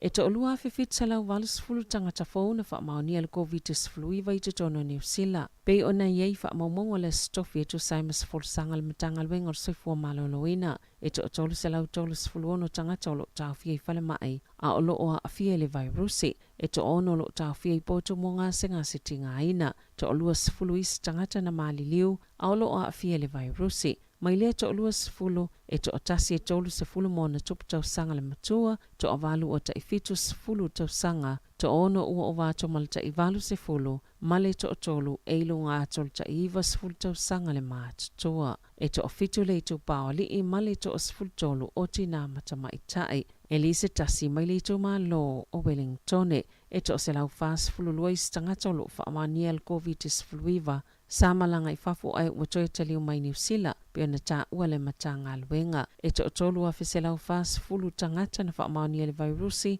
mai te tono le tono o i le asolua. Sali potiele stafi le poana poi whaapea na lokaina mo mōlia e leo. I la ua to olua ia na amataina le au nanga whaasalalau mo tangata i talitonu. Na o i la tau la vai sao, taluai lo la tufa ina. o ni whaasalaunga i le taliaina. Na ta o so upa leo o se ali ima stama ita ina loka ina lipua na poi kalai stete e li ita uina leo lai ngoi le taiminei. I se pepa o wha amatalanga na ta wai e to lua tangata na loka ina o na olele ayo sevano na to ina leo e so ina ai nga la ko mi piuta. Na tatala itua mai to itula il wha amsinonga wha itu malo kalai stete i le aso tolus futasi o aukuso. O le amtangal tau sanga neina wha salalau ina i le counter spin. I lungo le interneti ni vaenga mai le atau a mionga wha atelu lisi le na wha salalawina tu sao. I le aso 15 o mati, sa awai fo i le aulunga ali i polkalame, o le tite e atu i tu ungal COVID-19 i vale atu no, e au fia le solo tite e moa so i lua 13 le pale mene. O le taule le asa avea mafita, mai le tasi ini ana wha atau sina wha polkiki e le imanuia, masai e tatala ina le au nanga wha salalau le o le counter spin media i le lua whelua tasi. E o mai le po na polo ka peni se mga ala i tutono le to malo Wellingtone ona o solonga titele o palapala talwai ti munga sa fiai. O lo fa awo pe nga lwenga ile awala tele i tawa ona o le tele o se solonga o palapala. E le talitonunga o le atapunia pe le mga ala se ia ulia le vai so fo. E tu sai ma se pe po fa amatalanga le pole nga no o lo fa awo fo ona tapunia le awala o Birdwood i Karori ona o solonga titele o ni palapala. I lungo se awala i se lau 5 mita. Masa ngā lulu e lau whai ngā luenga malipo ana po, ina e mwhai na matala se mga ala i tasi o le awala i le so, po o luma ato foi. Sa wha awo ina tapunia le awala o le Pass of Prenda, e fiso o ta ia isi tun ma Breaker Bay, a o tau wha amamale awala, ma e ai fo i le talitonunga fta am whai o na toi te talaina i le vai so fo. O lo tapunia bea le Sutherland Crest i Melrose, ona o se solonga tele o palapala le whai ungal vai so talwai, ai o lo wha awau na ngā lulu leo whai ngā luenga pule ngā nuu, ma isi kone karate ave i sea le palapala, wha atasi mani ta avale se tolu o wha leanga ina, ona o ia solonga o ele. O lo lipatia fo i le ono wha awau na tapunia o le terrace, i le vao kasne mapula, i le taulanga se ia o atu i le vai so fo. Ua filifilia i le lala mo ati na aino uitua le ka inga ora, se no whanga ili itu i mātua le aio porirua, e ilo ina mo le ono wha atino i nā i o se polo kalame o ni fale fo. E mawhai ona wha ngā solo lele i le whaunga ni fale fo i hectare se afe, i sa sae o le State Highway 5 i le vao Plematan ma Pukerua Bay. O lea whainga ua tā o le Specified Development Project, po le SDB, o se awala fole mo le ka inga ora e ngā lulu e whaatase ma pule ngā nuu o iwi o tangata e ana ele. Whaatase ma i lātou whaatou ma o te fuafuaina le whaunga o whale, e whauina ini ngā luenga titele o whale ino o itua. O porirua le polo ke te mua ua iloina ma o se ele e afe hectares. Mai ana eni tangata ese to fitu mani fa ala potopotonga ia ele. Wa le vauna avea lea no fuanga mavaenga o fuanga alpulenga nuu ale a ayo porirua e atina ele i to malo. Ma o ta iala fōwia wa whailoa o le amwhaiona maua le avano e whawai nisi whale se tele. O le fuanga amata sai ai mo le ele o le whawai ni whale i le vao le lua afe ma le whaafe. O fuanga i olo iai e whawai ni whale fōu se ono afe. Wa ta ua lo o langolango ina il pule ngā nuu o le ngā titoa rangatira ma i lātou e ana ia ele lea fuanga. Nā sial ta mai ta i pāle mia Jacinda Ardern ma le minister mta o tau pisi nisi ma tangata whaatau David Clark. Le whale o lomo mo le Costco i tutono New Zealand le o lo i au kilani i le asoana nafi na ta ua Clark. O le iei o seisi whale o lo fōu te le mo whaatawa inga o le avelea mawanoa le mo tau vanga ma supermarketi. O ilo ilonga le komisi mo pisi nisi sa whai le marketi o loa iei tau mafa ma o loa e whaonga i tutono a inga. O lo o whailo ai, o lo iei le avanoa e whaalele iai whainga whaatau vanga mo ia au nanga. Ma o lea, wa iei se kampani o lo nau e whaatino lea whainga. O le o ngā tutono le masina nei, lea sa iei le fōwhanga i tatalaina i le lala mo le Costco. I au kilani i sisi fo petai sa to e tu i tu ono ni whaafitau li la iti e pe o loa whauwhale ai mai se fo i o le COVID-19 fuluiva. O le Costco o se whale o loa te le Malawi loa le United States ona o le tele o ana o loa. Na ta ue whaapea e tele ina tolus fulupasene pa umatau ngofia tuai tau o le Costco. Mo le tele o ana o loa, ma o le a tele fo itu ainga o loa ese o lava i pusa maliu o le penisini. Whaapea mapa uta avale e mawa ai. I ta alonga, ona ole anga le leo kampani o lo langlangoina le aula kapili kia le Warriors, o le amwhaio na tumu uma na fōal malai ta alo le ta alonga muli le Warriors. Ile nei tau sanga le au tapua'i, na whaasilsila le Vodafone i le so, Wato saini la lātou mālilienga ma le kalapu e o atu i le lua whelua ono ma ua whaatau umai e le Vodafone. Pe paulu whale umala vaulo o tutoe mo le ta'alonga le vai e sofou i le Mount Smart Stadium i le ta'alonga muli ma o seavanua e o atu i le au tāpua i le malai e au noa masitutongi e amata ona tatala atu ia pepa maua fua ma i le iwa i le tae o le asonga fua le vai e sofou ma e na o le tailua pe paulu whale e mawhai ona maua ele tangata e to atasi. O le a le ta alo Novak Djokovic i le taminusanga tenisi a le United States i le US Open o na ile i whaiani ona tuipuipui o le COVID-19 ma e le talia ina fo i ona malanga atu i le United States. Sa whaasirisila e Djokovic lona toe solomuli ese ma i le taminusanga tele a o le i whaalaulua ina le polkalame o ta'alonga na whaaliai o le a le malanga i New York ai na avea na whaamnianga isi tangata ta alo ma o le a whaawau na whaatalitali. Mo se isi avanoe mawhaiona toe tau vaa o le asongfua le a matai nai le taʻamelusanga. Tolu lima tausanga le soifua Djokovic ma o se tangata anu o Serbia. Luas futasi taʻamelusanga titelo le tenisi lanlangi sa siamu pini ai. E tasi o lo osile Rafael Nadal i le matati a mole i tau pawa lii. O le luafes futasi, luafes fululima, ma le luafes fulvalu na maanu malo i Djokovic i taʻamelusanga titele Amerika. E le o whaatangaina tangata mai fafo i le iwhaiani tuipuipui al COVID-19 o na ulu fale atu le United States po o kanata maanata o Djokovic e le whaia lava ni ona tuipuipui tusa lava pe le mawhaiona taalo i taʻamilusanga tenisi tetele i le lalolangi. Tala whauia mo le si ufonga le laumua mo le nei vaenga o le aso.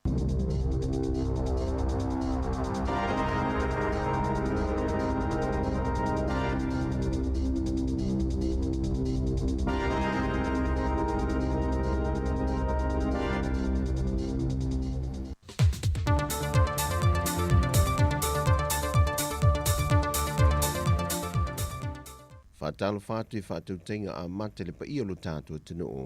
E le nei fo i aso fau ai o le whai ua fo i o le vaiaso. A o le whaopopongo te le fau mai Samoa le tautua le siufonga le lo mua. O le tai au nei le awha le tūlai se fulmalitase.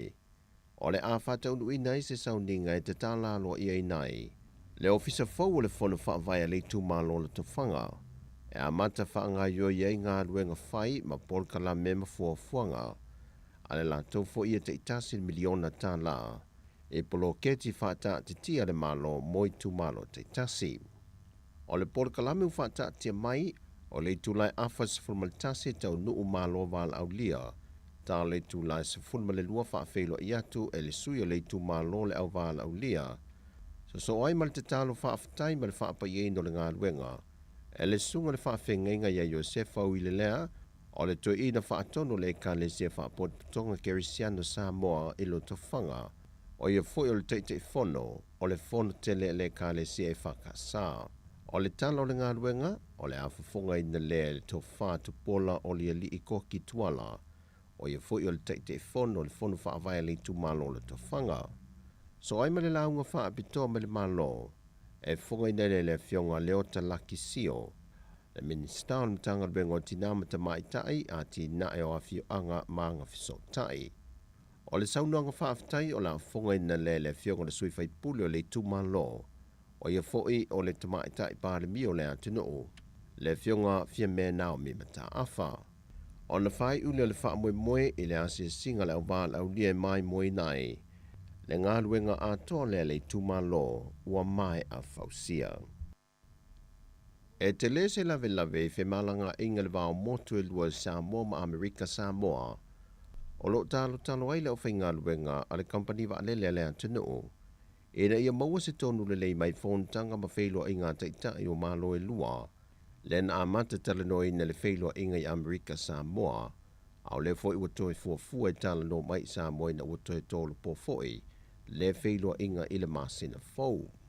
O tūlanga whawhainga tā mōre whemalanga inga ia tunu e lua i whaongai na le tāno whapas. Lena tā awa le sui ofisa sila le company wālele le Samoa Airways, le tō whawha uota wā whatu tielo, O le whatumui no le talo whapas, mōl malanga atu i Amerika Samoa, e le ngata e te tau una iai tangata umewhia malanga ni telefoni po o ni laptops. Ai e whaatumui na fo i le ngangana Peritania, ma o i ua whaititi ai tangata e whia malanga le motu i sasae, ma lusi e fo i si ava noe mawai se le ni al company wa lele le Samoa Airways. E se ma ia whawhita auli, le whaalau i loa i le whaipuli o le motu i manua i se pepo whaamtalanga, le a fionga alu mamalu a le filo li lona whaanoa noa ngai le taliatu a le fionga le minista o le waalele a Samoa, le fionga le atinu uwein so i alo, i sana talo sanga mo se whaamama a venga i le siitanga le ua taungata ai le pasese, e whaimalanga atuai tangata e whaonga ino le Samoa Airways anga i manua, whaelohe filo li e ui ua mai a whaamalulu atu le fionga le minista ia le atinu e le tele o isi tau wha au popo le watu i ne lunga le pasese mo le whaimalanga atu le motu i manua. A watu i nātua i le fionga le ministaia le atino. E a whiriwhiri i lantou pe lantou talia i na tau wha au popo ia, po o le le ailo se wha ai toi le atu i le motu i manua. O tūlanga i tau wha au popo wha ai loe le fionga le ministaia le atino o se pepo wha amtalanga. E au fia ai le tau o le penisini wa wha au popo, o tutongi e lau whainga ruenga, o le lisi al vaalele i tafuna, i lona tula wil ele malona toi alu ese. O whawhita uli maia o lo o tatalo le au whenga luenga le Samoa Airways, e na ia maua se tali mautu ma solonga le lei, e le isi whailo i ngā taitai o atunu e lua, e le masina fau. E le saunoanga autua le taitai o le atunu, le fionga le tamaitai pāle mia, fia mena omi mata afa, e le sauninga o le whaamanatu ina leo le mata niuwhia ngai maleata i le fio ango sa papali i Savai. O se sauninga na te talo toi o i o le taitai ma le komito le tāpenanga le tuto tasi le malo le kāpeneta. E na ia o fia i te tono Paul Kalame o le whaamanatu ina le ono se fultau sanga le tuto tasi o Samoa. E whaia lea o se tae au le whaafitai. E na ia langona whaatase e le atunu le taitai inga mamana le atua. Wa fo ina mai e le tofi a fua ele ele ma le afio anga leo sa papali. Na tu fa solo mai le tala le mai ia ngā tu pulanga. Le wo mai o na po nei le manuia, mai o tu lava le fa avavau le manuia o le tala le. Sau no le fio ngā fie me, o le vaunga ngana e maseni e whaivo tu la fale pe a li tae au ma usu fa aloalo maunga maua lulunga. E fa iloa tae au whaita wino le atunu. E lua i sala fai, ai tasi tu mua. O le sauninga wha apitoa ua mai a wha atonu ina le neva yaso i le mata niuwhi ngai maleanta i sampapali. O le atoanga leo le salawi vas fuma lua tausanga, o le taunu mai ai o le tala le lei Samoa. Ua wha maunia mai e le sui komisina o le matanga luenga o leo leo, papali i Mona Lisa tia ikete. Ua mai atu i natu le pepa wha asala se lauta la, ale minista lango le lanto matanga luenga. Le fionga whepulea e wha asavalu sua, e na ua toi te liu mai le antunu o le whainga malanga ta amilo sa malanga i fafo. O le pepa wha asala e se lauta la na wha i loa le komisina o le matanga luenga, awa pa aulongo i tino Filipo. Na fua le mai awa lanto su e suenga, e na watula i mai le wha lavilavi le masino i ulai o le tausanga le nei. E na waso e se male awala le taavale le malo na wha foi atu le fionga le sui minister. Ma whaale ngai nei se pāsai tafutafo le mena tūla i ele wha avilave, ma whaale ngai nai le taavale. Whae loa a wapa au, e su enga na wha mao ni ele i wha sua a vale fionga le sui minister, o loo au ngalo na laisene, ai o lona wha atamala i lona le utangia lea, o le wha i loi lo le vaenga maase se tonu leo lea la tele i maangao, pea o inati munga. E le pole na tula i mai ele wha lavilavi i maangao i wha to ia, na ti munga. O tala ia mai sa momole ni yaso, manuia lo tātou o tunu, wha saifoia.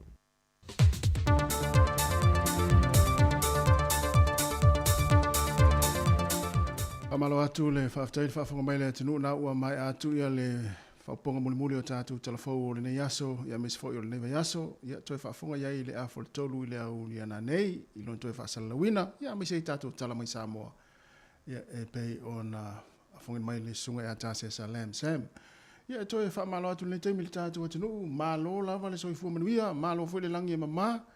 Ia e le manatu taimi masani foi nei o tātou fa afia fianga so ififiloi. Ia awala foi ia nei musika e moli atu. Wa ia malolonga ia matau maftanga ia ila tau lewa malolo mai le nei taimi ngā luenga. Ia e mai se foi tari ngā sua nei mātua mātua. Ia olo tāpo i mai pe tono maota malawa. Mai se foi tono maota ngase ma maota tangata mātua le nei taimi o lea uli. O lea sofareile luas fulmare ono le masina o au kuso. Ia o whatimutimu la foi mātou i Wellington le taimi le nei. Ia ai mai se la foi i tai le i le lau mua i Wellington. Ia au por rua lea pe e tau wha malu mai le nei foi i au uli. Ia e whatua walu ese nei mai a mai o malai mare le o kaseti munga o tai Wellington. Ia o mai loa i la talata mai i a mātou i pori rua.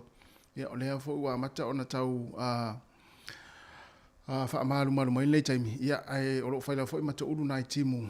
Ia i mātou i Wellington nei mai se pori rua. Ia ai toi wha malo ma toi wha talafatu le taimi o le tātou tautua nei.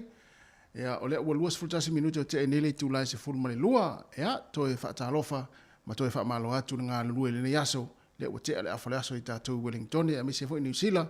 Ia maisi atu nuu. Ia e pei ona iei foi. Ia to tele o le tātou atu nuu o lo ngā lulue le nei taimi. O mai atu e foi ma le tau maftanga ma le usa atu fuefiso sa tau mafuta mai le tau na le la. Ia se i pai mai le foi taimi o le auli. Ia le foi wasui mai le foa wa foi fa uino le tātou tautua. Ia tā le tasi.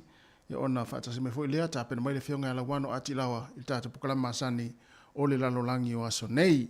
Ia tā le lua ona mafuta mai foi lea ma whaatasi mai le usa cherry tapu manaia. Ia o wale fa uino le tātou tautua o le nei foi aso ma le nei auli.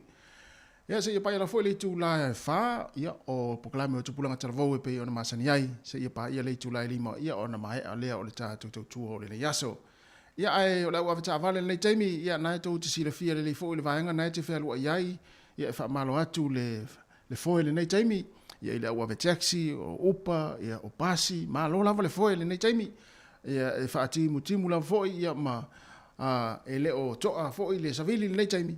Ia ai na ona fa malo atu nei taimi malo lava le foi nei taimi ia war fenga i to fi au manga luenga i lunga le wala ia tapo inga foi nei matu lo mai mo mai fa fo mai tono le ainga ma tanga ngase ma tanga matua ia fa malo atu ia mai se la to lo mai mo mai lunga le tato Facebook mo le YouTube le nei taimi mai se ia la to lo ma futa mai le tato app fa nga mai le tato app ia si fonga le mo luas fulu minute te nei le tu la se fulu male lua matu nei fa fianga nei taro fo le tasi ia ona fangaso fo le tato puklame o le lalolangi o aso nei. Musika o malo longa matau mafutanga o leo uli si fofonga o le laulua.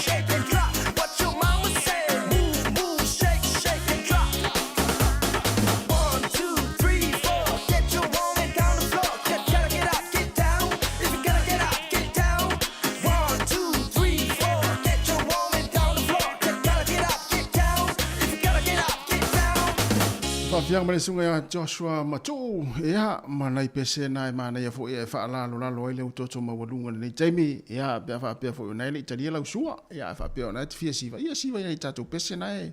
Ia, wawa ia tunu le Jamie. Ia, whaafai fia fo ia u fo whanga lo whaitono le whale le Jamie. Ia, i le timunga i fo i tatou Wellington. Ia, a whaapea nai fo ia langi ni leile na maenga o New Zealand fo i olo e mafuta mai ai. Ia, whaunga tau ia le aso. Whaunga tau le aso. Ia, o le ana winga o le upo le whaunga tau le aso. Ia, ma i fuanga fui ngai po ame tau na whai le maana ia o le la. Pewa peo o nai e la le vaenga nai te iai. Le taimi, ia. Ai po wa, ia o mo mea le tau wha amtarai natu. Mea o whainga o tanga lava e fui le.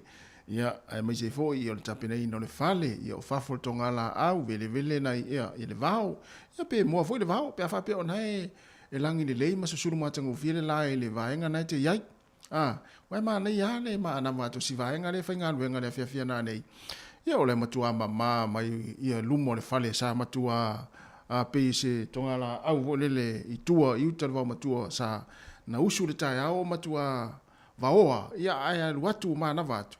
Ia ole matua ma nei au to ma tango fie mai lumo le fale matua le fale. Ia po tapena ina foi o fale ia e mi se foi nei matua manatua nei matua fa pe ini la appointment on le yaso ia awane ingalo po la fala au foi tau ona inu le taimi mai ai ala tau maftanga o le uli ia o tai au o uli a fiafi ia o mai tau na pe le to te le o tupulanga tala vo le tele o fale o ainga e o so fa ye tangata vo le ma ave me to tino ma nga o ise tulo ia volele o tatou ngaluenga fai whaatasi a whapena te wa ai atu le ainga la e fou lau wa ai tangata lai tu iluma ia me te le alu sa vali e tala noa iei po o whea naru iai wa iei ai tangata fo ilele se tu lau warenga ngana ngā oi fo ie e o atu whatanga tu fo lele whakatanga tu i le whale whai te toa ale nā o atu e lualo atu tu i ele tatara se si whatanga tango tatala fo ilele ia mai ai si ainga foi lele o masani ai leo ai tatala i fiti to ola to fale wai e mama wa maola to ma fau le tanga oi ya o mai tau le taimi nei te le la nga o se tu loa o se au matua nga o ia le au te me foi le ia ai atu e fou wa il tanga tana e tu mai lo next door ia la ai so swani foi lele ia e te o so fa ia foi le fale lo next door ia po wa lai o si ai nga fainga luenga ma le se si o iai fa tu fo i wa ia o le na mai tau atu fo i tatu tala le vai aso o le vaenga le sa masani ona tupu ngai au kilani fa o ngai tupu langa tala vouta avale o so fa iai ia pisi nisi o fale o loa le na tupu i por rua le vai aso le nei por fa ingon vai aso te nei le na mai tatu tala fo le na o so fa iai ia nisi o pisi nisi lua le o tau ia le si le na ma watu o tai i se meo lai o pei ia le si le na fa o ngata avale tupu langa tala i se vai o mea se ona tupu ina ia i Wellington le tala no atu ai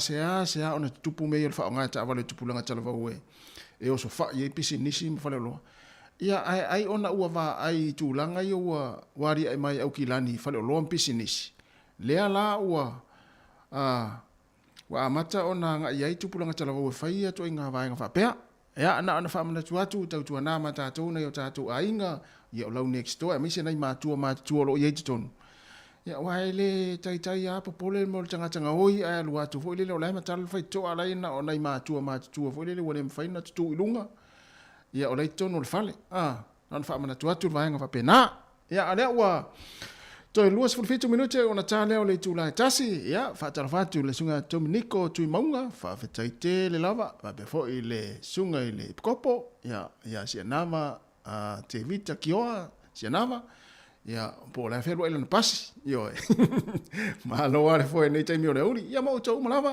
ia va pete fia fa tala fo mel tato programa fa tala fo mai ia i lo ai ia on hete mai mo mai io le mai tato le mai mo mai to tele lungo le tato YouTube mo Facebook ia ai me se foi nei matua mai la to lo fanga mel tato wala leo le tasi o no tesi ma le tasi fa mo si fonga o le la mua i Wellington fa fia fianga to luas fulumi ono minuti ona tale o le tula tasi ya tatu se o le fianga lea la tau pese lea malsunga ya sila tamen el vio sale lesi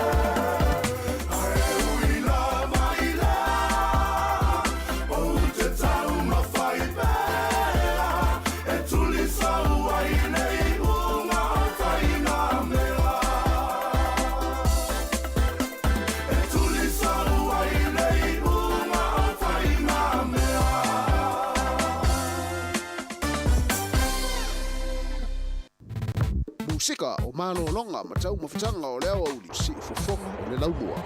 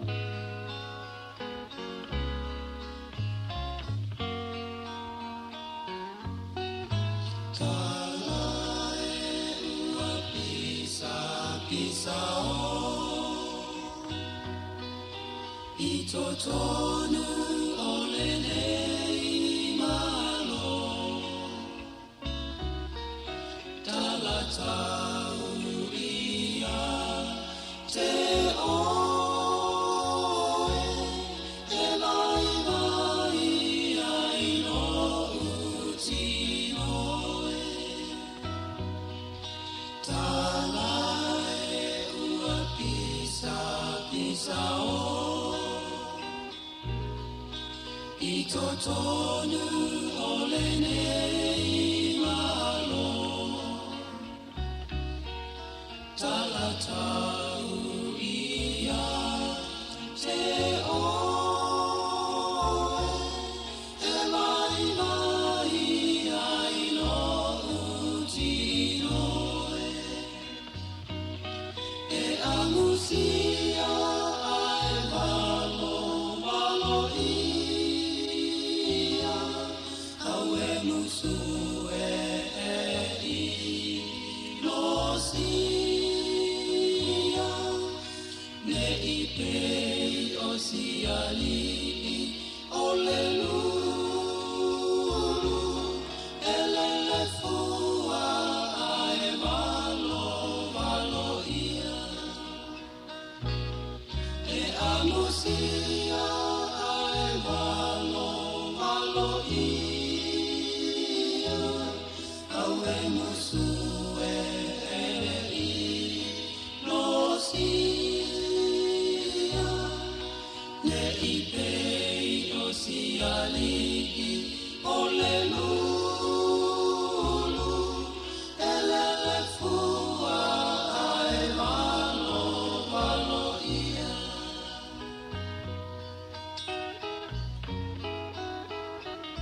Si u whangwari e o tamole a mai sane i moa e se le maa nei o nei pese tuai. Si u whangwari o tamole a mai sane i moa e oi. A mu ia funa oe. Ia, nei vai ngā tātou whawhiwhenga sui whiloi. Ia, ale si u whangwari la mua malana tau tua o nei aso. Ia, la wala leo le tasi ona tesi ma le tasi whamoa watu a mahe a whaatasi le tātou tau tua i lungo le tātou frequency ma le Facebook ma le tātou YouTube. Ia, e whaawau pēr, ia le tātou app. Se pa ia le tula ia e luas fulfai tula le app ia o tātou o nanga le yaso ia le tātou ala leo tasi ono te si male tasi fa mo o le Facebook mo le YouTube ia e fatu amai ai le tula e lima ia na o si le fia foi le tunu e umil tātou maftanga le yaso ia la fa o te pena i fa fia fianga o pese nei ia wala fo i le fa fo mai le tātou tunu mai ta watu fo i pe ona mai tātou telefone nei uli ia tu malo sila fo o leo fa alua nei ona le ta alo tanga tale numero tasi le langi ta longo te nisi Novak Djokovic ia ona ole le fai o se tui fo le ole fa ma ia na te ena fo ile tau sanga te nei ia ale fo ila ua to te ena fo ni tau sanga ia lo ngai musuane tanga ta le tanga ta tau ta ua ta longa e fai se tui pui o isona tui le fa ma ia ai le o alo ai foi ma fa vai vai foi ia le foi talonga le la tour pule talonga le US Open le talonga tennis ia i tu la fono ia mo e ta alo tu sala foi pe te ta ua le talonga pe te numero tasi le langi pe e fia ni au ipuna maua i le US Open tau sanga mai ia ai le avel na mafu angai e so le tu la fono ma vai nga pena al pui ngol saunga le mula fo ia i tono malo America le malo tele ia pe ona il tanga le ia le tanga sepia le o Novak Djokovic le o lo fa sapea o le fai ona wa ia tu il talonga le US Open por talonga tenisi ia i tono America se furu 5 minutos na tale o le tasi si fonga le mua i Wellington fa fianga so filoi malo ale mafuta mai io tatou a moa le tau maftanga o le uli ia ma moa le fia ia ma fa malosi le la umale aso ia ole hali si me si atu nei lo le fia Digo la fianga o fenga ma le sunga aso a Felice Micaele e sa mai nei temi o le uli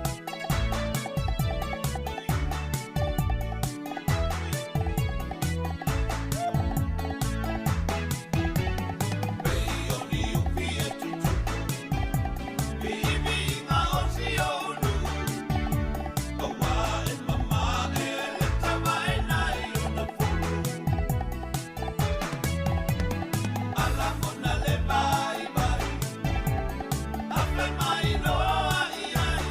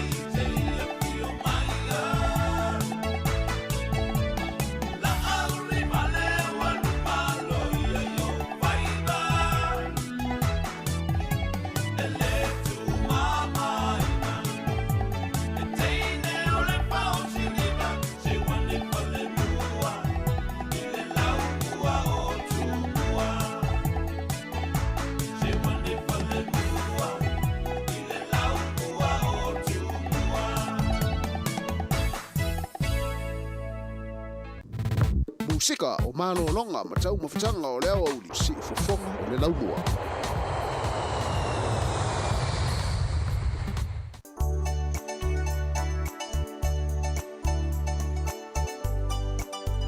Whātarawatu le tina ia sina leo ia o lo mafutu mani le taimi māloa.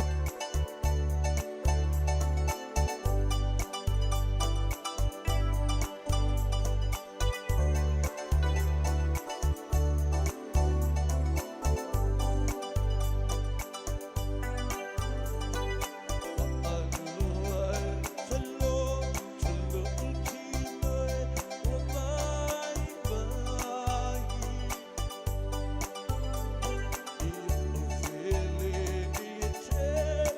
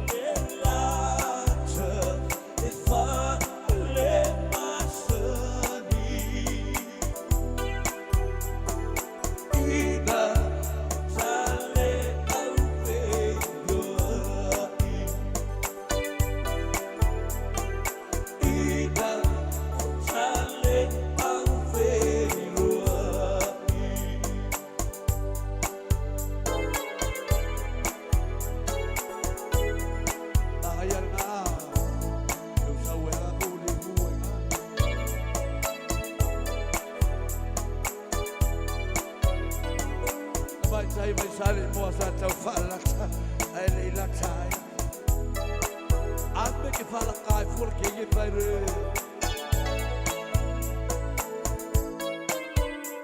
so ia te pa atolo so ia ta o ne si o tanu e te va ai le pa talasi o te ne o le a te yoni papala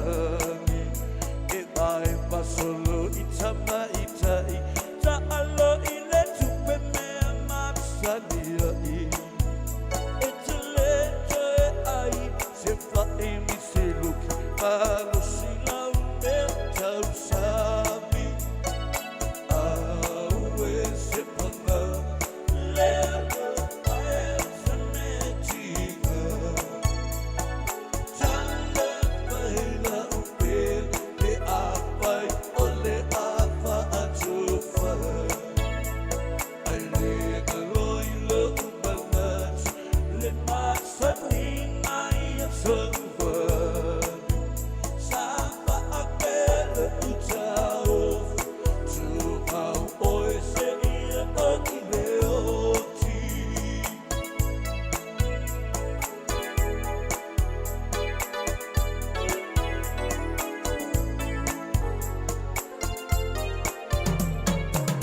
Maria Bore tai ia e talia lo ua sa samai ina te ia lau pule o te whamanu ma whaafetai o le afo I tua masama masia ulo ta e ata ata o te amenel ti I le langi e le toi e ma o te moe a fiafi awe se panga le ala mai se metiga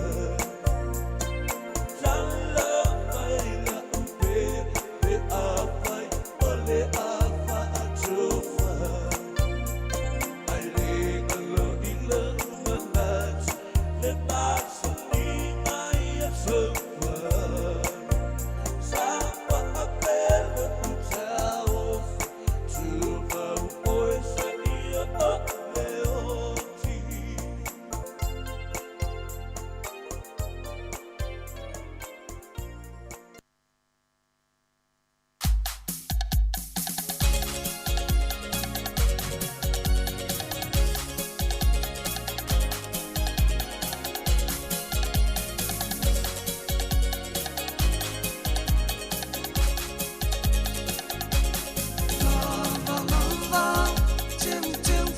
Samoa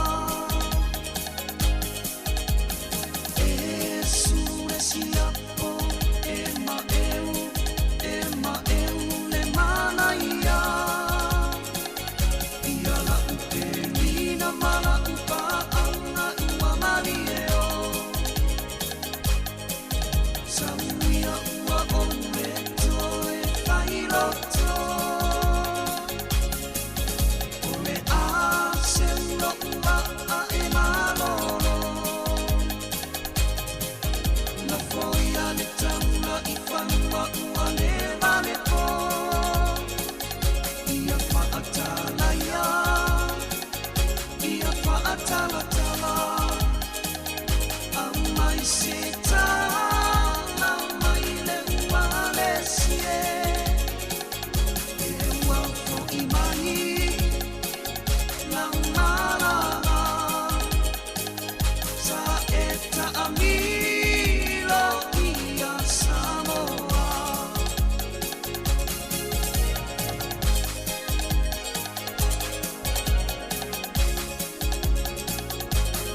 anu ia lava o pe ango me sami e anga isisito e anga isisa e aene ilo mai lo tino amate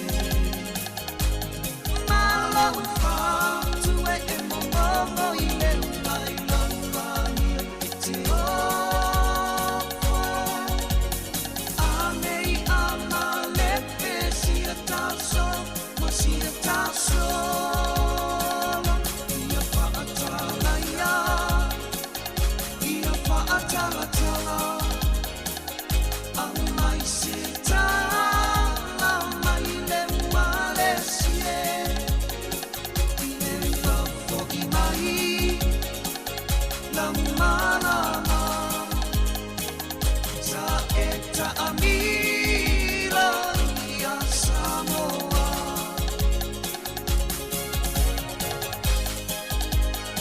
O loa whawhonga pia le tautua le si whonga mua nei temi o lea uli ina ua tasi minute ia ua te enei le tula tasi ia lea ua mail temi o le tātou palame o le lalolangi o aso nei ia lea ua itonu le tātou fisifasa lau ia le whionga ala wano ati lawa ia wala fo'i ia le tātou proklame pe on masani ai ia usimaya ia le whawhonga.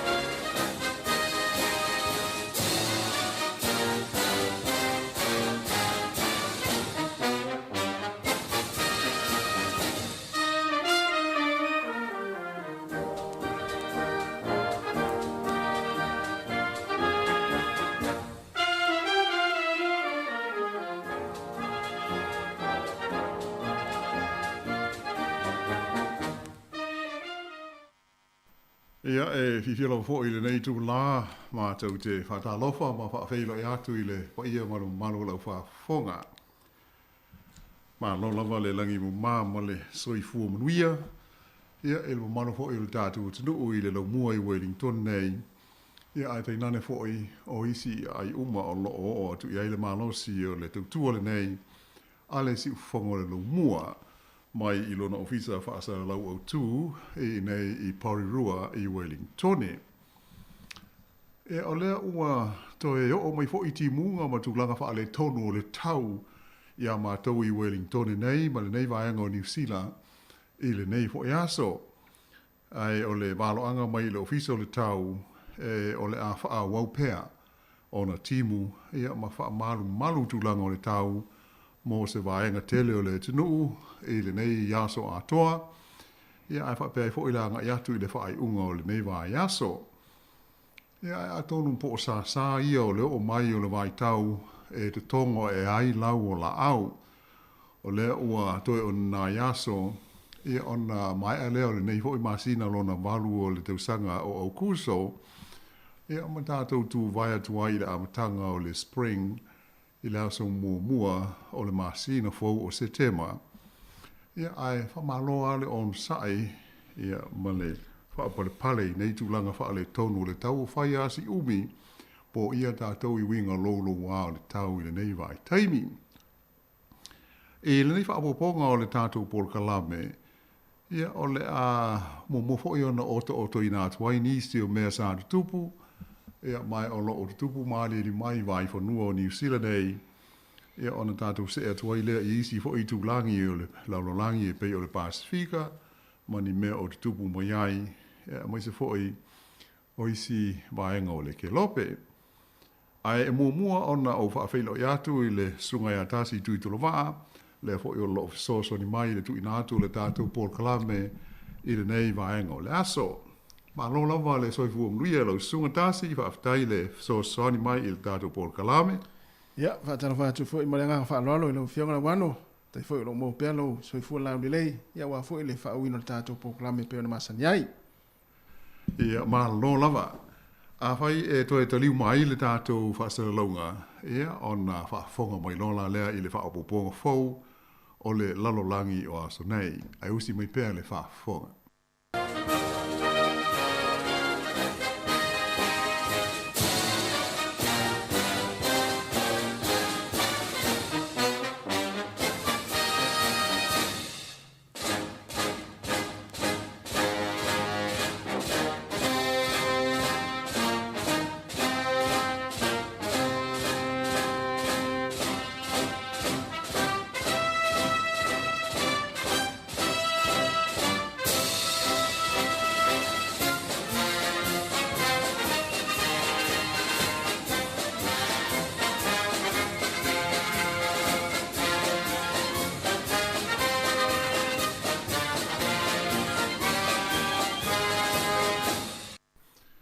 ua whaaleo ina i se tūlanga whalaua i tele whaale vao mālo ni atunga lunga atoa mopopolenga o le tamaita i pāle mia o le mālo New Zealand ia Jacinda Ardern i leono pa atu o le lololangi i se mālaia e māfua mai i le whaonga ina o mea tau mo te utia whaaniu kilia.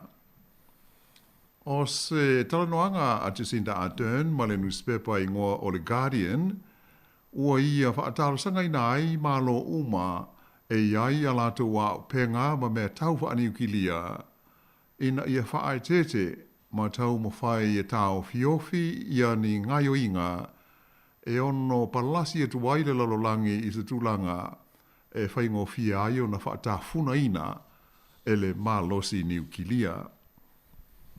O le vai aso nei o fono ai i malo o whaatasi le ai o New York i Amerika i a tunu o se lau iwa sfultasi o le lalolangi mai o le mata upu au tū o lo tala noi nai i lea fontanga o le whaafawina lea o le whengainga whaale vao malo e pū lea le leia i le ngau singa o mea tau niu kilia.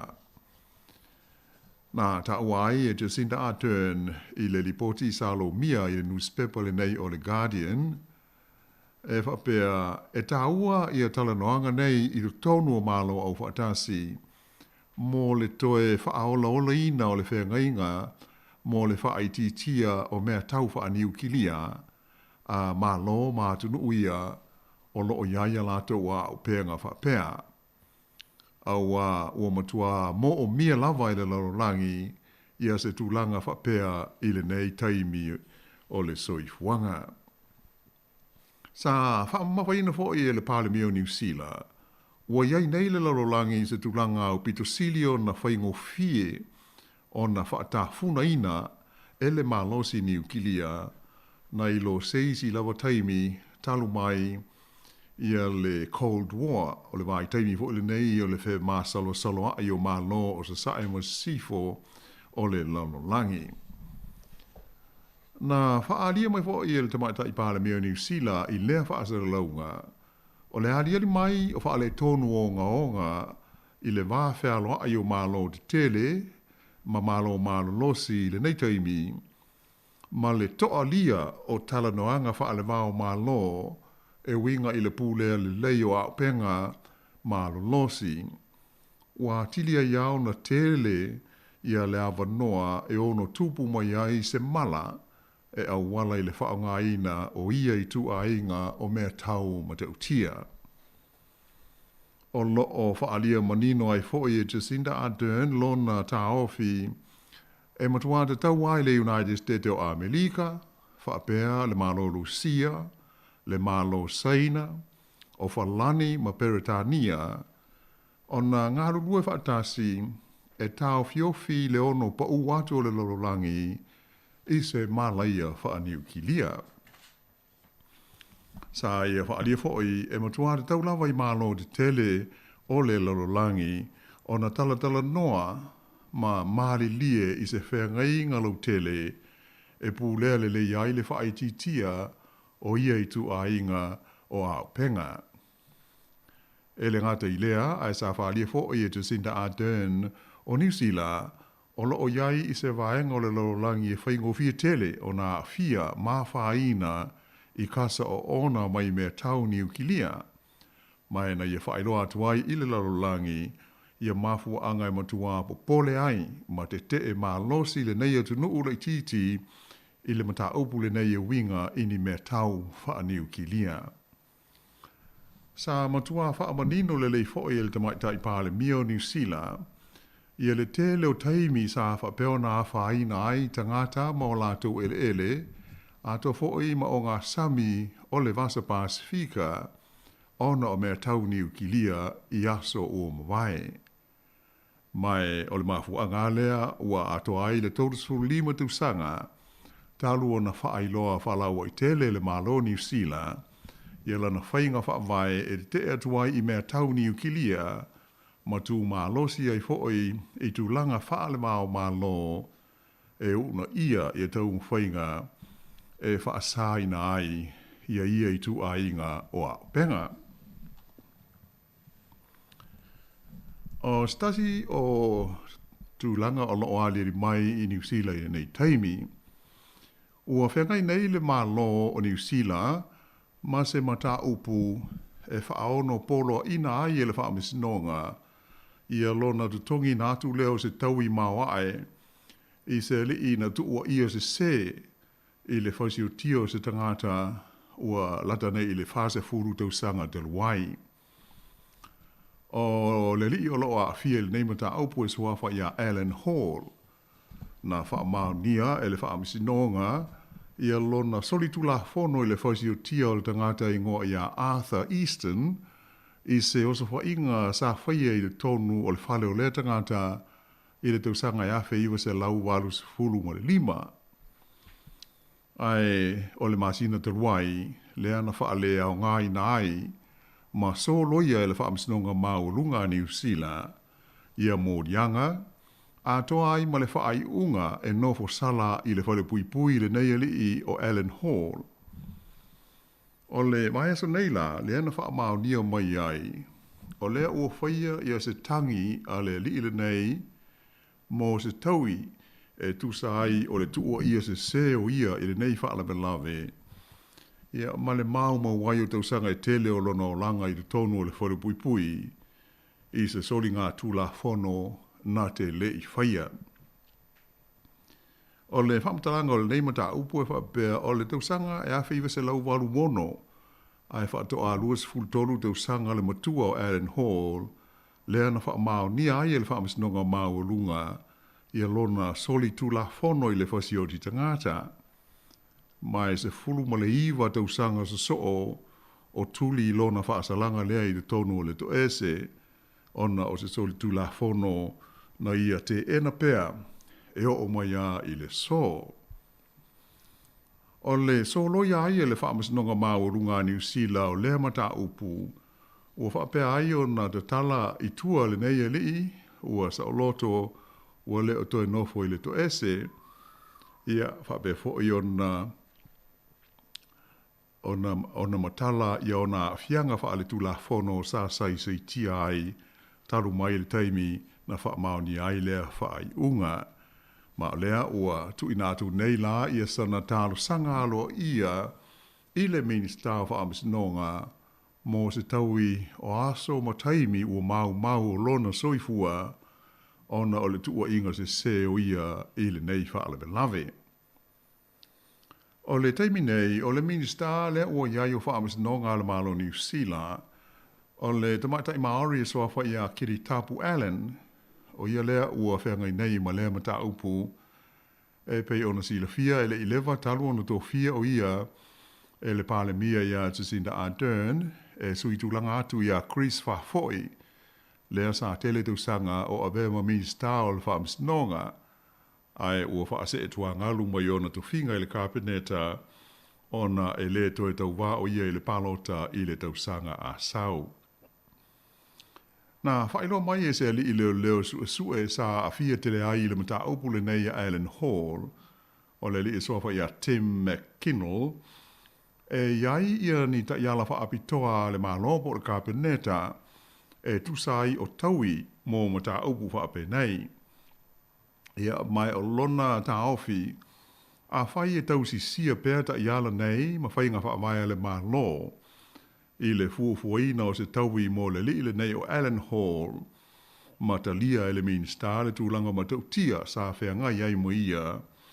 O lona winga, e ono a vea la whai o se taui mō Alan Hall, o se taui e wha upuina au pito I mawa e lea, I le tala wha solo pito o New Zealand. E le tonu o le taimi e lata I le whaasa furu tau sanga o tau mo whai I a Hall malona a inga e wha ama malona ingoa mai lea wha alawe lave. Nā wha tau ese I nātu ai e lona tina le whale o lata o a inga le family home, e tutongi ai lo ia sa fia ai. Ia ma e iwa ina maliu le nei tina o tau mo whai pēr e whina wina le mamao lona alo mai le nei soli tu la whono mātu ia. Ai o le mta upule nei tu sai o wha mau ngā leo ma le mtanga luenga o wha amisnonga. E o ngā tonu i leo so wha ia e stangata o le fale o le ainga i Papakura. Le ana mali waile li i ona le fale limas fulua tu sanga o le soifua le nā taimi o Arthur Easton. O le masino o Getopa i le tu sanga awhi i se lau waru lima na tupu waile nei wha lave lave.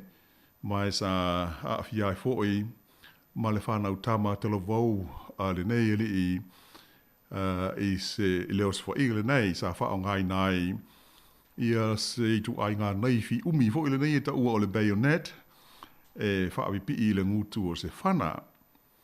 Na manua ti ngai nai le li o Eastern i leo se wha inga mai tau nuu atu iai au nanga la vea ai e wha pe ua tele le palapala ualu ma umai lava ma lona so i fua. O ta ua fo i wha mau maunga e na ole a penga le nei po le nei fi le nei wha pēr ma se pūlou fulu ma moe na maua ai le mea na tupu ai le wha lave lave i tonu o le fale o le nei ainga. Ai wha pēr na mafua o na masalomia leo leo i a le li le nei o Allen Hall i lea wha lave lave i le lua masina muri ane o na wha pēr sa iai ia sana naifi wha pēr o le tu ainga leo le bayonet. Ele ngata i nā, ai wha pēr fōi sa iai masona pūlou e fōlinga i le pūlou le na maua i le tonu o le fale o le li na maliwai le wha lave lave. Ma e iai li poti na ta uai e wha pēr sa wa aia i le nei tau le lea i le pitonu ulea na tupu ai le nei wha lave lave.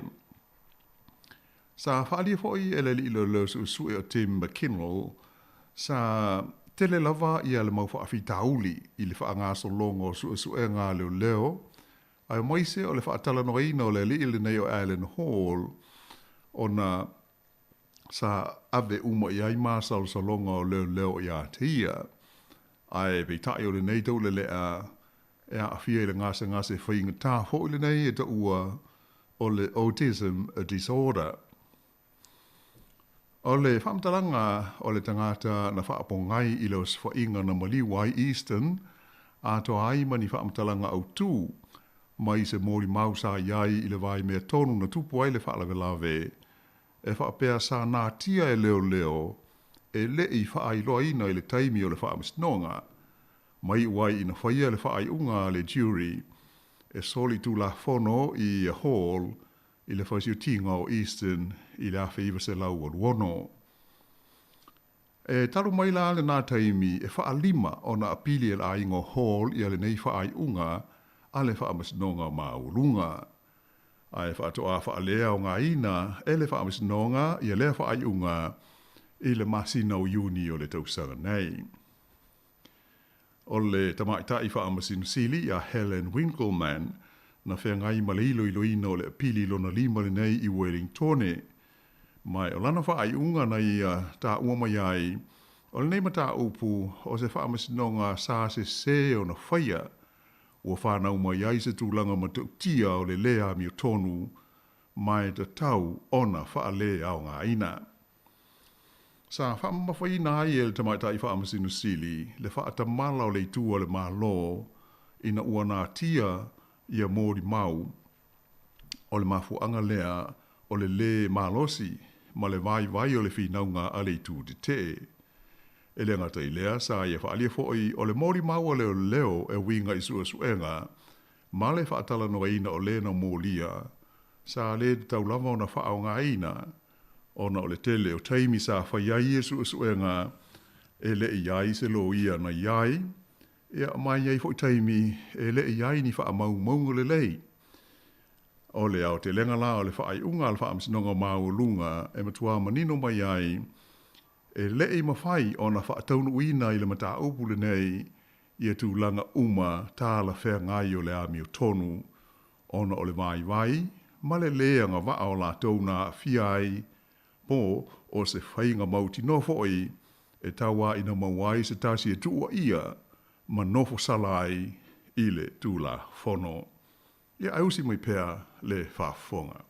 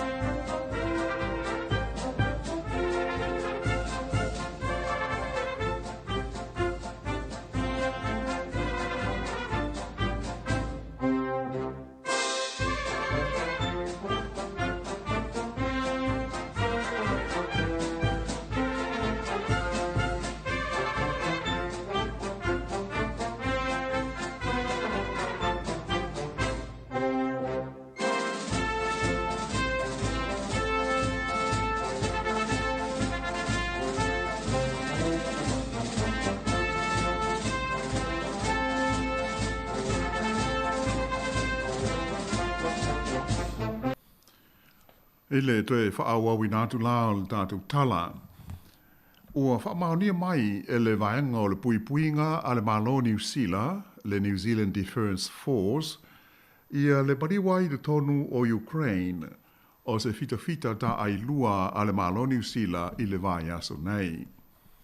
O se whaamtalanga tusia mai le Defence Force, na ta ua mai ai whapea, o le li ta ai lua lea na maliu e ngo ia Dominic Abelan, tolu se furu deu sanga le matua, na avea o ia o se fita i le vaenga o le 2nd ma le 1st Battalion o le vaenga au o le malo New Zealand, ta ua o le Infantry Regiment, lea e whaamau tu i Burnham. E maliua ia lea fita o lo avea ia po o lo ave ia o na aso malo lo whaale tusanga, ma ele ia afia o ia ini tiu te whaafita ale malo New Zealand i le taimi na maliwai i Ukraine. O se fulu tusanga taluon avea le nei ali ima fita o le vaenga au a New Zealand. E se whaamtaranga tu sia mai lona ta maa sa awala mai ho i le ofisa o le Defence Force sa i taawai o le nei tau le lea o se tasi sa fia tele i lana ngā ruenga o ia o se fita o New Zealand. E nā te le i whaailoa i nā ane i ono mātua o ia o le amalanga i Ukraine a wai mauti nolawa ana whapea e whaailoa ane se manula ua te wamauina e aua ne i alu. Nā whaailoa mai foi e le suita i tai o le vaenga le Army o New Zealand o Rose King o fita uma New Zealand aveni o lata waso malo lo e le te tongia. E tu mau pea ona i lalo o tu la fono le fita po le vaenga au, e tu sa pe malanga i fafo ma afia i fo i nisi ngā luenga. Nā whaalia mai fo i e le i au fia i le tālu sanga tu sia a le nei li i ta ai lua o maliu, ia se whaamoe whape fia malanga o ia i Ukraine. Mai o le tulanga o lo whaia ne i aisu esuenga a le ofisa o le vaenga au po le defense. O le taimi nei, e le o mawhaio nei loa pe to ofia ni fita New Zealand o lo ave o lato waso malo lo le te tōngia ai o lo o iai te tonu o Ukraine o na e le aini talo sanga o Otalia mai ni fita e whape fia malanga maurufale i le atunu o Ukraine. E le o mwhai fōi o nei loa e le fita le malo New Zealand, pe to ofia ni tangata sa avea mua mo fita New Zealand, ai o leo o atu i tonu o Ukraine. E maa fua lea o na e le sueina e le fita i a ngāio inga, ma me fia malanga iai i a tangata na avea mua ma sui o le vaenga au po se fita. Nā tā o mai fōi o le li ta ai lua lea o maliu mai Ukraine, e le ila vea o ia i le vaenga o le fita New Zealand, ia sa filifilia e feso swani malango i le vaenga au ale malo o Ukraine. Ai o le teimi nei la o le o tau mawhai i le vaenga o le pui ngā New Zealand, e na ia mawhai o na au mai i New Zealand nei le tino maliu o le fita e lango mawai i le mea o iai o na mātua whapea malona hinga. Ia ai usi mai pēle whaafonga.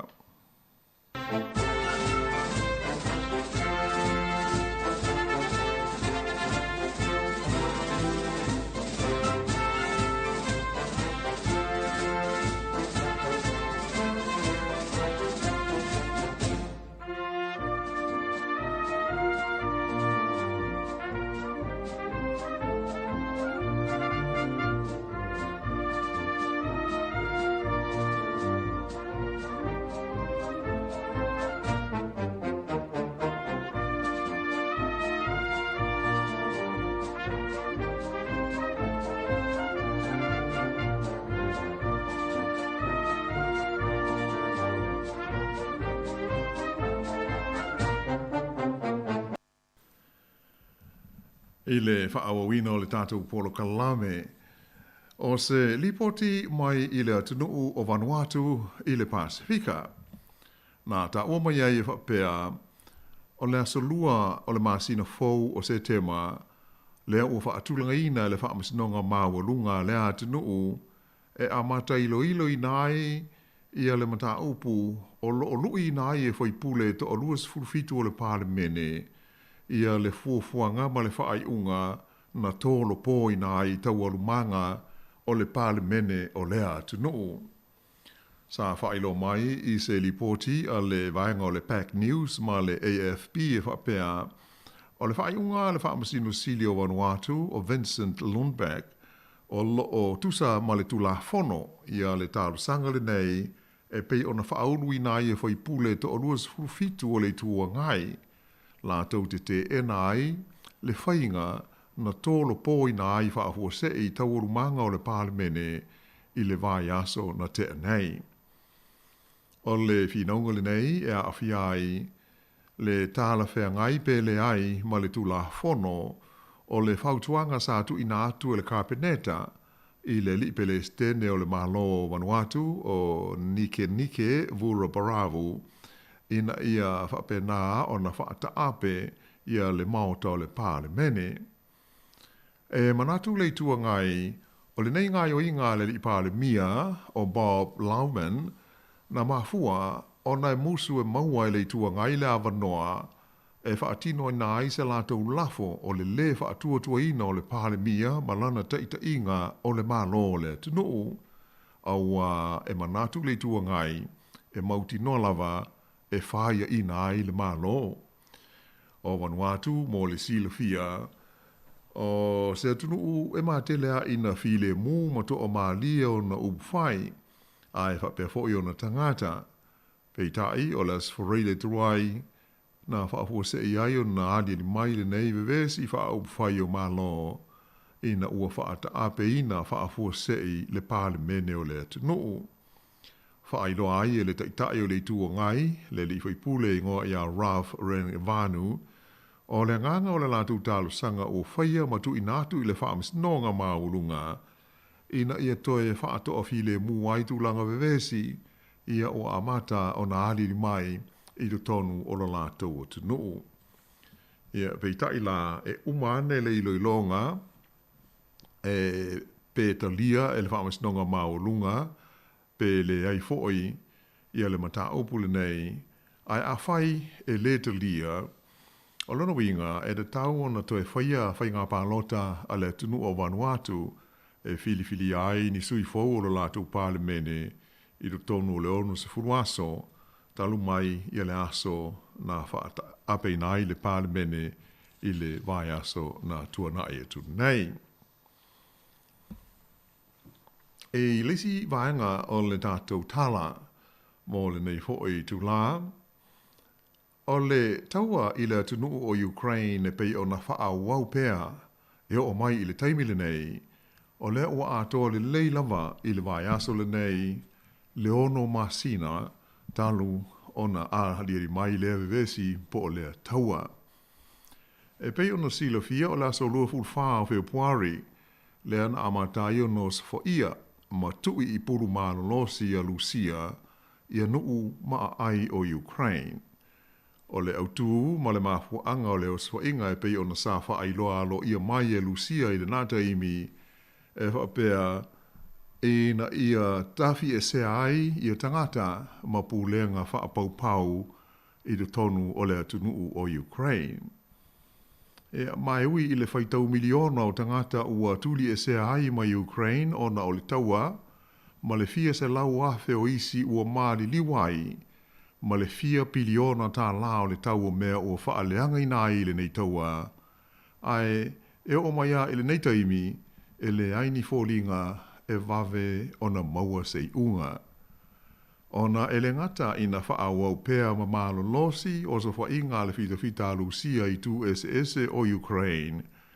Ai o lo whapena whoi na mālosi le tali atu iai o le vainga aua Ukraine i a Lucia. E ui ina e matua le tai whitaui ma tāla whengai le mālo losi o i tu taua e lua. O le vai asa whoi le nei, le asa whaamanatu ina ai, le atoanga o le tolus fultasi o tausanga, talu o na tūma oti le malo Ukraine, e o mai o se aso e le tau na fia ai tangata o le tunuu, pei tai e pei o na tātou mōli mawina i whaasera launga, e matala o me tupu mai whafo, e tā pena sao ninga wha amanatu o le aso o le malo Ukraine, ai pomu e Lucia nisi o nuu maa ai, ma wha peo na whasi o tia ai le to tele o tangata e au fi ai ma tamaisi, ma wha aleanga i nai whale, ma isi mea to tino au ngā. I le mai tawatu iai le nei taua, na amata mai o Lucia ma Ukraine. Ai o le taimi nei o le ua fia tuai ma isi malo de tele o lolangi, e pei o le United States o Amerika, Peretania, Falani, Siamani, Sepania, Italia, Japani, e ia ai mai se fo i o Australia ma New Zealand, mai i le nei tūlangi o le ke lope. E pei ona tātou mōli mawina o le tele o atu nuu nei, e le ngata ua tu ina atu a lātou veso soani tau tupe i le malo o Ukraine. Ai ua whapea i fo i ona lātou fo i atu iai ia Ukraine, ia ni mea tau wha apitoa e au fi ai tāne tau ma ta amale tau, ia ai whapena fo i ia whana ma isi a upenga e veso soani ai i le fita a Ukraine, i le la taua malusia. O le amatanga o le vai aso nei, le asa wha i ropa ia i se fuolenga, o le whailautusi ao o malo o whaatasi, le li o Antonio Guterres, i le iono iai leo se whaalawe lave mātu ia e ono tupu mai, ona ua wha amao nia, le whetā wai o le fita Lucia ma fita Ukraine, i le no whanga o le malo si anga wha aniukilia au pito te le i do tonu o Europa a toa. O le nei no whanga e i le tui saute o Ukraine e wha ingoina o le Zaporizhia nuclear plant. O loo o ngā tonu iai whetaua inga i le wāo fita Lucia ma fita Ukraine i le taimi nei. Mai o atunga lunga o loo iai ma le popolenga o isi ma lo le lolangi. O le ono alia e mai ei leo se malamata utia wha aniukilia, e a fia ma whaina umatuai ma isi vaenga o le lolangi. O le nofuanga tele le nei e ngau si ea ai le malosi niukilia, e le nuuengo o Anadoha i le itu malo o Zaporizhia, le tua oi ma le itu malo Donetsk, i le talawhata i saute o Ukraine.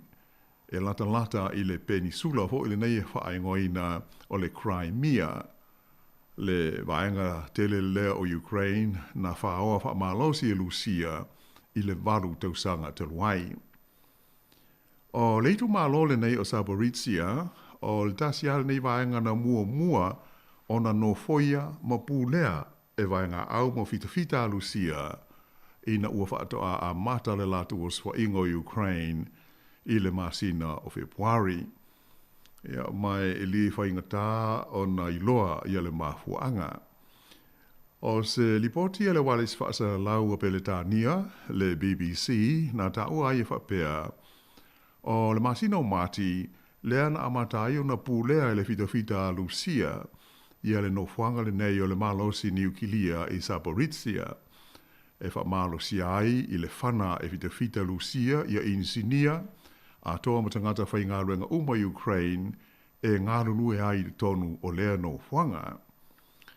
O nisi o ia tangata whai ngā ruenga o mwhai o na visilingia le BBC, sa o lātou whaari ai le matua whai ngata tele o lātou ngā ruenga, o na e laititi ale awa noa e wheso tai matalatala noa le lei ai, mai o taimi umalawa, e iai fita e leo ina i lātou i de tonu le no whanga a toa, ma sa o lātou whaawa mawhaina o lātou o ni tangata o loo tau fia whaamalosi e le fita male vaenga au a le malo o Lucia.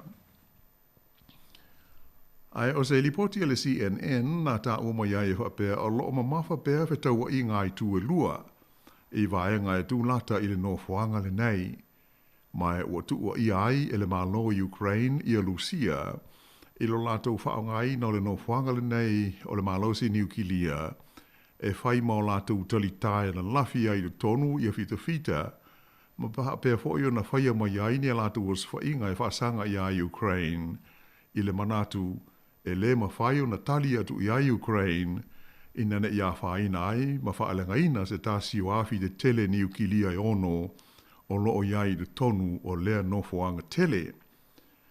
E peita ai o loo iai fo i tua i ngā Lucia la tau e whaasanga i ai Ukraine, whai mai o loo tui pēa e fita i Ukraine i wā whana i ale nofoanga le nei, e au noa lava ma se manatu mamafa i tū langa o le saonga le mu lau tele. Ia peitai la, ua vea tu langa ma mea o matua wha apo pole ina i lava isi ma lo ma tu nuu o le lau langi. Ona o le ono la vea o le neino fuanga i se pulu ma lo si mani mea tau o le taua e pei ona vevesi ai le nei taimi le vao Lucia ma Ukraine. Awa ele ngata ina matua awha ina ai o tu nuu o Europa a e wha pe foi ona awha ina atua i maisi vaenga uma o le lau langi. Pe a whai o no pā, ia ma wha leanga ina ia lea no whanga i Saporitsi. A tono o loo mana tua i le to tele a maise lama o tangata o Ukraine, ia le wha alawe lave fo i le nei na pā ai ia le no whanga ni ukilia, lea sa i le nua ingo a Chernobyl i le tausanga i awhi wase lau Valuono.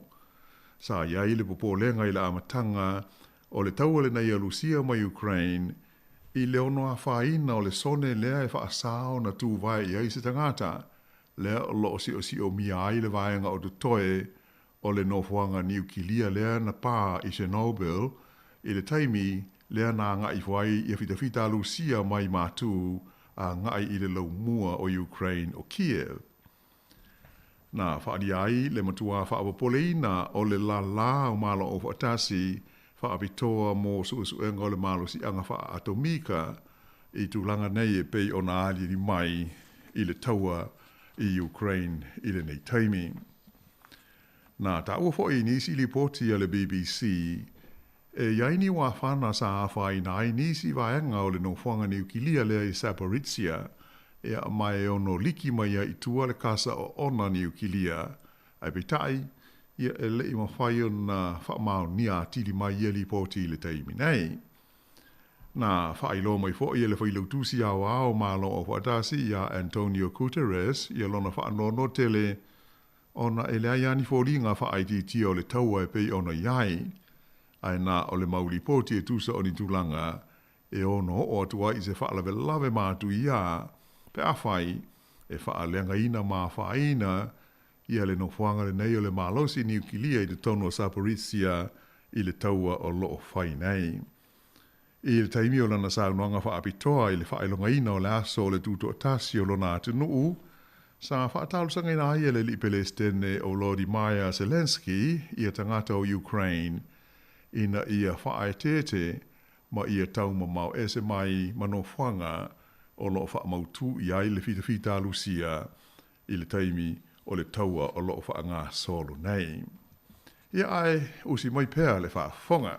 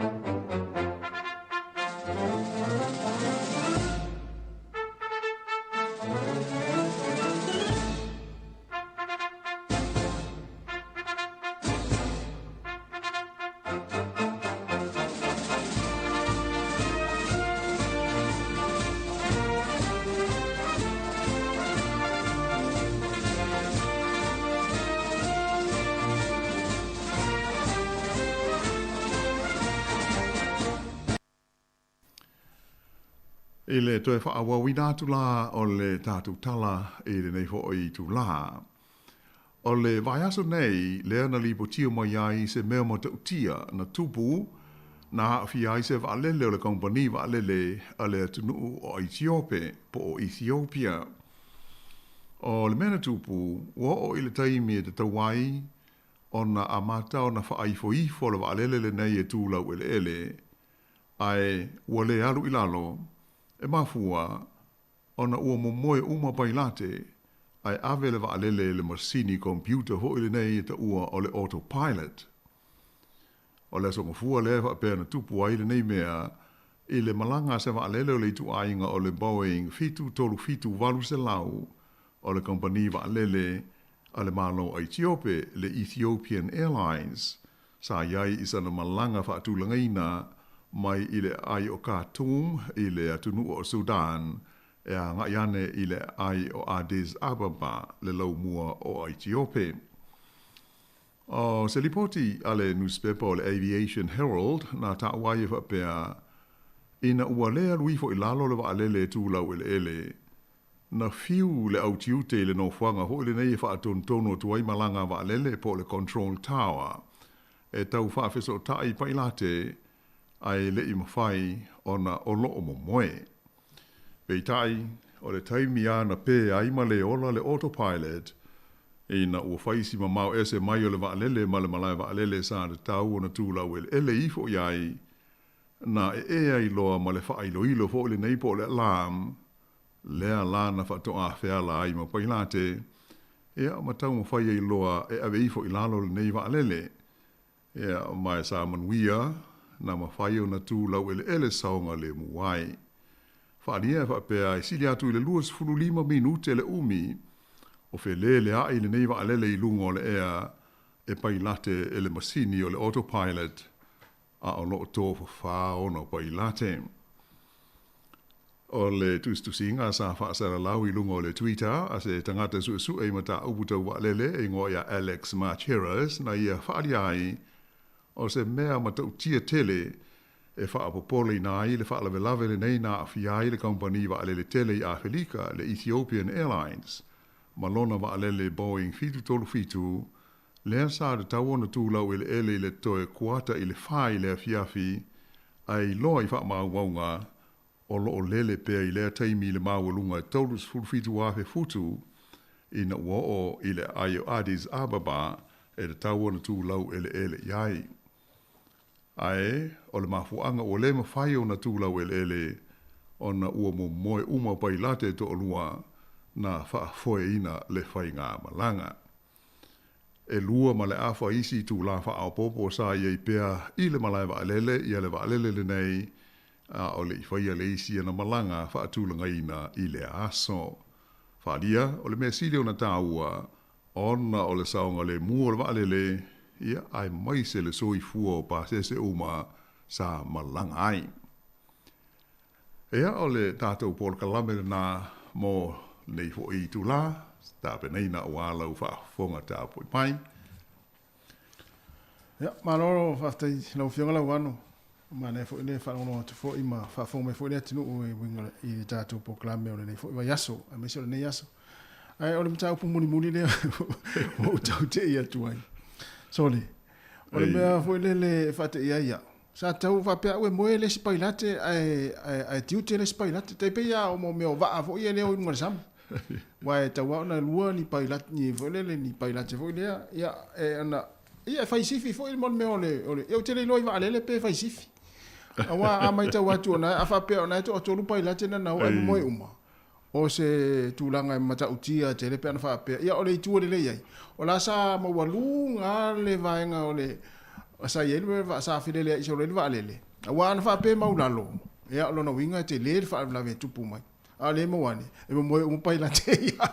Moe umapaila te ia. So le ala e. Ia sa o iwa to inga o mea o vaalele mea va. E ia to inga vaenga vuile le otomeki. E o tometi foi lele e na tu ana ia alu le valele ia tu foi le va ia alu le va ia lunga sam ole upusa ona ole tu so ole fa fita uli e pe ona fa ilo mai el nus pe le fa bitoa i meo mta uputa va lele ole wo isi si tu langa le fa nga ina ole masini le fa nga ole autopilot e wa ia mod si le fia foi o nei ono pōma le teknolosi.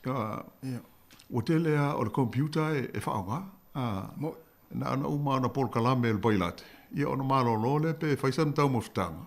Ia pe moe fo i se i tu lou. Ai hanu alwa alele ia.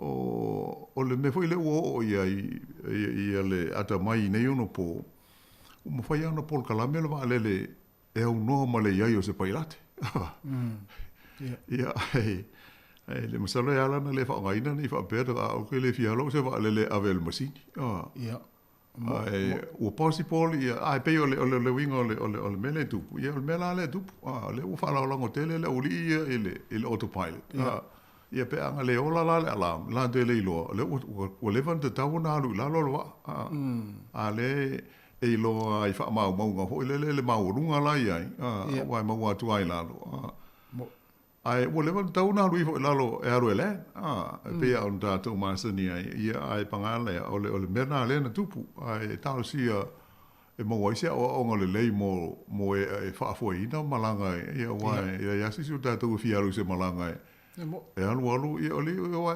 misalo e tai mi la alu no vale le mau la ya wa ko la fa lo mo le pilot e mo ile tu sala o na ta mo la autopilot le vale le po la le musini la o mo por kala me ho le pio ase me alu ile la vale ia pe o no ta to wa pe fa poleina il tulanga ho le ho so Ola e tau sami le leile, tani le sua le le ala e alua le mei.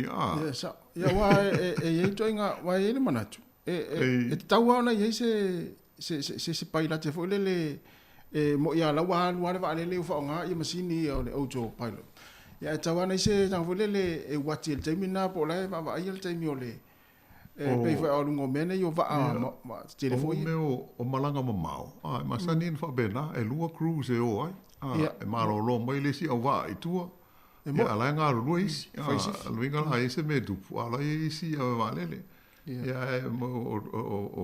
o va ia le mai to el fit to fit ele mo tua mau tele me o e au ia to lua e fa fo ina pe yo le ole pe ole a fo o avel fa tu ole uli i le masini ia nga loila e me tupu wa ol moi o se me le tal no ma se si a ma di a ma ne ta si ele i nu vo le wali pa ina te ele o ta ua la va le a ta to te le no a ta to te le fio ia ia o se fa o ponga na o ta to por kalame le nei vai aso ia ia le fa o moe ia ole a ta tu feilo i fo il na vai aso ia ile nei se si fa o pongo fo ole lo langi o so nei ia tau ina manui lava le alo at fo il fa ngole nei vai aso ile pa i ma runga o ta tu no umala fa fonga ia fa to fa so i fo ina le nei taimi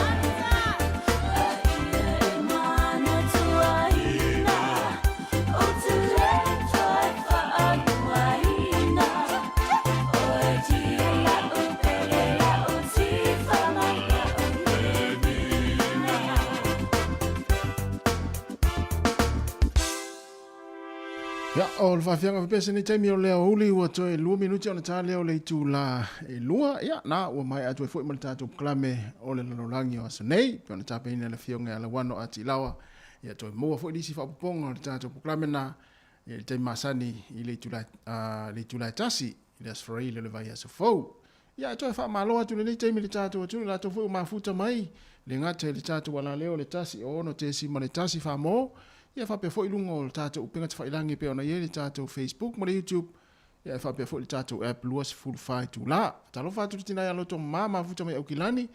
Ia whapea fo le tumaita i kirisi masi whalewa ai ma lauto au malanga. Leo lo ma futa ma ina i whea le atunuu.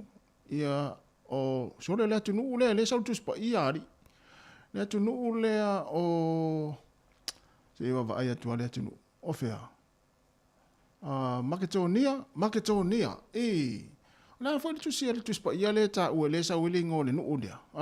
La foi ben tupu ai. O to i masani fai tu spa ia. Ya mau tele le vai ngol langi le wa mafuta mai ai au malanga le ai ultimate ia Krismasi fale va ai mana to malanga. Ya ina Maketonia. Oka mau tele sole. Vai foi apostolo le sa fa lua i le atu no le o Maketonia. Se i whaeroa mai tātou ia, fi whaitau tuspa ia. Tata 6 minute. Ia ona tālo leo le tulai lua. Si whonga la mua Wellington. Ia ma na whaafianga le taimi. Ma lo lava le mafuta mai. Ia whai maa dielo usai. Nunga au wala pia whapea ona e te whelua i wala le taimi. Le ti munga ma le mase se. Ia awa fwoi whianga i o tō. Au mga luenga i le awala.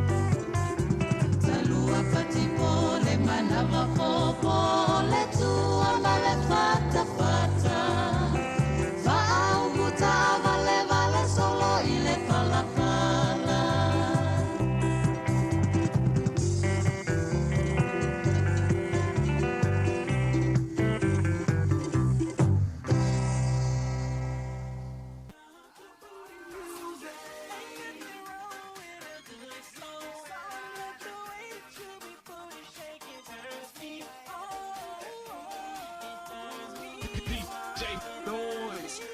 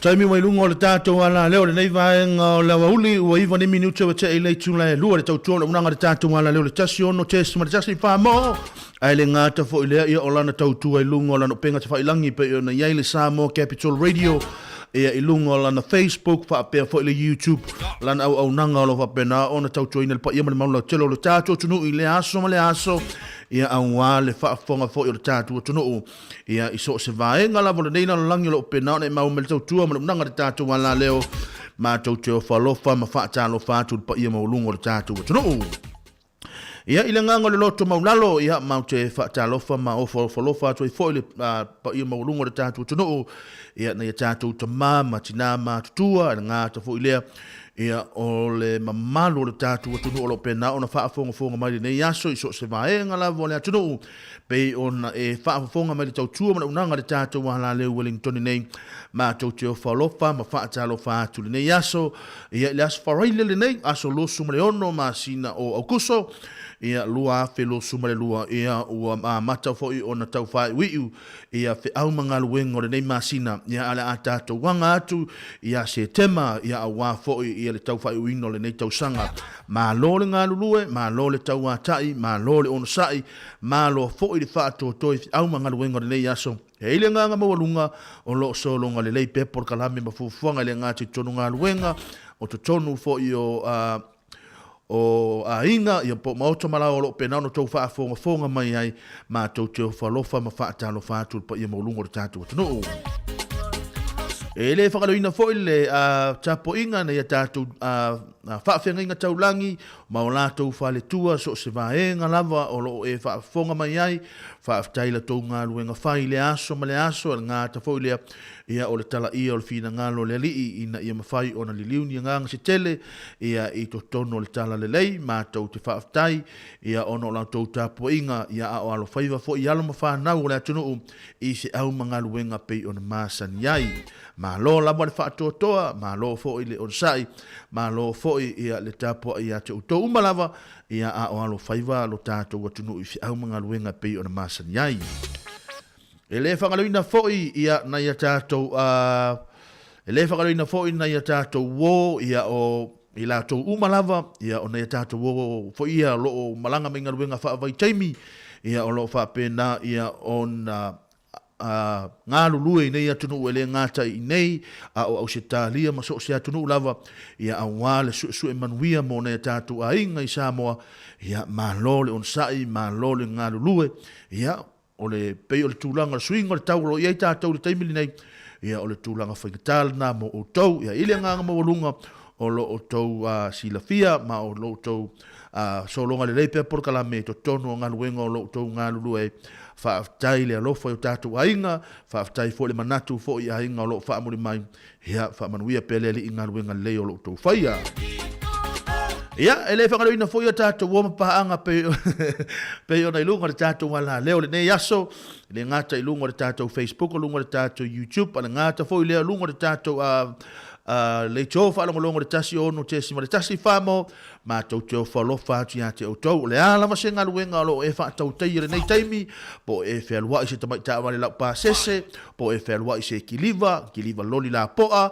po se kiliva loli la titi ia po se van po le ase tūlanga whapena la tau lo ngā lulue lungo a wala la tau lo whapena o na ngā lulue tono pasi o i la tau lo ngā lulue tono whaiwhai ngaruenga ia o whale fo i si ia toa ia so se ngā luenga lava ia o lo whapena o whaamnuina i o tau ele ali tau se ngā lulue ai ia e o atu le whaamaloa le tātou ala leo ia te utau malo le ngā lulue malo le tau atai malo fo ili ono sai nai whaafie sianga mo o tau le nei vaenga le oli tai to o lua le pa ia manu lo telo le tātou tono u a whenga le tātou tono u i au mga luenga o le nei aso ia matua ia o te ilo fo ile hao le teime pike i ne tātou whanau aonga ia wa te tau foi ia ona sauniuni tātou matua ia wano tau ngā ruenga whaine ia tātou walu mawhanau ma lo lava ia te utau ia na ia tātou pesusenga ia maia ia o tuina maimo na ia tātou talatanoanga laiti tātou e ia ma tātou talatanoa mana i musika sui feifiloi ia awale nofo sila fia foi o tātou tunu wha maloa tu ia te utau ia o te ilo fo maia le tautua le sunga ia tasi tutola waa le ngāta foi le fionga ia la wano atilawa mo le polokalame le lalolangi o aso nei ana ngata fo ilea ni se uso ama to fina fa salalau ia sa fa pena on tau toina le tau pa ia mo tau malu le tai au ia lo tau au na le nei Jeremia tapa mana ia le ale a tatou fa sa ngai mo tau ia se ia pa ia le tu a fiafi le tu lana fiafi ia ta fo le tu la fa ia le polokalame pe ona iai ia le tatou au talavou.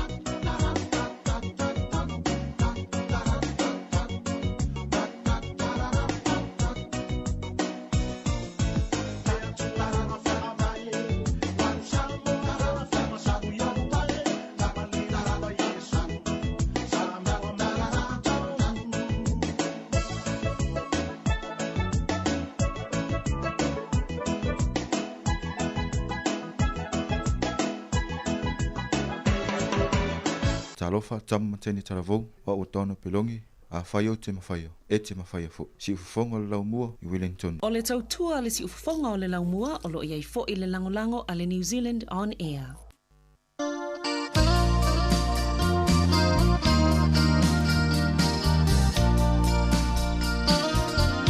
Nai whawhiwhianga mo o taule nei vaenga o le wauli ino. So man fitu ne minute wa te aile tu lai lua le tau tuam mnanga le tātua le tasi ono tesi mo le tasi wha mo nai e vaevanga mo o taule nei vaenga o le aso. RSA manai pese mo o tauna e ioi a te au ana pō ia a wala wa fo I pese pesenga pei o na iai le nei vaenga o le aso. Tai to o lua le tau pa ia le mamalu lau tele o le tātua tono o lo fia ngai fi au mangaluenga pei o na masan iai.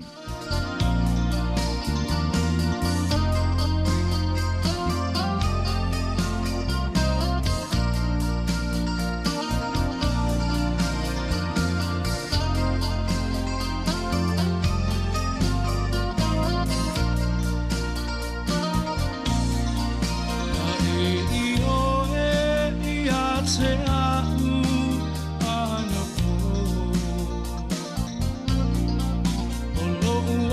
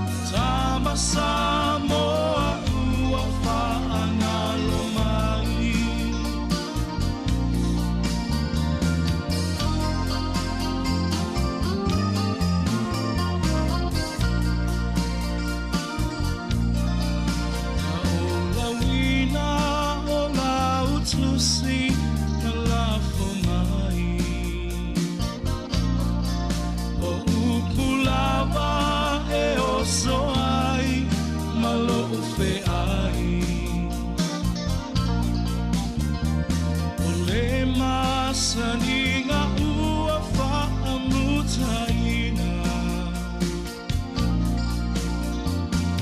ai o le whaaponga i o lau toe a ina taulo uloto iwa ava ai atu ai ua e whaangalo mai au Lalelei Amerika i laua ai Tamatutu i laua whaangalo mai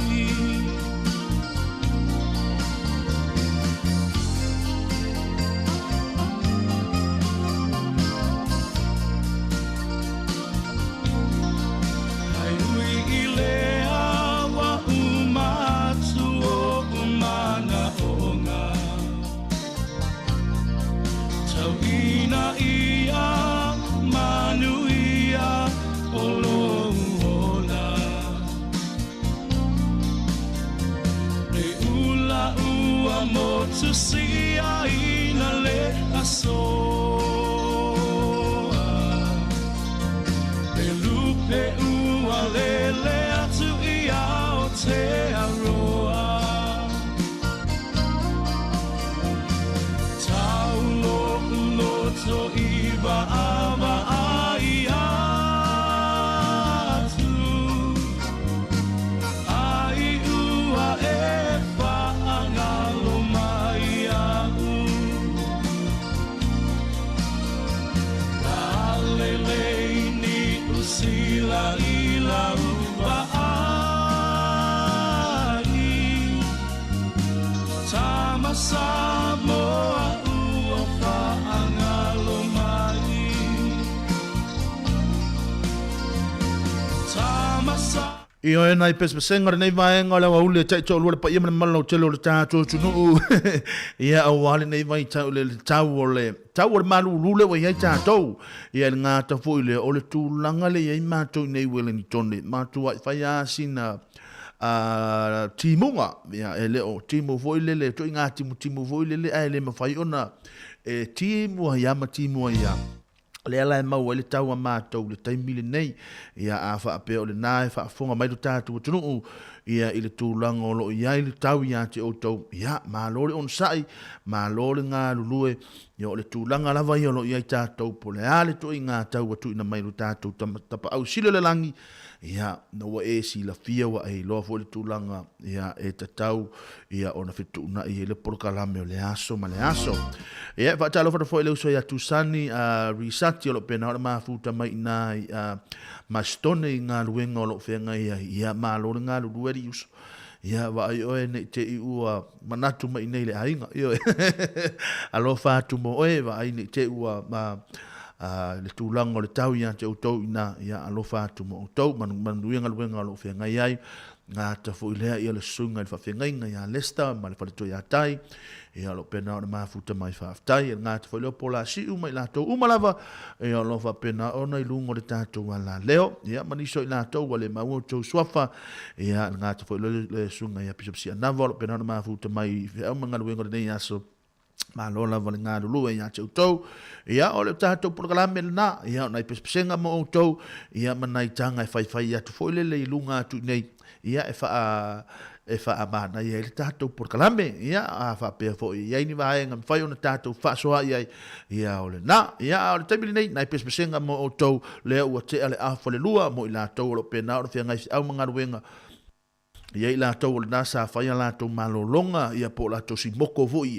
ia leo te loa lata fo le taimi o le ato e amatai ia wha malos e unga i tūlanga o tātou whi au mga ruenga ia o toi titi foi manava ia ai wha talofa at foi ma wha malosi at foi mo i lātou o le a amata le sifi po le amata le toru ia anga le sutasi ia po toru fo le taimi mo le tai au wha malo ia te utoru malo ngā lulue malo le onusai ia tūlanga lava ia mwhai on tātou whaia ina i mwhai on sosoani mo tātou.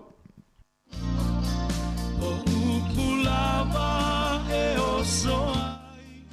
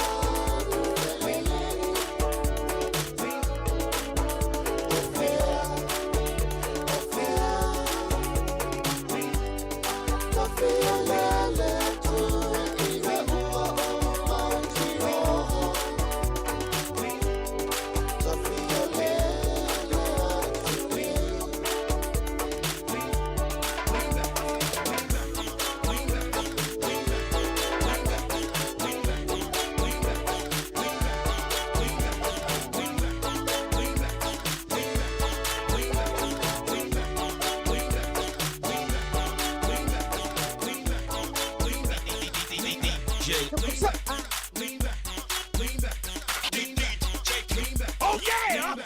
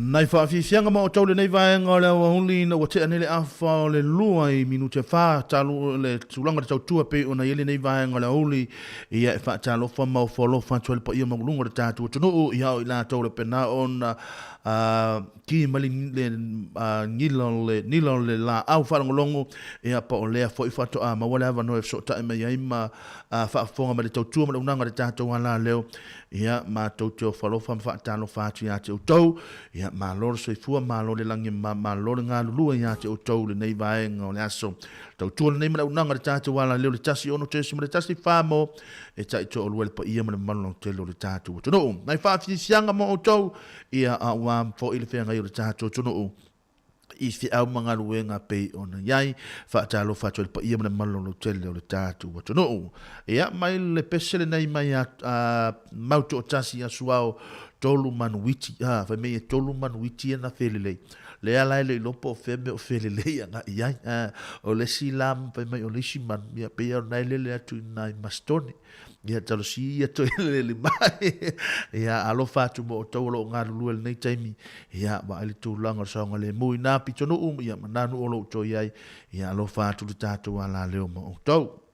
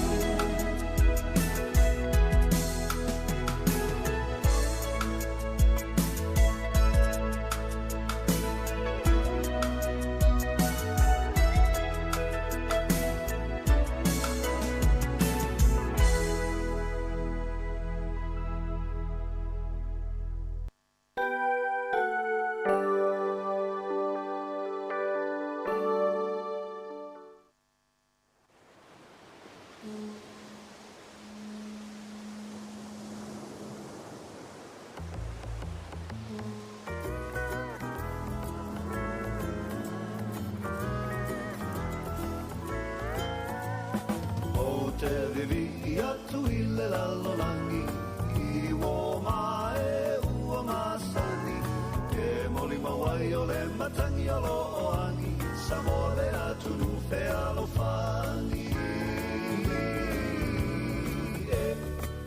E wha maoni nei mea umalava E le se fo I osi au tala O mea umaia watu tupu Ai ua mo ilo tato watu nu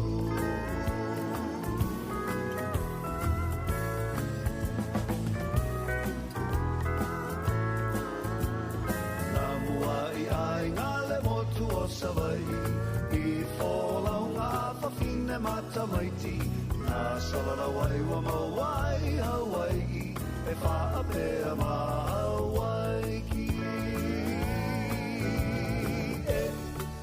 E wha maoni nei mea umalava E le se fo I osi au tā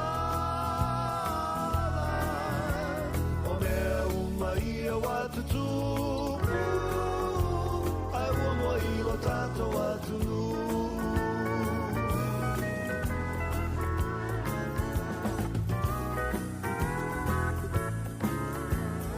O ele ua le wana taatitia Ua tumu nei I tamata Polynesia Mai vasa e tele ua lato ausia Nā tangu ma le fia fia E wha maoni nei mea umalava E le se fo I osi au tala O mea umaia watu tupu Ai ua mua ilo tato watu nu E wha maoni nei mea umalava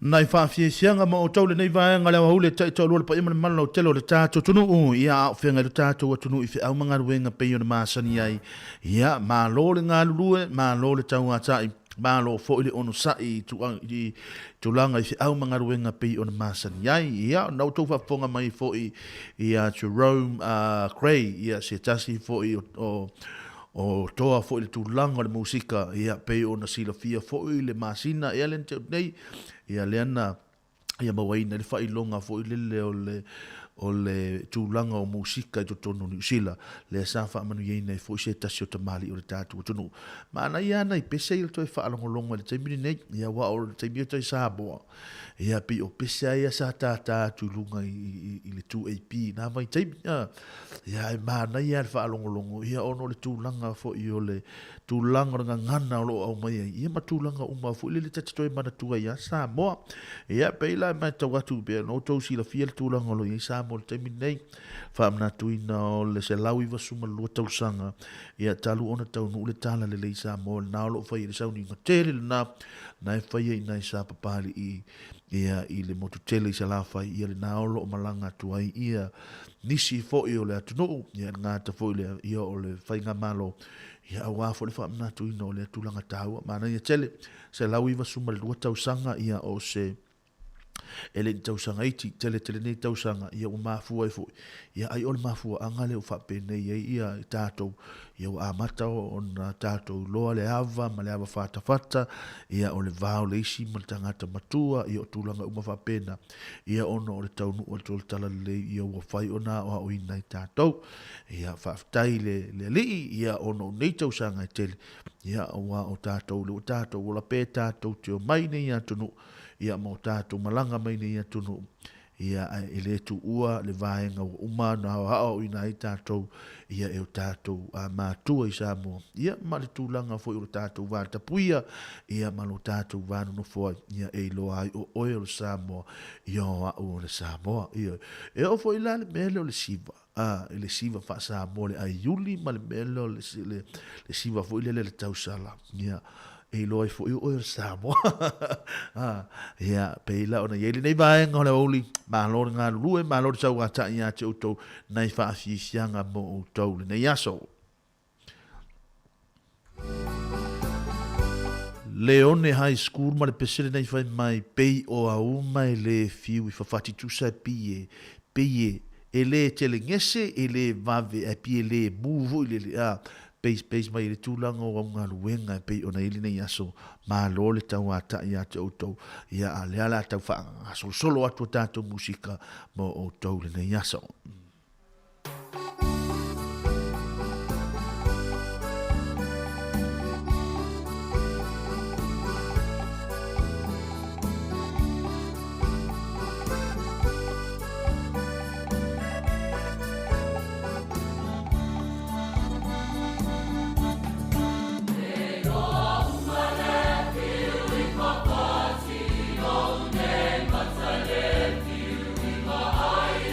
When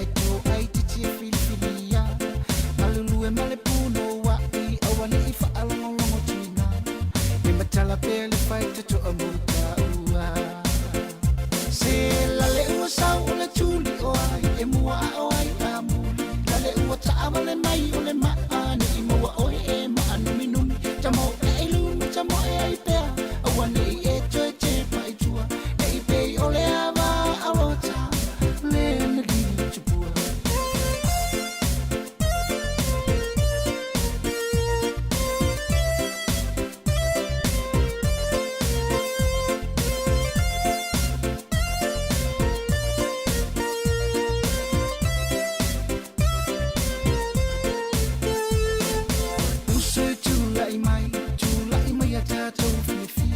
ele ai se ano tonu e tatu sai i manuia ia fa amo le tua ona fa amo le o taua o se male ana me tele toi fia mana tua se la le ua sau o le tuli o ai e mua o ai amu la le ua taava le mai o le maani i mua o e maanu minumi tamo e lumi tamo e ai pea awane i e toi te pai tua nei pei o le ava alota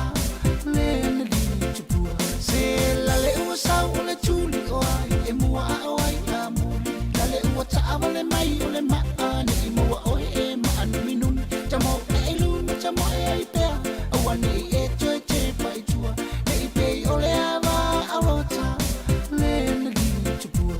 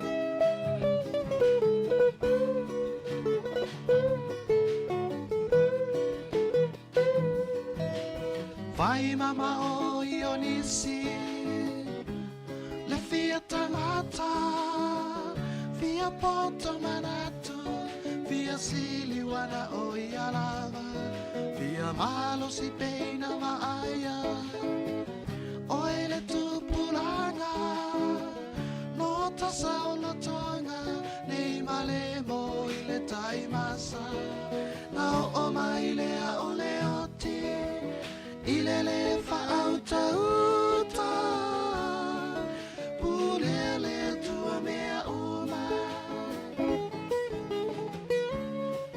pulele tua mea uma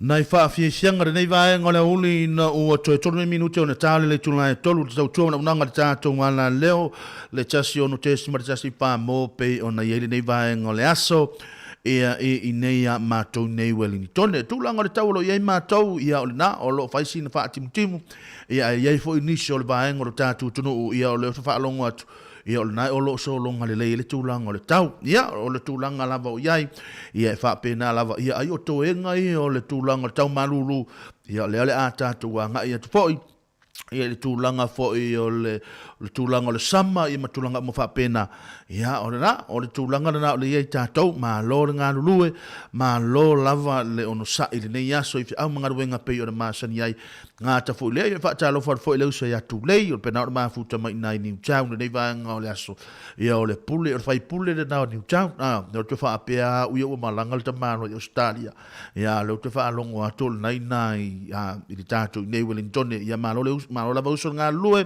e le ngā maulunga o so longa le leipe por kalame ngā ta foi le ia o tono ainga ia malo lava foi ia tono lo manuia le nai tu o le tātou ngā ruenga o lo whenga ia alo whātu mo o tau le ngā ta foi lea whaatai lava Hansli lo mai ava mo le whaia ia whaatai lo farfo ia Hansli lo mai ava ngā ta foi leo Jacob Yoapo ia lo penona mafuta mai ia le nei vaenga le aso ia tātu le peselea ia o le tama hui le whai mai le eise mama awa apea o le nāua e sau e alu e whaingaluenga aina nā lau mama soli se e tau mawhaina tuu mama i tōne wa wahili stangata a alu i mea whapea me tumutumu hui e le tua le mama le lima tauanga vale vai a ui e le tua la vai a ue tua la mama lima tauanga vale a tango tuu lima taumataku soli se so ia so alo fato i mo tau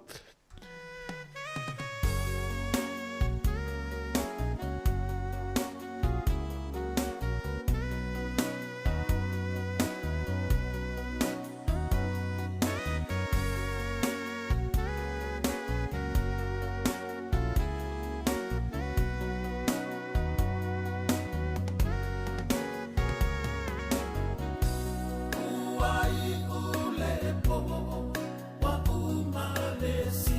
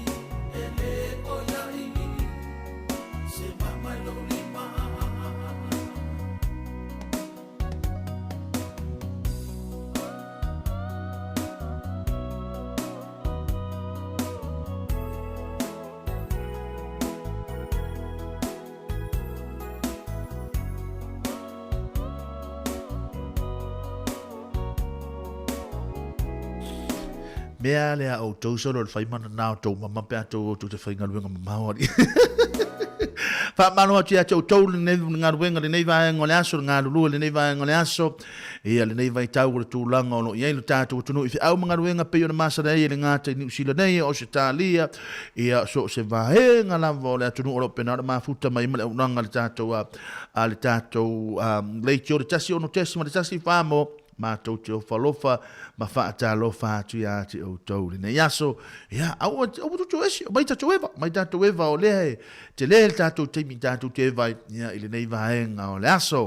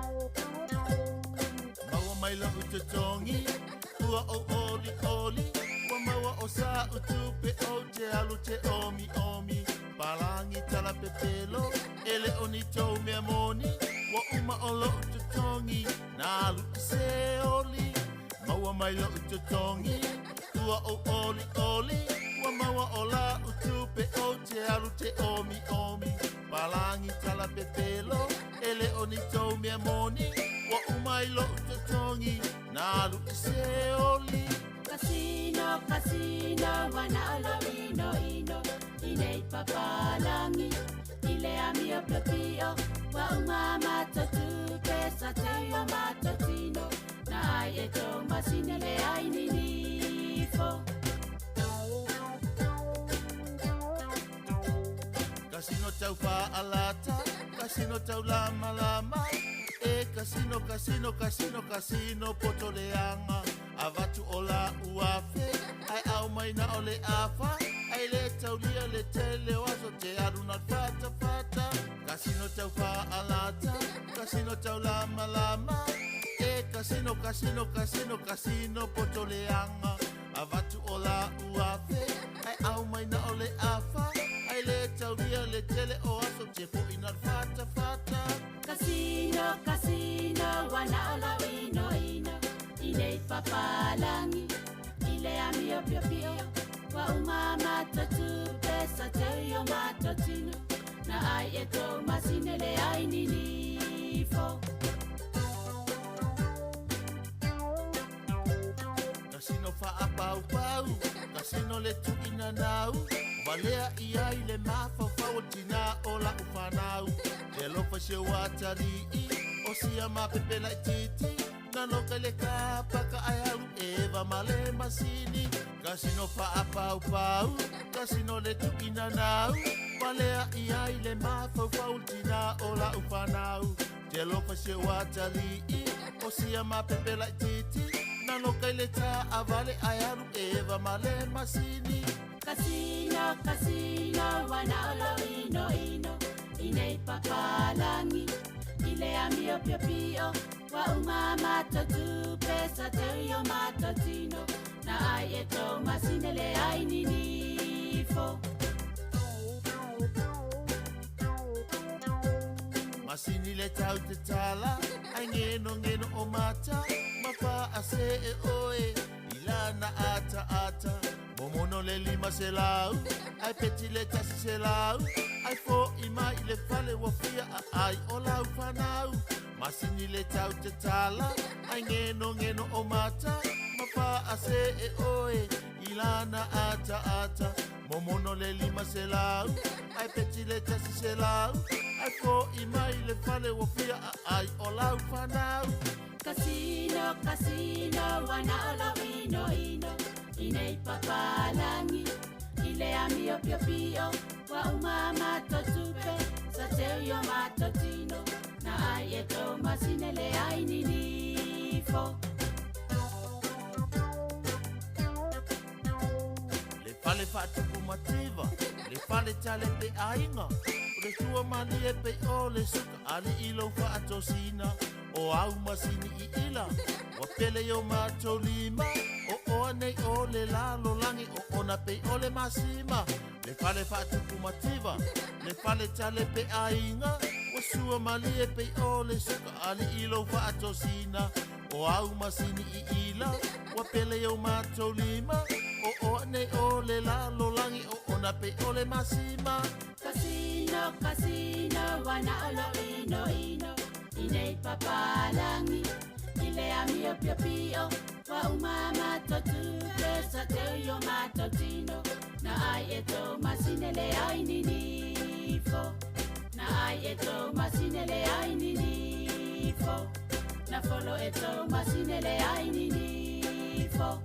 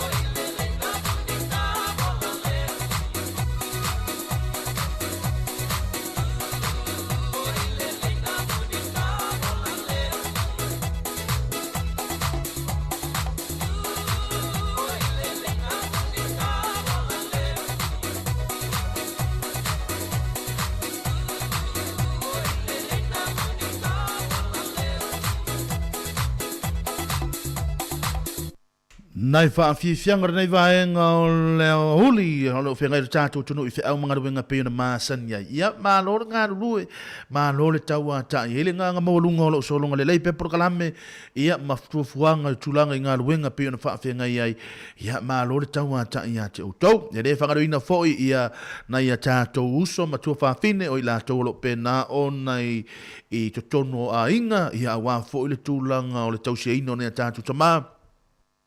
Matina matutua ia mamole atu le nganga fa malo ia te utou ia utou foi ia le a te lo no a mata foi na fa nga solo tu longa ku ka tu longa na fiafi malo ia te utou nga ruenga le to fa ia e fa pena a fa pea e malanga mai le to ina sa le to ina o la tinga ina mai tu longa nga ruenga sau o lau a matua isa sala tu le supo oe e te ia te fa sanga tu tua watu foi la fulo wipu a e te wha apea tutua a lai siva mai wha apea le toe ina e siva vo le tu sol siva te le mea le fia ua o fo ile asfaroile ia ole ala e mawai fo ile a e ole a watu fo ia ole le card fo ile ole pay le toe ina ia a fia fo le toe ina o fe tau ia le watu le fale o na su a ole na ua matua I vela le tūlanga le whaalifo ma le supo ia au wale tau maftanga le fiafi ia ngata fo ilia ia tau tuana le ia tātu ta mama tina mātutua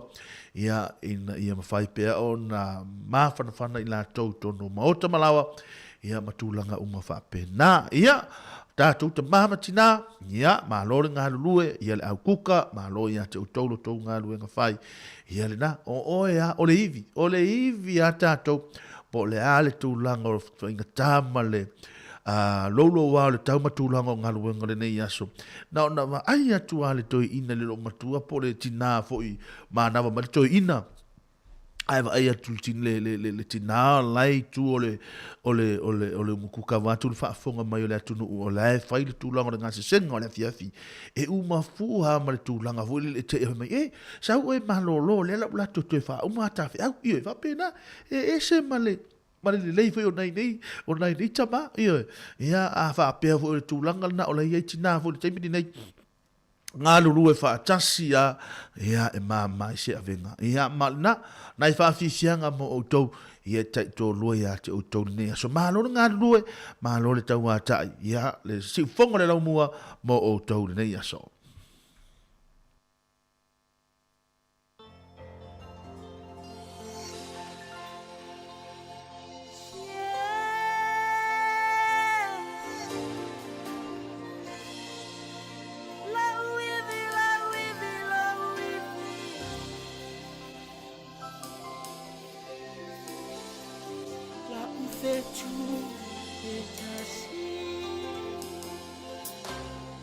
Yeah.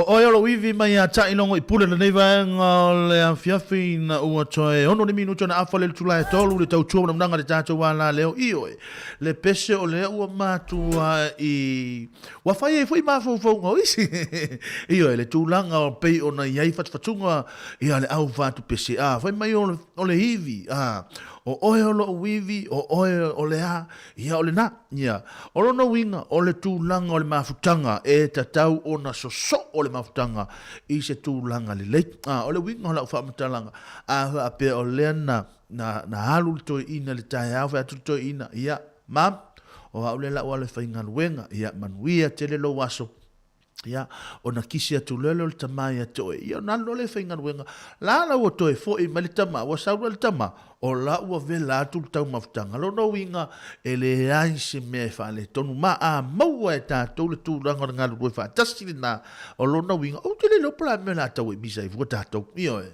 la le me ia a fa pea fo I o tūranga fa pena ia o le tūranga o lo mana o mie le tātou ala le o fia fia a o tau fia fia o fia fia fo io e ai a tau le fia fia io o fa no fo io e ai o te alofa pe ia te utou io nai va fia fia nga mo auto ia o le to ma o fa ma ina tu longa tau tua ia tale tu la fa ia ona tu na tu le por kala me pe ona iai ia le sunga ia Murray ma to fine ia ana ia to tu ina tu le o tatu telefo ia ai tatu e va pe mo to fa fi sianga le nei mai ia fa le la tai tatu e va le nei aso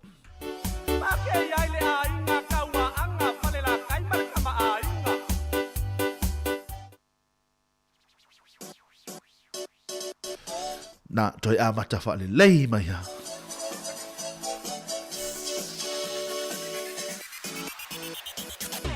ia e fa tu atu so monatu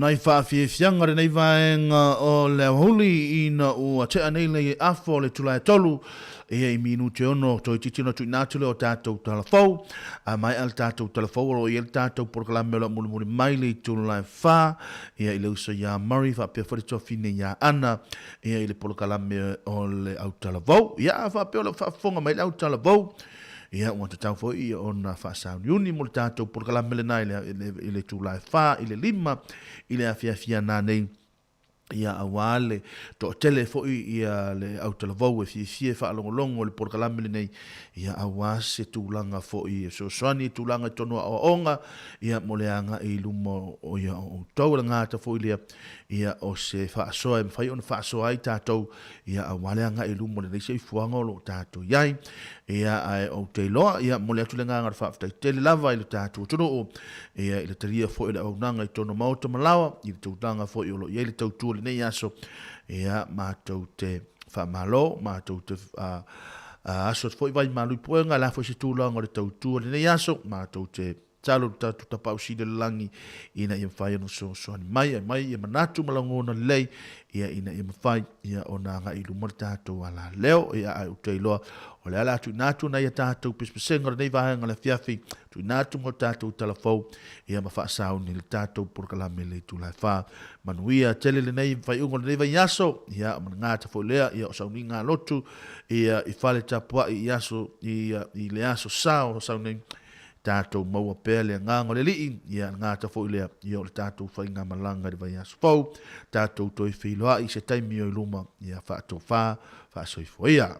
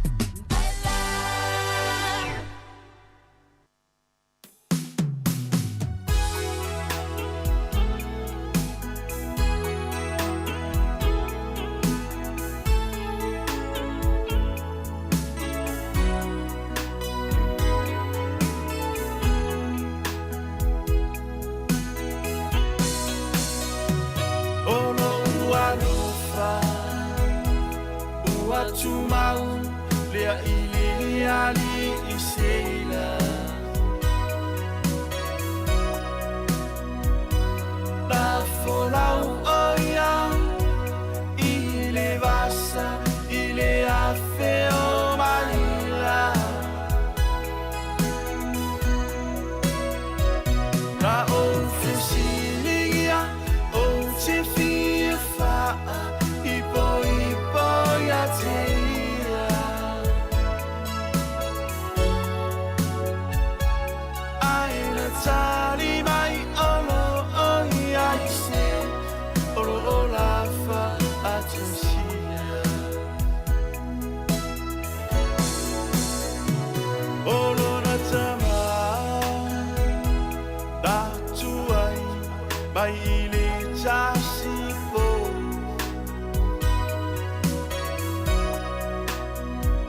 na itu ala la taina tatafa ata onliao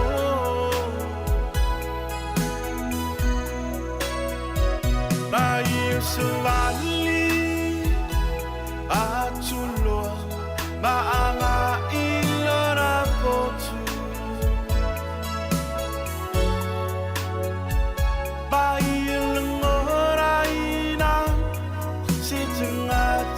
Olo otani lotu lotu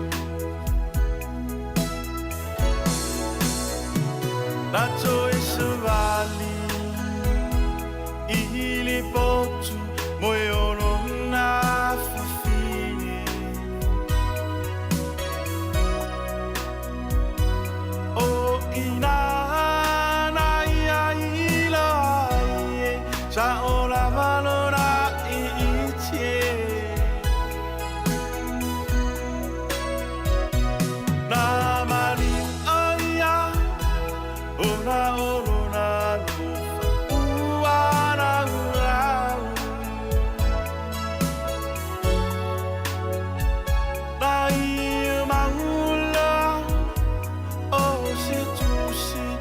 lo ole la la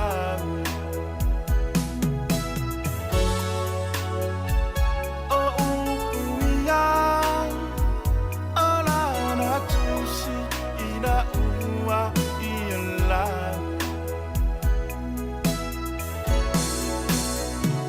olo uwa lufa uwa tumau lea ili ali isela la folau oia ile vasa ile afeo malila na ofisilia o te fifa ipo ya teia aina tali mai olo olafa atensia a eli so tu ama ya fa amawalelo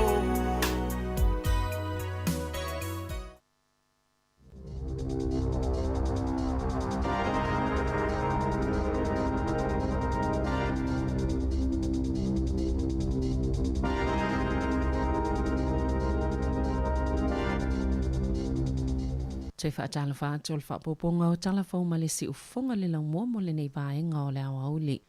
O lo popole le minista o leo Chris Hipkins i le alupe ilunga le numero si whainga ia whaonga i nei ta avale. E o i tutono ma whaaleanga i whale o loa i tutono New Zealand le nei tau sanga. Ina ua ala whaia ne foi au ki lani le tai o na leila. A hefea ngai manisinga o inga se tolu na tutupu le po ana po. Na ta wai leo se pepo wha amatalanga i le so. O lo la tau so ina se ngau inga le whale o loa le night and day. I le one hanga mall. Pe tu sau le tasi le vaveao. O le taimine o lo wha awau pia so inga sa ili ai. Po ani mea tō tino mani o loa ua ngau ia. O le isi ngau inga na tupu le Whitford Road. Ile te au le sifulu tasi le po ana po, o le isi mata upu na tupu I Penrose, na ta ue Hipkins I le palemene I le aso tofi. E tu samal se lau lua sifulu iwa o sifa inga nei na tutupu ya me. Ma e toi titi lava o ia o sifa inga uma, na whaatinoi na e tupu langa I lalo le ta isifulu valu tau sanga le mātutua. Sana na ti atu leo le auti nei mō ma leo whainga luenga o ta avale al whale mai le St. John I Halsey Street. E lata I le taulanga wafui au kilani. Ona oni reporters whaalawe na mānono aini tangata sto 5 e to o whasa tonga fitia ma o lo istolanga tinga aina ma awina atul whale mai tele miro moa a e to tasi e le ia a fia tele le na avele whale mai I au kilani na ta awele au nanga mo whaalawe whaafua sei ma mui ni usila o reporti na wha te whaapea e ye se vaenga na pai le o ngā tatono o kilani e le te au leono le tai awana le la ma o loo wha wau I ai suenga. O le amawai tatono ni usila a mataatu le whai unga o se tema le vaila au o le teko virimat mo le wha mai o le monkey box o loo tamu whai fo I le te whaatu ora le soifua malolo ina ni usila ina ia wha mautuni vaila au le tui pui pui o le small box po o le tane susu. E mawhai o na pui pui ei tangata mai le monkey box na sauno le minsta mo le taliatu le COVID-19 fuluiva Aisha Verol o tui e 5 se lau ma le wha o le teko virimat o le awanoa mo ila tauolo o mo miaina. E le uieni tangata I tutono le atunuu o a afia le monkey box il taiminei. Ma e maua lalo fo ile tūlanga o no pipisi o le wha mai ai tā ua pele no fo tā pena pe o na sauno le minista.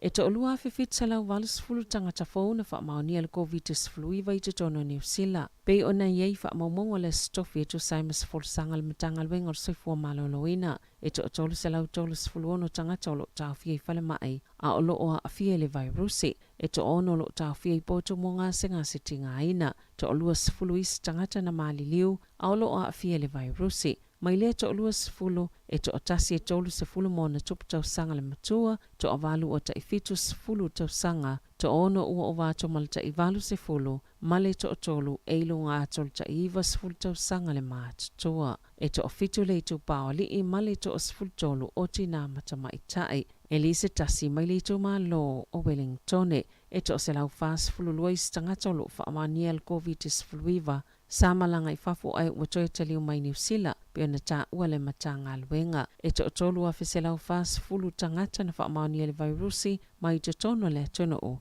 I le asolua. Sali potiele staff ile po na poi fa pe na lokaina mo molia leo ila ua to lua ia na amataina le au nanga fa salalau mo tangata I talitono na o ila tau la vai sao taluailo la tufa ina oni fa salalau ngai le taliaina na ta o so upo leo o se ali imastama ita ina lokaina le po na poi kala estete ele ita wina leo la ngoi le taiminei ise pe po fa amatalanga na ta wai to lua tangata na lokaina ona olele ayo servano na to ina leo so ina ai ngala ko mi piuta na tatala itua mai to tula il fa amsnonga fa itu malo kala estete ile asotolus futasio au kuso ola amtangal to sanga neina fa salala wina ile counter spin ilungo le interneti ni vaenga mai le atau a mionga fa atelu lisi le na fa salala wina to sao ile aso sfulu lima o mati sa awai fo ile ulunga ali ipol kalame o le tite e atu tu ungal COVID-19 fluiva le atu no e au fiele solo tite e moa so ilua sfulu tolu le palemene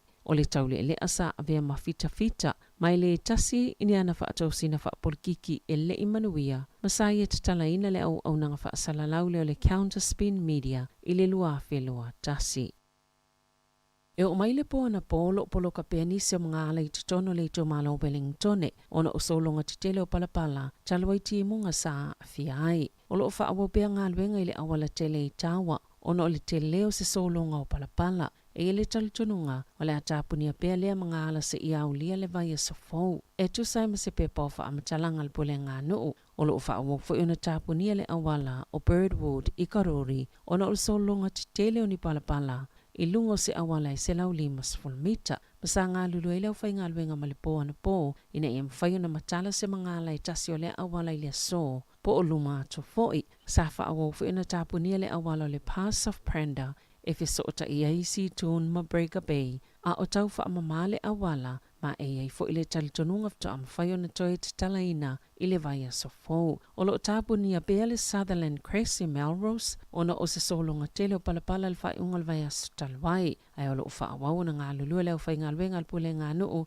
ma isi kone karate ave isia le palapala. Wha atasi mani ta avale se tolu o wha leanga ina, ona o ia solonga o ele. O lo lipotia fo ile ono wha awau na tapu ni o le terrace, ile vao kasni mapula, ile taulanga se ia o atu ile vai a sofou.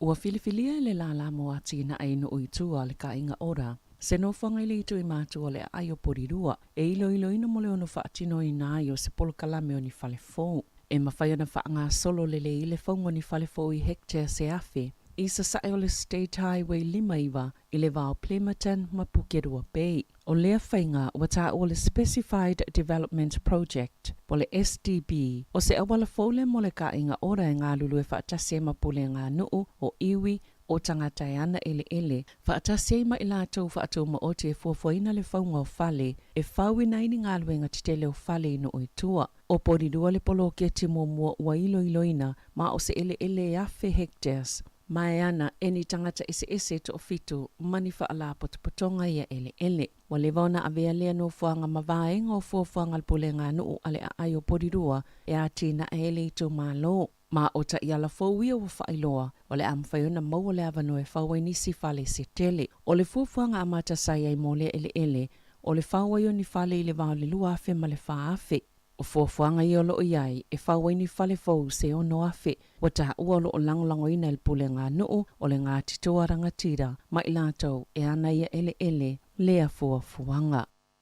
Nā sial ta mai ta i pāle mia Jacinda Ardern ma le minister o mta o tau pisi nisi ma tangata whaatau David Clark. Le whale o lo mo le Costco i tutono New Zealand le o lo i au kilani i le asoana nafi. Na ta ua Clark o le iei o seisi whale o lo fōu te le mo whaatawa inga o le avelea mawanoa le mo tau vanga ma supermarketi. O ilo ilonga le komisi mo pisi nisi sa whai le marketi o loa iei tau mafa ma o loa e whaonga i tutono a inga. O lo o whailo ai, o lo iei lea wanoa e whaalele iai whainga whaatau vanga mo ia au nanga. Ma o lea, wa iei se kambani o lo nau e whaatino lea whainga. O le o ngā tutono le masina nei, lea sa iei le fōwhanga i tatalaina i le lala mo le Costco. I au kilani i sisi fo petai, sa to e tu i tuono ni whaafitau li la iti, e pe o loa whauwhale ai mai se fo i o le COVID-19 fuluiva. O le Costco o se whale o loa te le malawi loa le United States, ona o le tele o ana o loa. Na ta ue whaapea e tele ina tolus fulupasene pa umatau ngofia tuai tau o le Costco.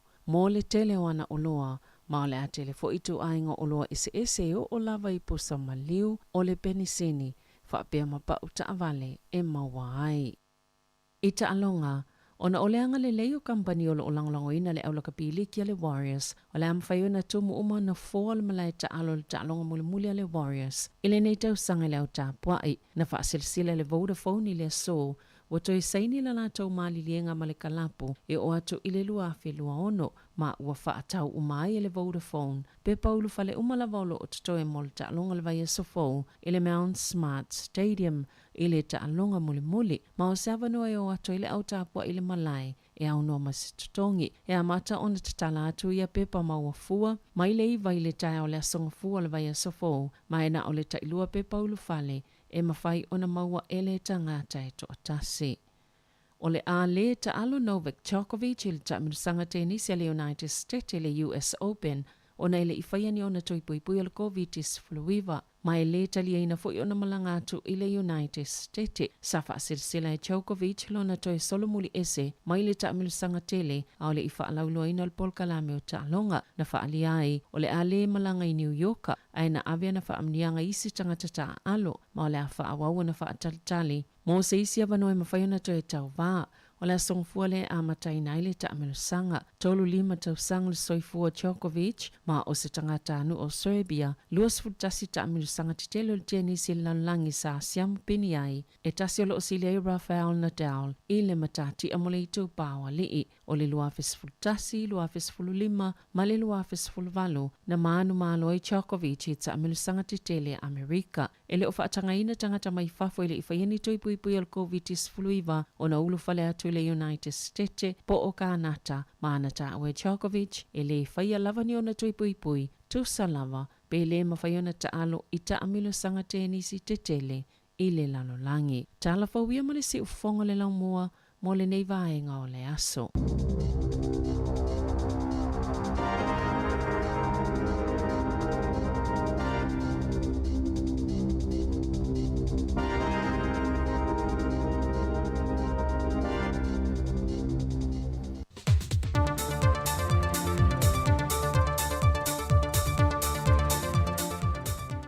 Whātalo whātu I whātautenga a mate le pa I o lo tātua tino o. E le nei fo I aso fau ai o le whaai ua fo I o le vaiaso.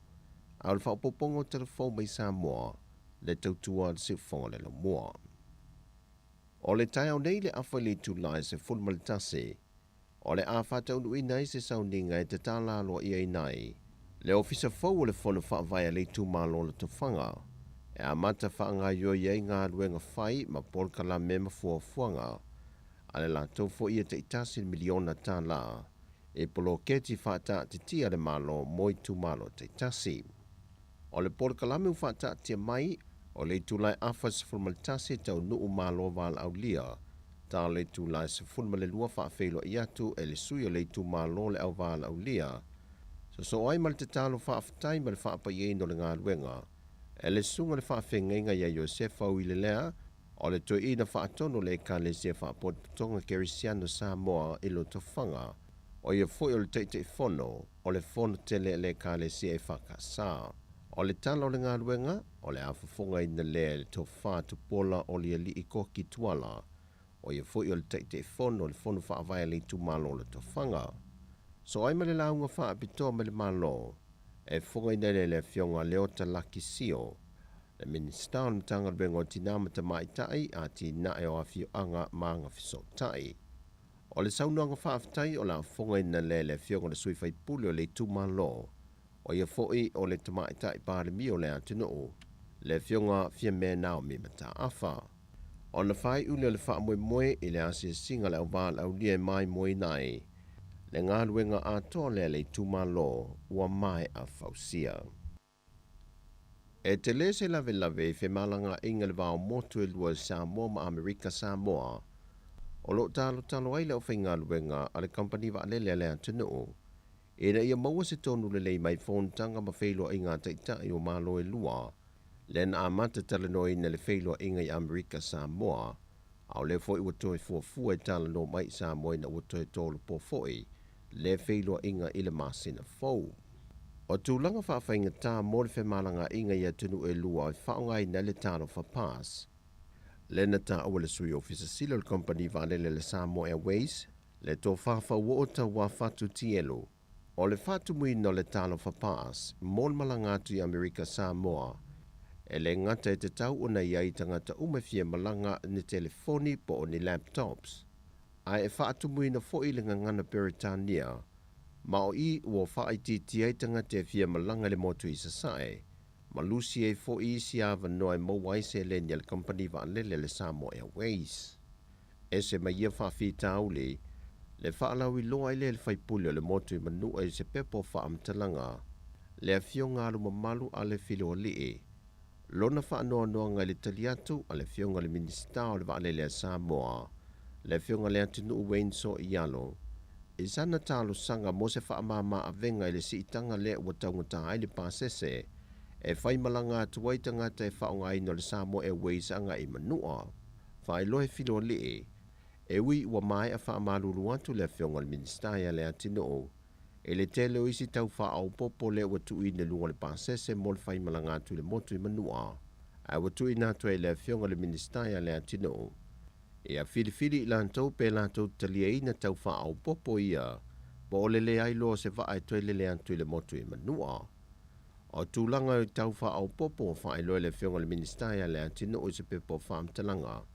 E au fia ai le tau o le penisini wa wha au popo, o tutongi le au whainga ruenga, o le lisi al wa lele I tafuna, I lona tūla wil ele malona toi alu ese. O whawhi tauri maia o lo o tatalo le au whainga luenga le Samoa Airways, e na ia maua se tali mautu ma solonga le lei, E le isi whailo i ngā teitai o atunuu e lua, e le masina fou. E le saunoanga au tua le teitai o le atunuu, le fionga le tamaitai pāle mia, fia me Naomi mata afa, e le sauninga o le whaamanatu ina leo le mata niu fia ngai maleata i le fio ango sa papali i savai. O se sauninga na te talo toi o i o le teitai, ma le komito le tāpenanga le tuto tasi le manu le kāpeneta, e na ia o fia i te tono por kalame o le whaamnatu ina le ono sifuru tau sanga o le tuto tasi o Samoa. E whaia lea o se tae au le whaafitai, e na ia langona whaatase e lea tu nuu le taita inga mamana lea tua, wa fō ina mai e le tofi a fua ele ele ma lea fio anga leo sa papalii, na tu whaasolo mai ele tala lei mai ia au ngā tūpulanga, le wo o mai o na po nei le manuia, mai o tu lava le whaavavau lea manuia o le tala lei. Sau no le fio ngā fia me, o le vaunga ngana e māseni e whaiva o tu la fale pe a li tae au ma usu wha aloalo maunga mau alulunga, e wha i loa tae au whaita wino le atunu, e lua i sala whai, ai tasi tu mua. O le sauninga wha apitoa ua mai a wha atunu ina le ne vai aso i le mata niuwhi ngai maleanta i sampapa lii, o le atoanga leo le sela wiva sa fuma lua tausanga, o le taunu mai ai o le tala le lei Samoa. Ua whaamaunia mai e le sui komisina o le matanga luenga o leo leo, papali i Mona Lisa tia ikete. Ua mai atu i natu le pepa whaasala se lauta la, a le minista lango le lato matanga luenga, le fionga whepulea i whaasavalu sua, e na ua toe te liu mai le antunu o le whainga malanga ta amilo sa malanga i fafo.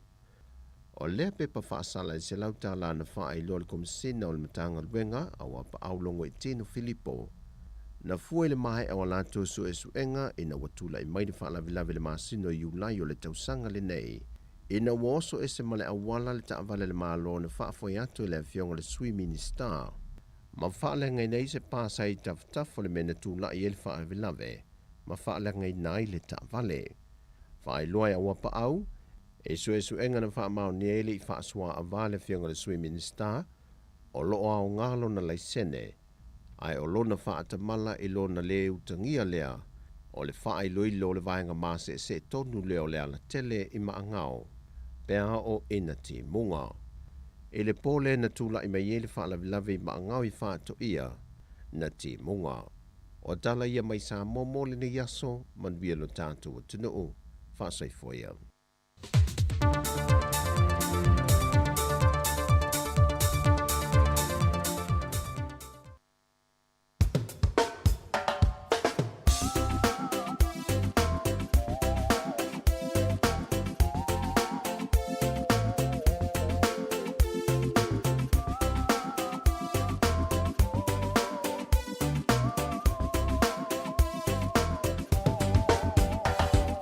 Lalu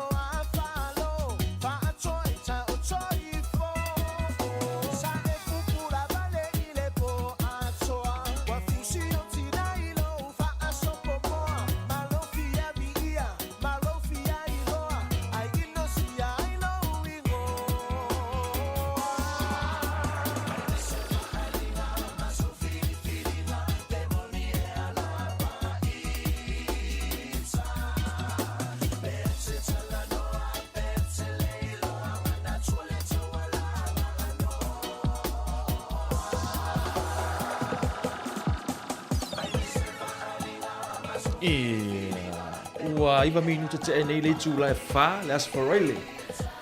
Le aso luas fun maleonu. Ma sinevar. Sa sanga loa fe luas fun malu. Ta lofa. Le wata tu to e tau mai fo nei vai taimi as foreile. Ia o le vai taimi le nei o le por kalame tu pulang talavou. Wa o nei o ete wati ia mal to fine ia ana ta lofa ana. Talofa ete ia fa talofa fo ile nei tā wall o mafuta mai tā pokalame le fiafi. Ia le ngata i lele whangaloina nei tātou te māmatina matutua. Ia le alo mafuta mai tātou pokalame o te pulanga talavou le fiafi. O le fiafi nei o le aso luas fulu ono au kuso. Ia wa tātou sāwale vali le mua tu lava i whai ungo au kuso.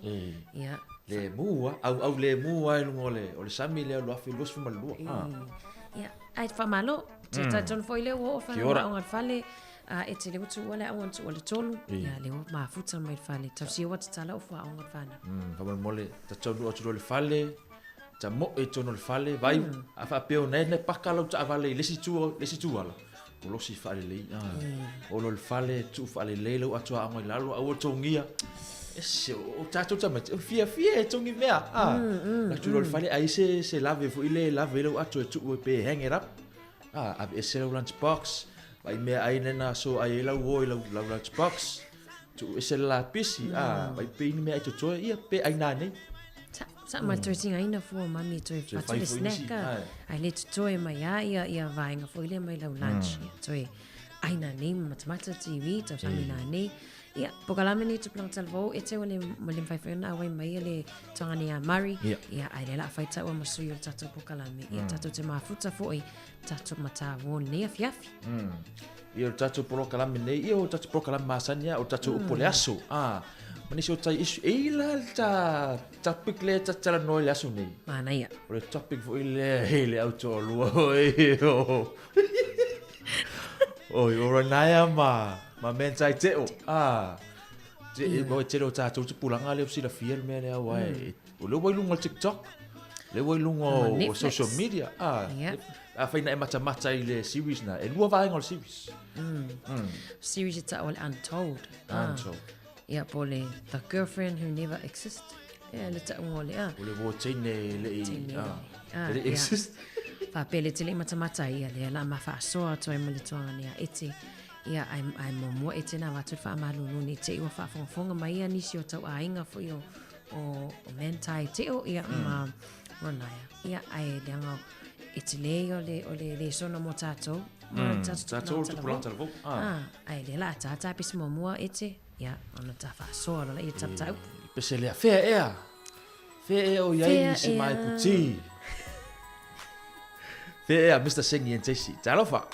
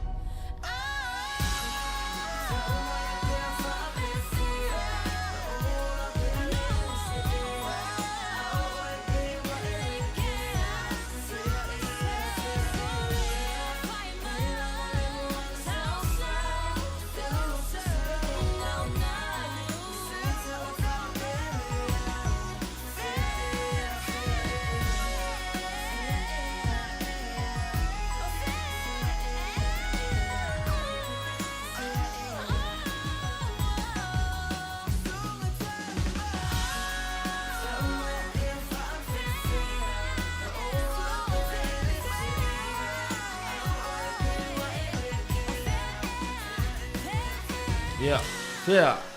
E le puti wa levo na puna whaafia. Fea o iai. Fea o iai ia tō me ngaru lea o ngā rei koe fo ia kufali. Moni nei ia toi whamalo atu pokala me tupulanga talavou.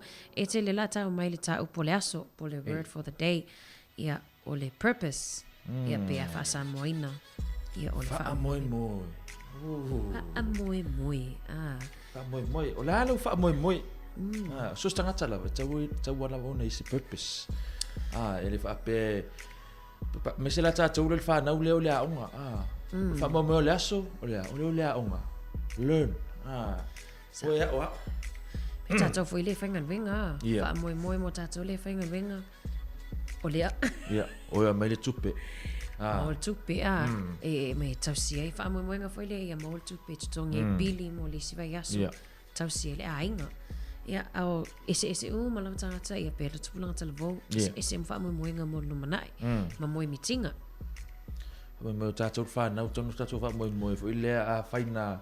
Tau wha le tonu tātou maka le la term. Ior wha moe term lea. Ia tau si tia runga, improve. Sau ia whainga tāo leo langa, ia o lal me whai. Naua e learn mai la. Tau nona e loa, ia, o le mea ne, sau pe sau le polo ia tia, pe pasi mai life le polo ia tia. O tu tango e kiki, o tu tango e pasi. O le alau tamu e. Pera alau filfilinga. Ai sa o le, e te ia o le toi mawho, e tato su inga. O novema. Ia, le se te man vea so fau, toi tasi whaelan masina. Ia, tato hatu whaele tamo su inga. Ia, o le purpose, ia, ia e matatua awane ingalo ia pola purpose ia mauti noa e ia purpose e lo fa moi moi a ve fut fa along watu ia school is not for me a fa fa along pe tau vai la si la sanga le olanga a fa ile imanuia tele suenga la si la sanga o tele ngaluenga o mai pe o me tau ka muta trades ka muta palama fa ile tise Tio mana tu mai ni si linga luenga na. O le si au mau tupe nai na le trades. Te loi e te mana i nei New Zealand. Te le i avanoa. Te le opportunities e mawhai no fe toi tamal tene ia pea whapele o whaavai i le a onga. Te le o text. Te le ia isi me mwhai ona ia le whai whawhia e te ingalesi fo e whai. Wai te le fo i courses. Free courses. Te le i courses e le tongia. E so student loan e whaia, ai nao lo walua ia e toi. Awai. Ele no awai. Elo e learn mai se mea. E se awai. E se lo ta ofio me la ya o email whaia onga. Te loe e te ole peo pingi fiti lea mo tātou tamaiti e wawai mai Samoa. Awa ta walenta o ngai Samoa. Samoa e le umalolau vasinga sfulua fa mai roto ina. Ia li whainga le e whaifutato saka. No follow fai le o malawa ia sa lo e fica com mea ai sina we tu silo ngo ia au nei tele o vai ngam fai ona watu tu pulang tala vo tu pelele awe e fu tu ngal wenga e tele tu pende ai aru sam e taule tele tu pe mo sam tala le vet sam ai a fu tu ele au fai ngal wenga officer ia te ufa pela au fai ngal wenga officer sam mo fai tu tu le ai ta fai ngal wenga officer sam ia e te lea tu ia tupea i totonga tantangata e whinga luenga i trades. Te roe e te mantua Fatusa tu ai. Mantua e tamiti tina na vavai me Samoa. Maulolan, saulo whinga winga no. Maulolan totongi vea so mongua e lo alu complain e pule. Alu fai le pule ova mai le totongi ngo ia.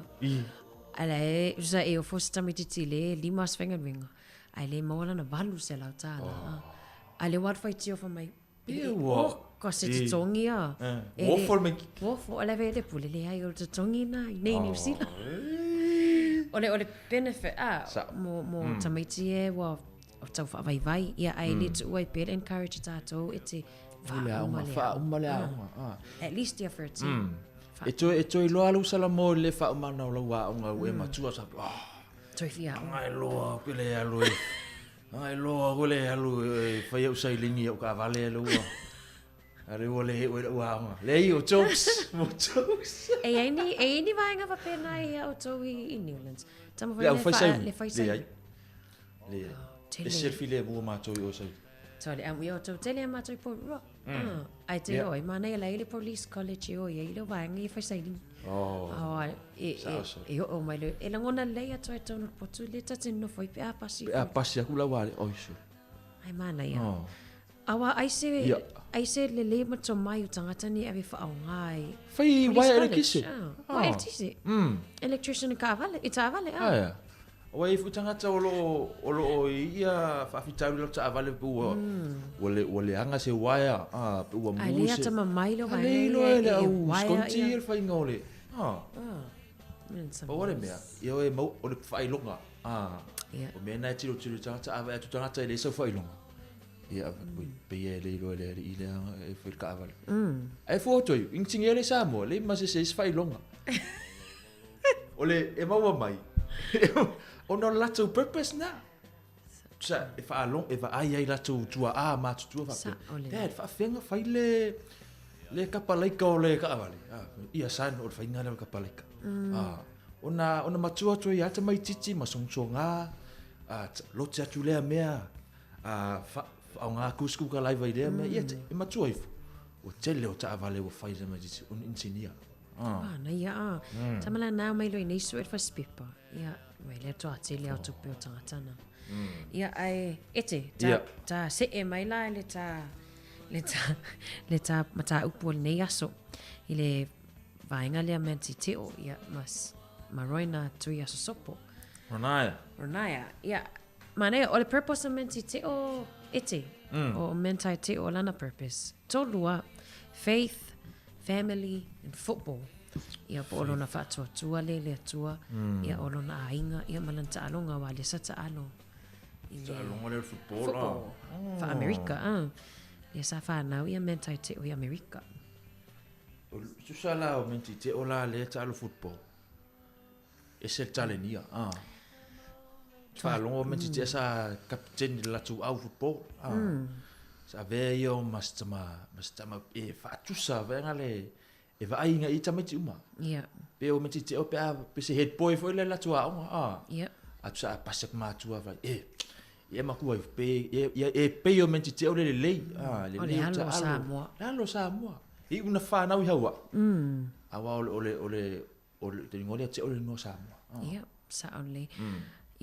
Mana e o le tala whaasol pito fo i o le o langa fo i o mentai teo. Isa iai, ia tele lava ina tumutumu. I tangata pia sa vali mai pio nei sau no ete. E o fo i le media. E o i tamai tima tangata fo i e saini mai lato. Ia o tangata o le pisi celebrity. A wha atusa tu aika pe o Ruchi Makoa. Na, tonu. E vai a Ruchi Makoa le whare oloa. Te fia lu te tala noa i a Ruchi Makoa. Vai tui. O le ali i le Ruchi Makoa. Le sa kapteni le aulena malo ai New Zealand World Cup e se fulu ma le afe. Ale la, o fatusa le nai fatusa i meti te. Ioi, ia, sawa e ia leo langa o mentai te o ete, ia pio le nasi sile fo ile mana tunu i le documentary le nunga Netflix. Ia, na ile vai taimi sa whapea lona whailan teini. O whaile. Le wo teini. Ia, through online. Nunga o penga te whailangi. Usa, o teini fo ilea le no fo mai le sia tunu o long distance. Long distance. Sala na mau e pisa filoa i menti te o male. Ai lingo te mai tai. Ronaya. O le nailing o sa. Le nailing o te mai tai. Tu sala na filoa i lungo le Facebook i rename mentai. Tala noa pe tolu tau sanga tala noa. Tolu tau sanga o whaitwhainga wo. Ai mantua le iwa ai le silis. Le iwa ai ia mentai Renee. Lenei. Le oi Lenei. Le ata fo i lungo o Facebook. O le teini. O le au le fo i o le teini. O le teini Samoa. Teini Samoa. O ia o ia le fia. O le a le fia luna tini ese au le. O le teini Samoa. E tala no fo le telefoni. O le manai o luna siufonga. E malu pe. Hello. Ele tai fu tu ti a pena. Tui te awa pena. Ia, o tolu tau sanga wheo, ia. E ila vai taimi sa whapea tua. E mantuala, e nao le call fo ilea vili te phone. Messenger. E ila taimi na whapea tu lo mentai. Se ti mai lau camera. Ki mai camera. Ia, ai wale manao. E fai maile tala tini. Ele fai o le ta o telefoni po o le anga lo telefoni. Apia la men. Oi, okay. Ia ayo ele upgrade le telefone stene. Ila le vai time ua o le finals o ta alonga football. Ele io ola le ta alonga ua maliu le tina matua. Grandmother. Ma lo tina matua.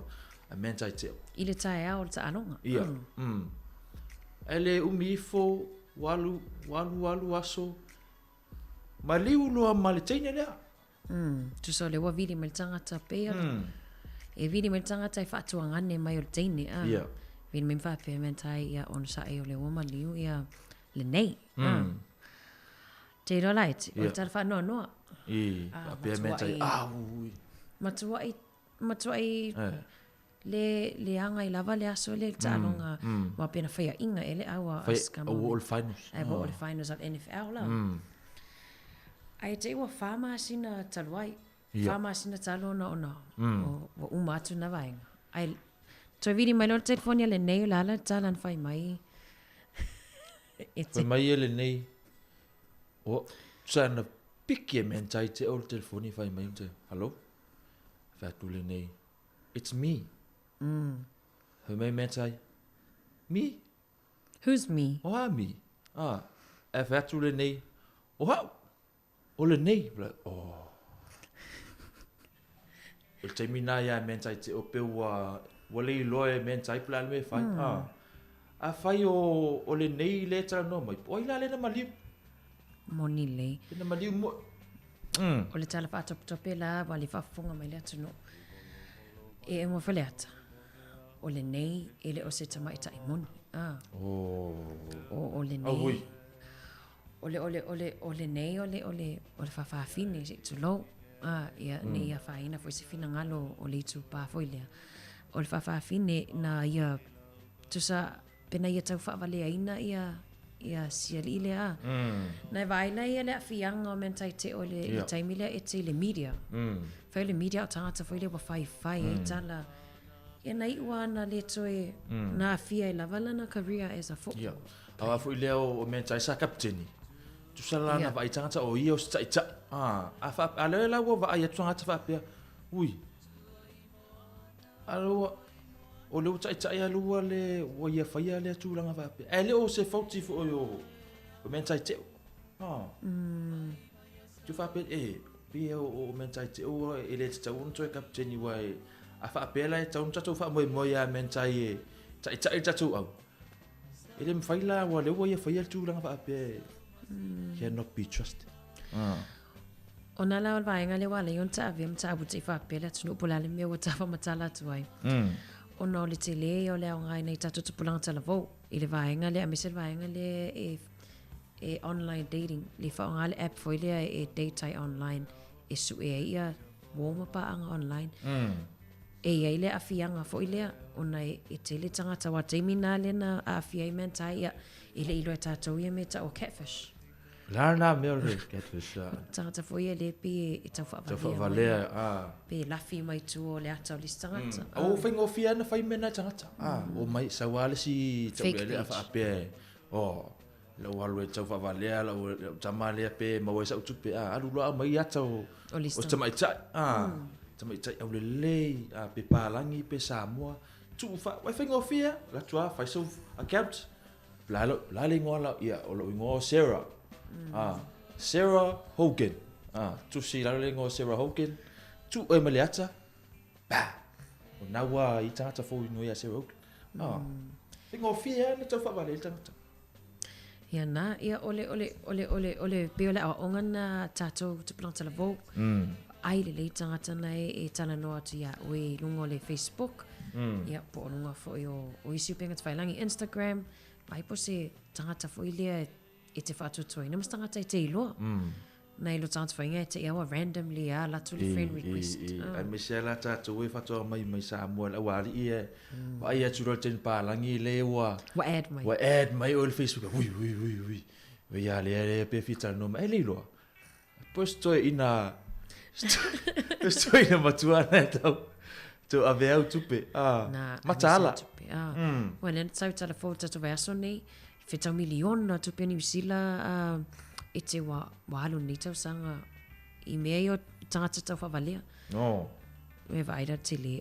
Ia ai o le talana whapupu atu. Ia ono o le ao ngā fo i le mo tupulanga talvou. Ia atono fo i ao ngā mo tātou.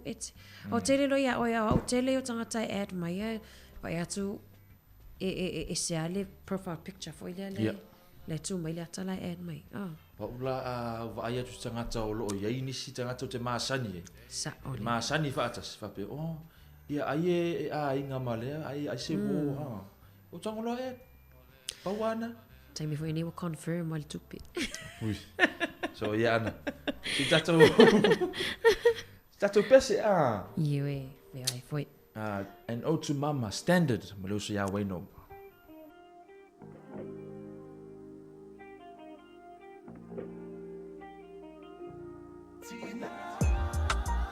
It's your boy from the S to the A, honest Lil, and I'm J, keep it standard.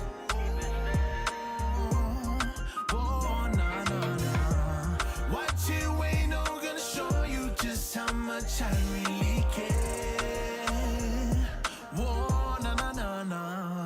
Lo utina, yeah. Momoli aku le whawhekai mo lau alofa whaavalea. E mo I kele o kai mi e pe au kele kea. Au kea vea whakuanga maa ui so se mea au kea luai.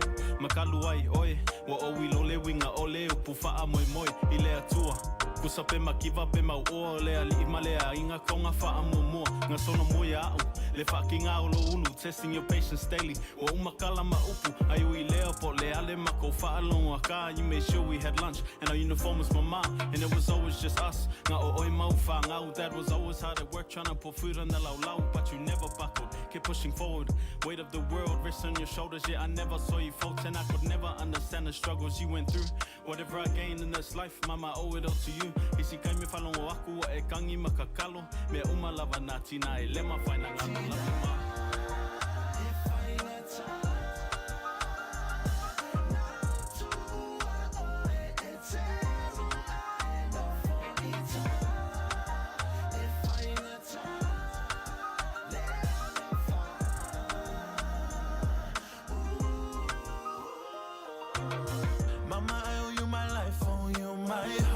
You always keep me warm and safe from harm. And the love that you've given me throughout the years, it can't replace, no.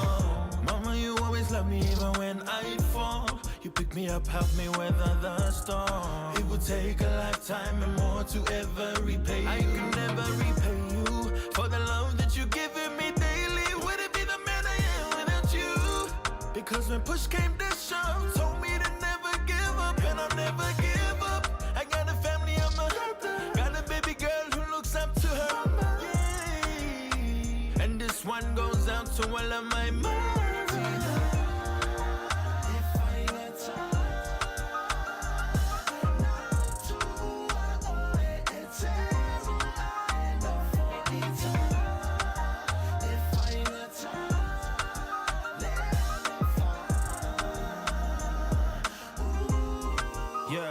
Said I know I probably showed up as a big surprise.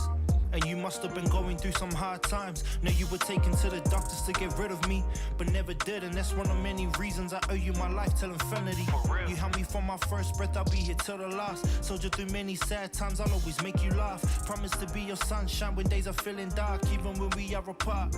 Yeah, you know that. This is for the woman that raised me and made me into the man that I've become today. See, she gave me what she never had, even though it may seem so crazy how time flies. I'll always be your baby. I'll always be in debt for the amount of times you saved me and put me back in line whenever I was misbehaving. Always give us your time even when you have no days free. See, my mama keep it real, never faking no fugazi. My first friend and number one supporter, confidant, my first teacher taught me what's important. Like when situations get tough, I will always be enough. All of your lessons and your love I'll pass down to my daughter. Teacher blood is thicker than water, but above all is loyalty, respect and honesty, the values planted in my soil. See, it helped me be the man I am today. You mean much more to me than you know. Wherever you go, forever wear the crown, your heart is royalty.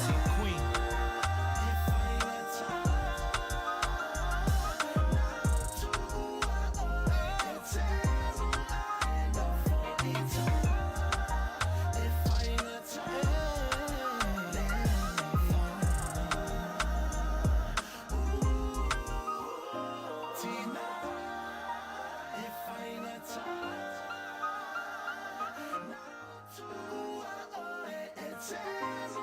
Anua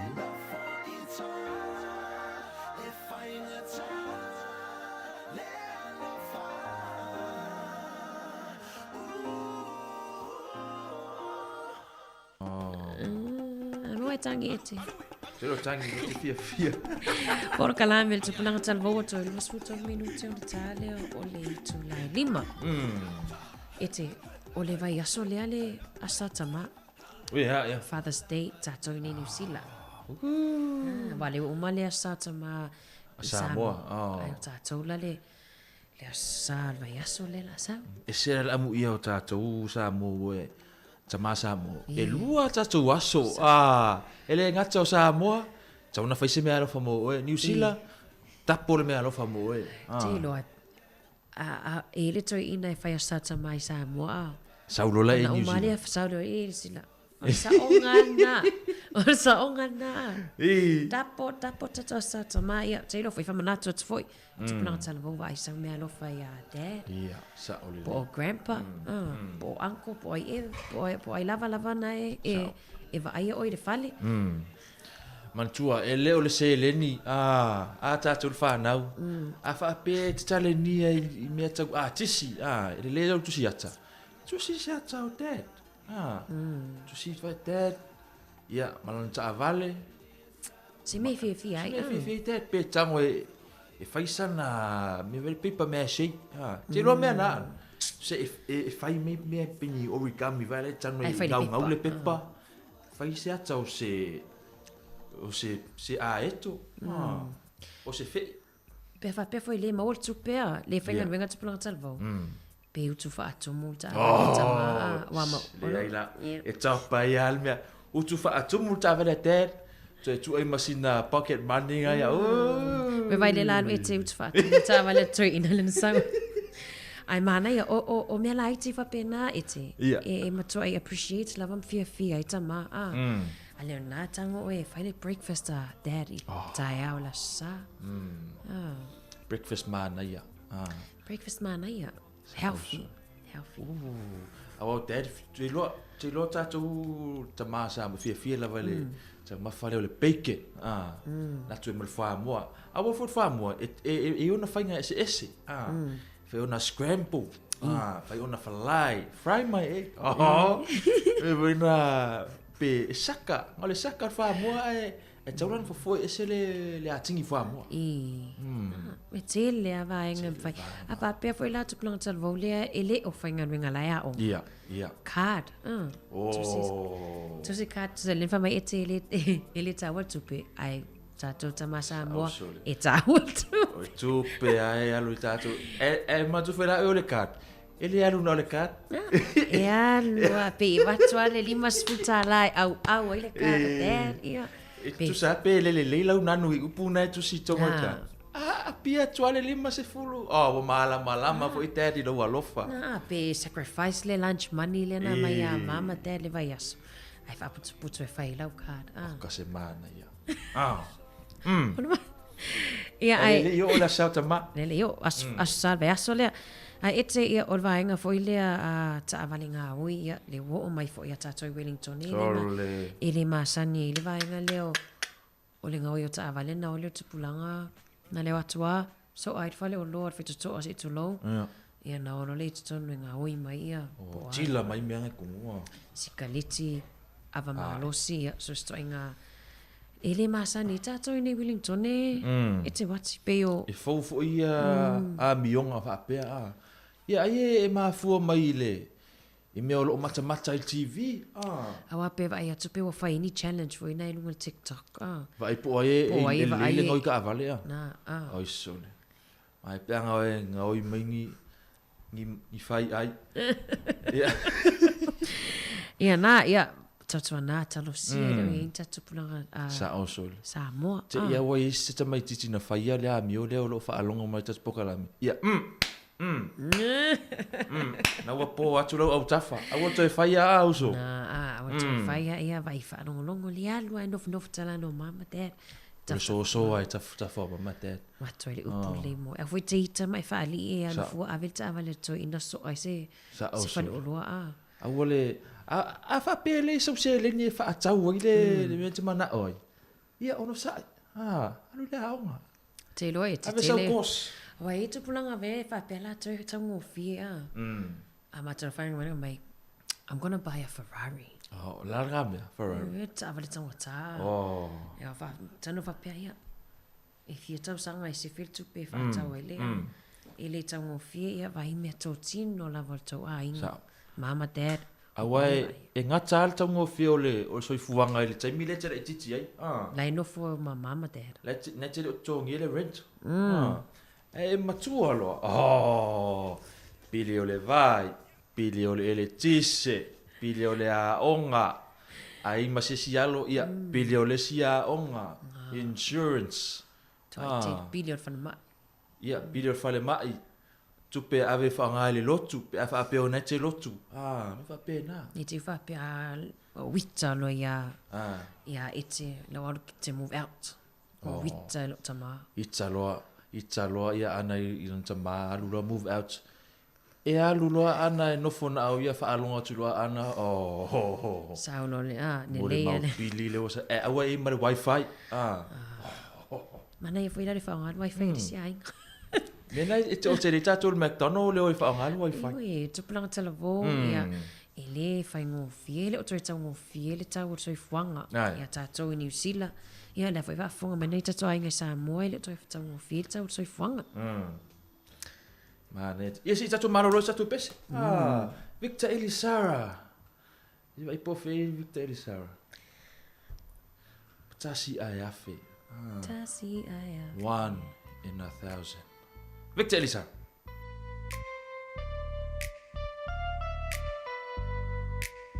Be fai mo o I lo u fatu lango nai tino lo u lo tau nau nau atu matangi angi maia momoli mai le mana lita mo ita oh darling sound no maia tasi ai afe o I lo u neola o tia oi so se tai mio le neola le tau nu unga le naula ta ua tau tonga le ai se ta se fa alua ina o le rosa o te te malu o la uma amora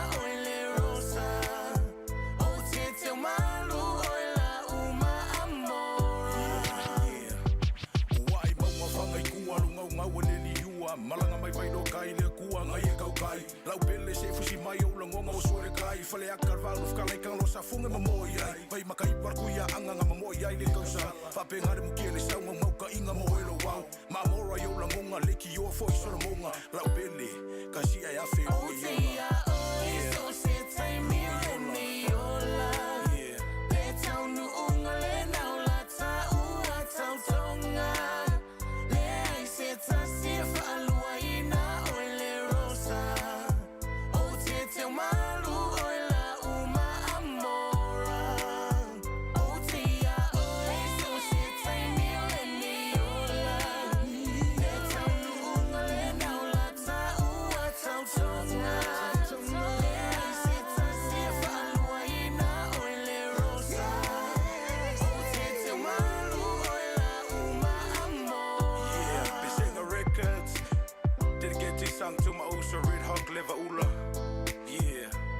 From Victor Man featuring Taumate.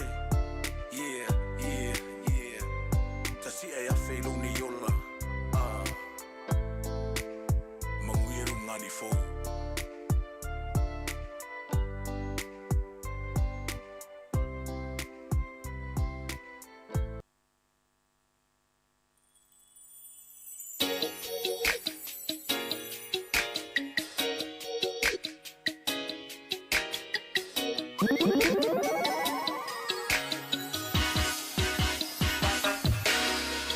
Paioa, solo uno wa, o sofo ilela, a o ita, maile maunga, to o manga. Pain fie, pain ta, nelo fale paanga, a tumua, tele motu mafutanga.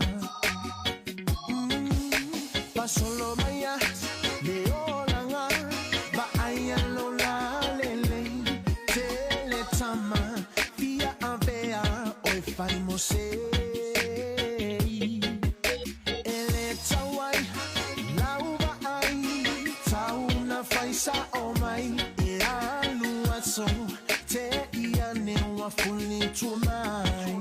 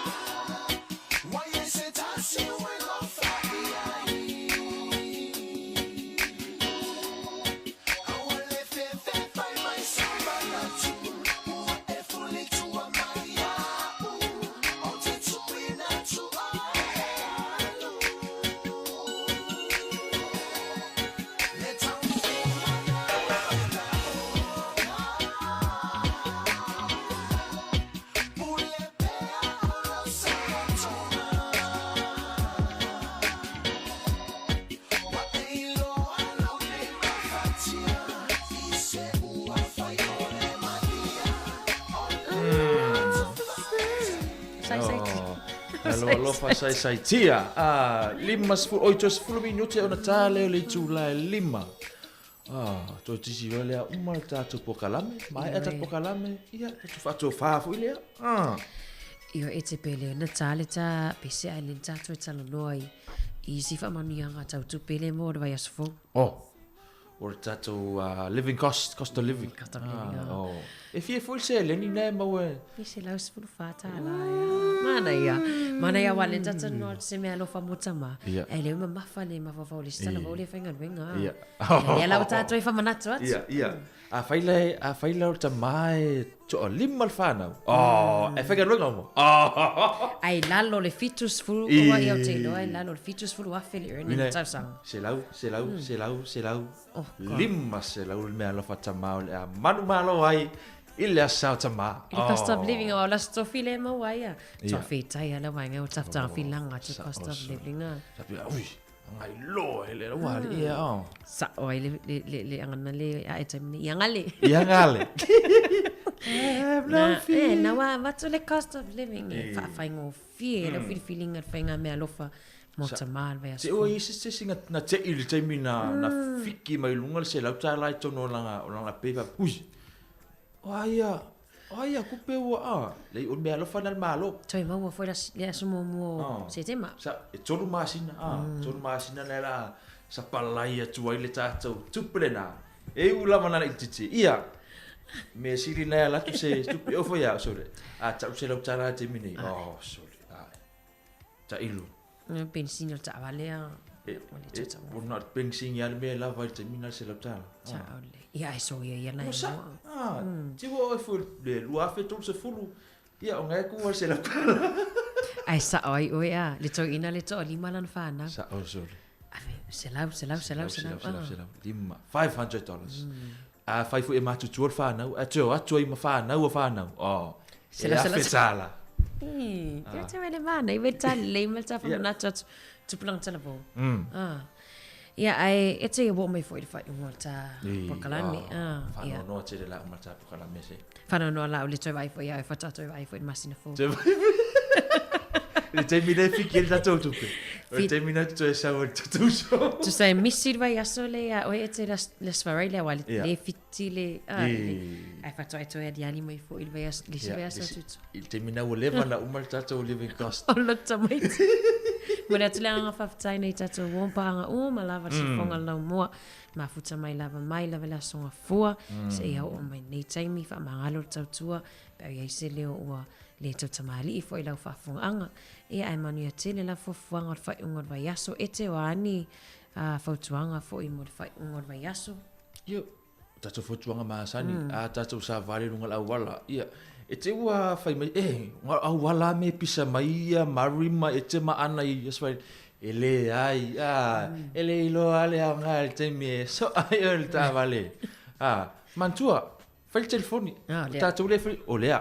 O nei puno wala sa vari lau wala. Po lea. Po nei lea ale ra. Te ra. Mai le wo ele iloa. E ia la vita avale le o fautu o te lunga o le tatu au wala. Awa e fo le vita avale. O le fau ngā le telefoni avale ta avale. Ni te iwa. Tātou nei fai lau text. Fai o nei fia reply sau text. Taimi fafosi. Fea fafosi. Se ulau ta avale. Fai lau sign. Ping. Ele a tose minute te whaata whai ai tope lau text. Tope lau text, ere ilo. Po naua e lawe, ia se si, te soifua nā taimi. Moni lei. Whai o se text e le tā ua, ia, whaatari se o le whale pe ua e tau nuu i le mena te whiarui. Ona whai reo lau text. Moni lei, ia matautua nā lava le mask ia ma me feo ai vai le soifua malono ina ni te ia toi mamai atu. Ia nei taimi tato whatofa, ai me le whionga le ripule, ia mātou nei te whonga lau mua. Mātou te whatofa mo nei taimi, ete. Si tato whai us tato pese. Richard Parker. Wheel tato mākeki. O lai funga le. Richard Parker, funga le. Manu biru ki eni. Keke pua. Male vai.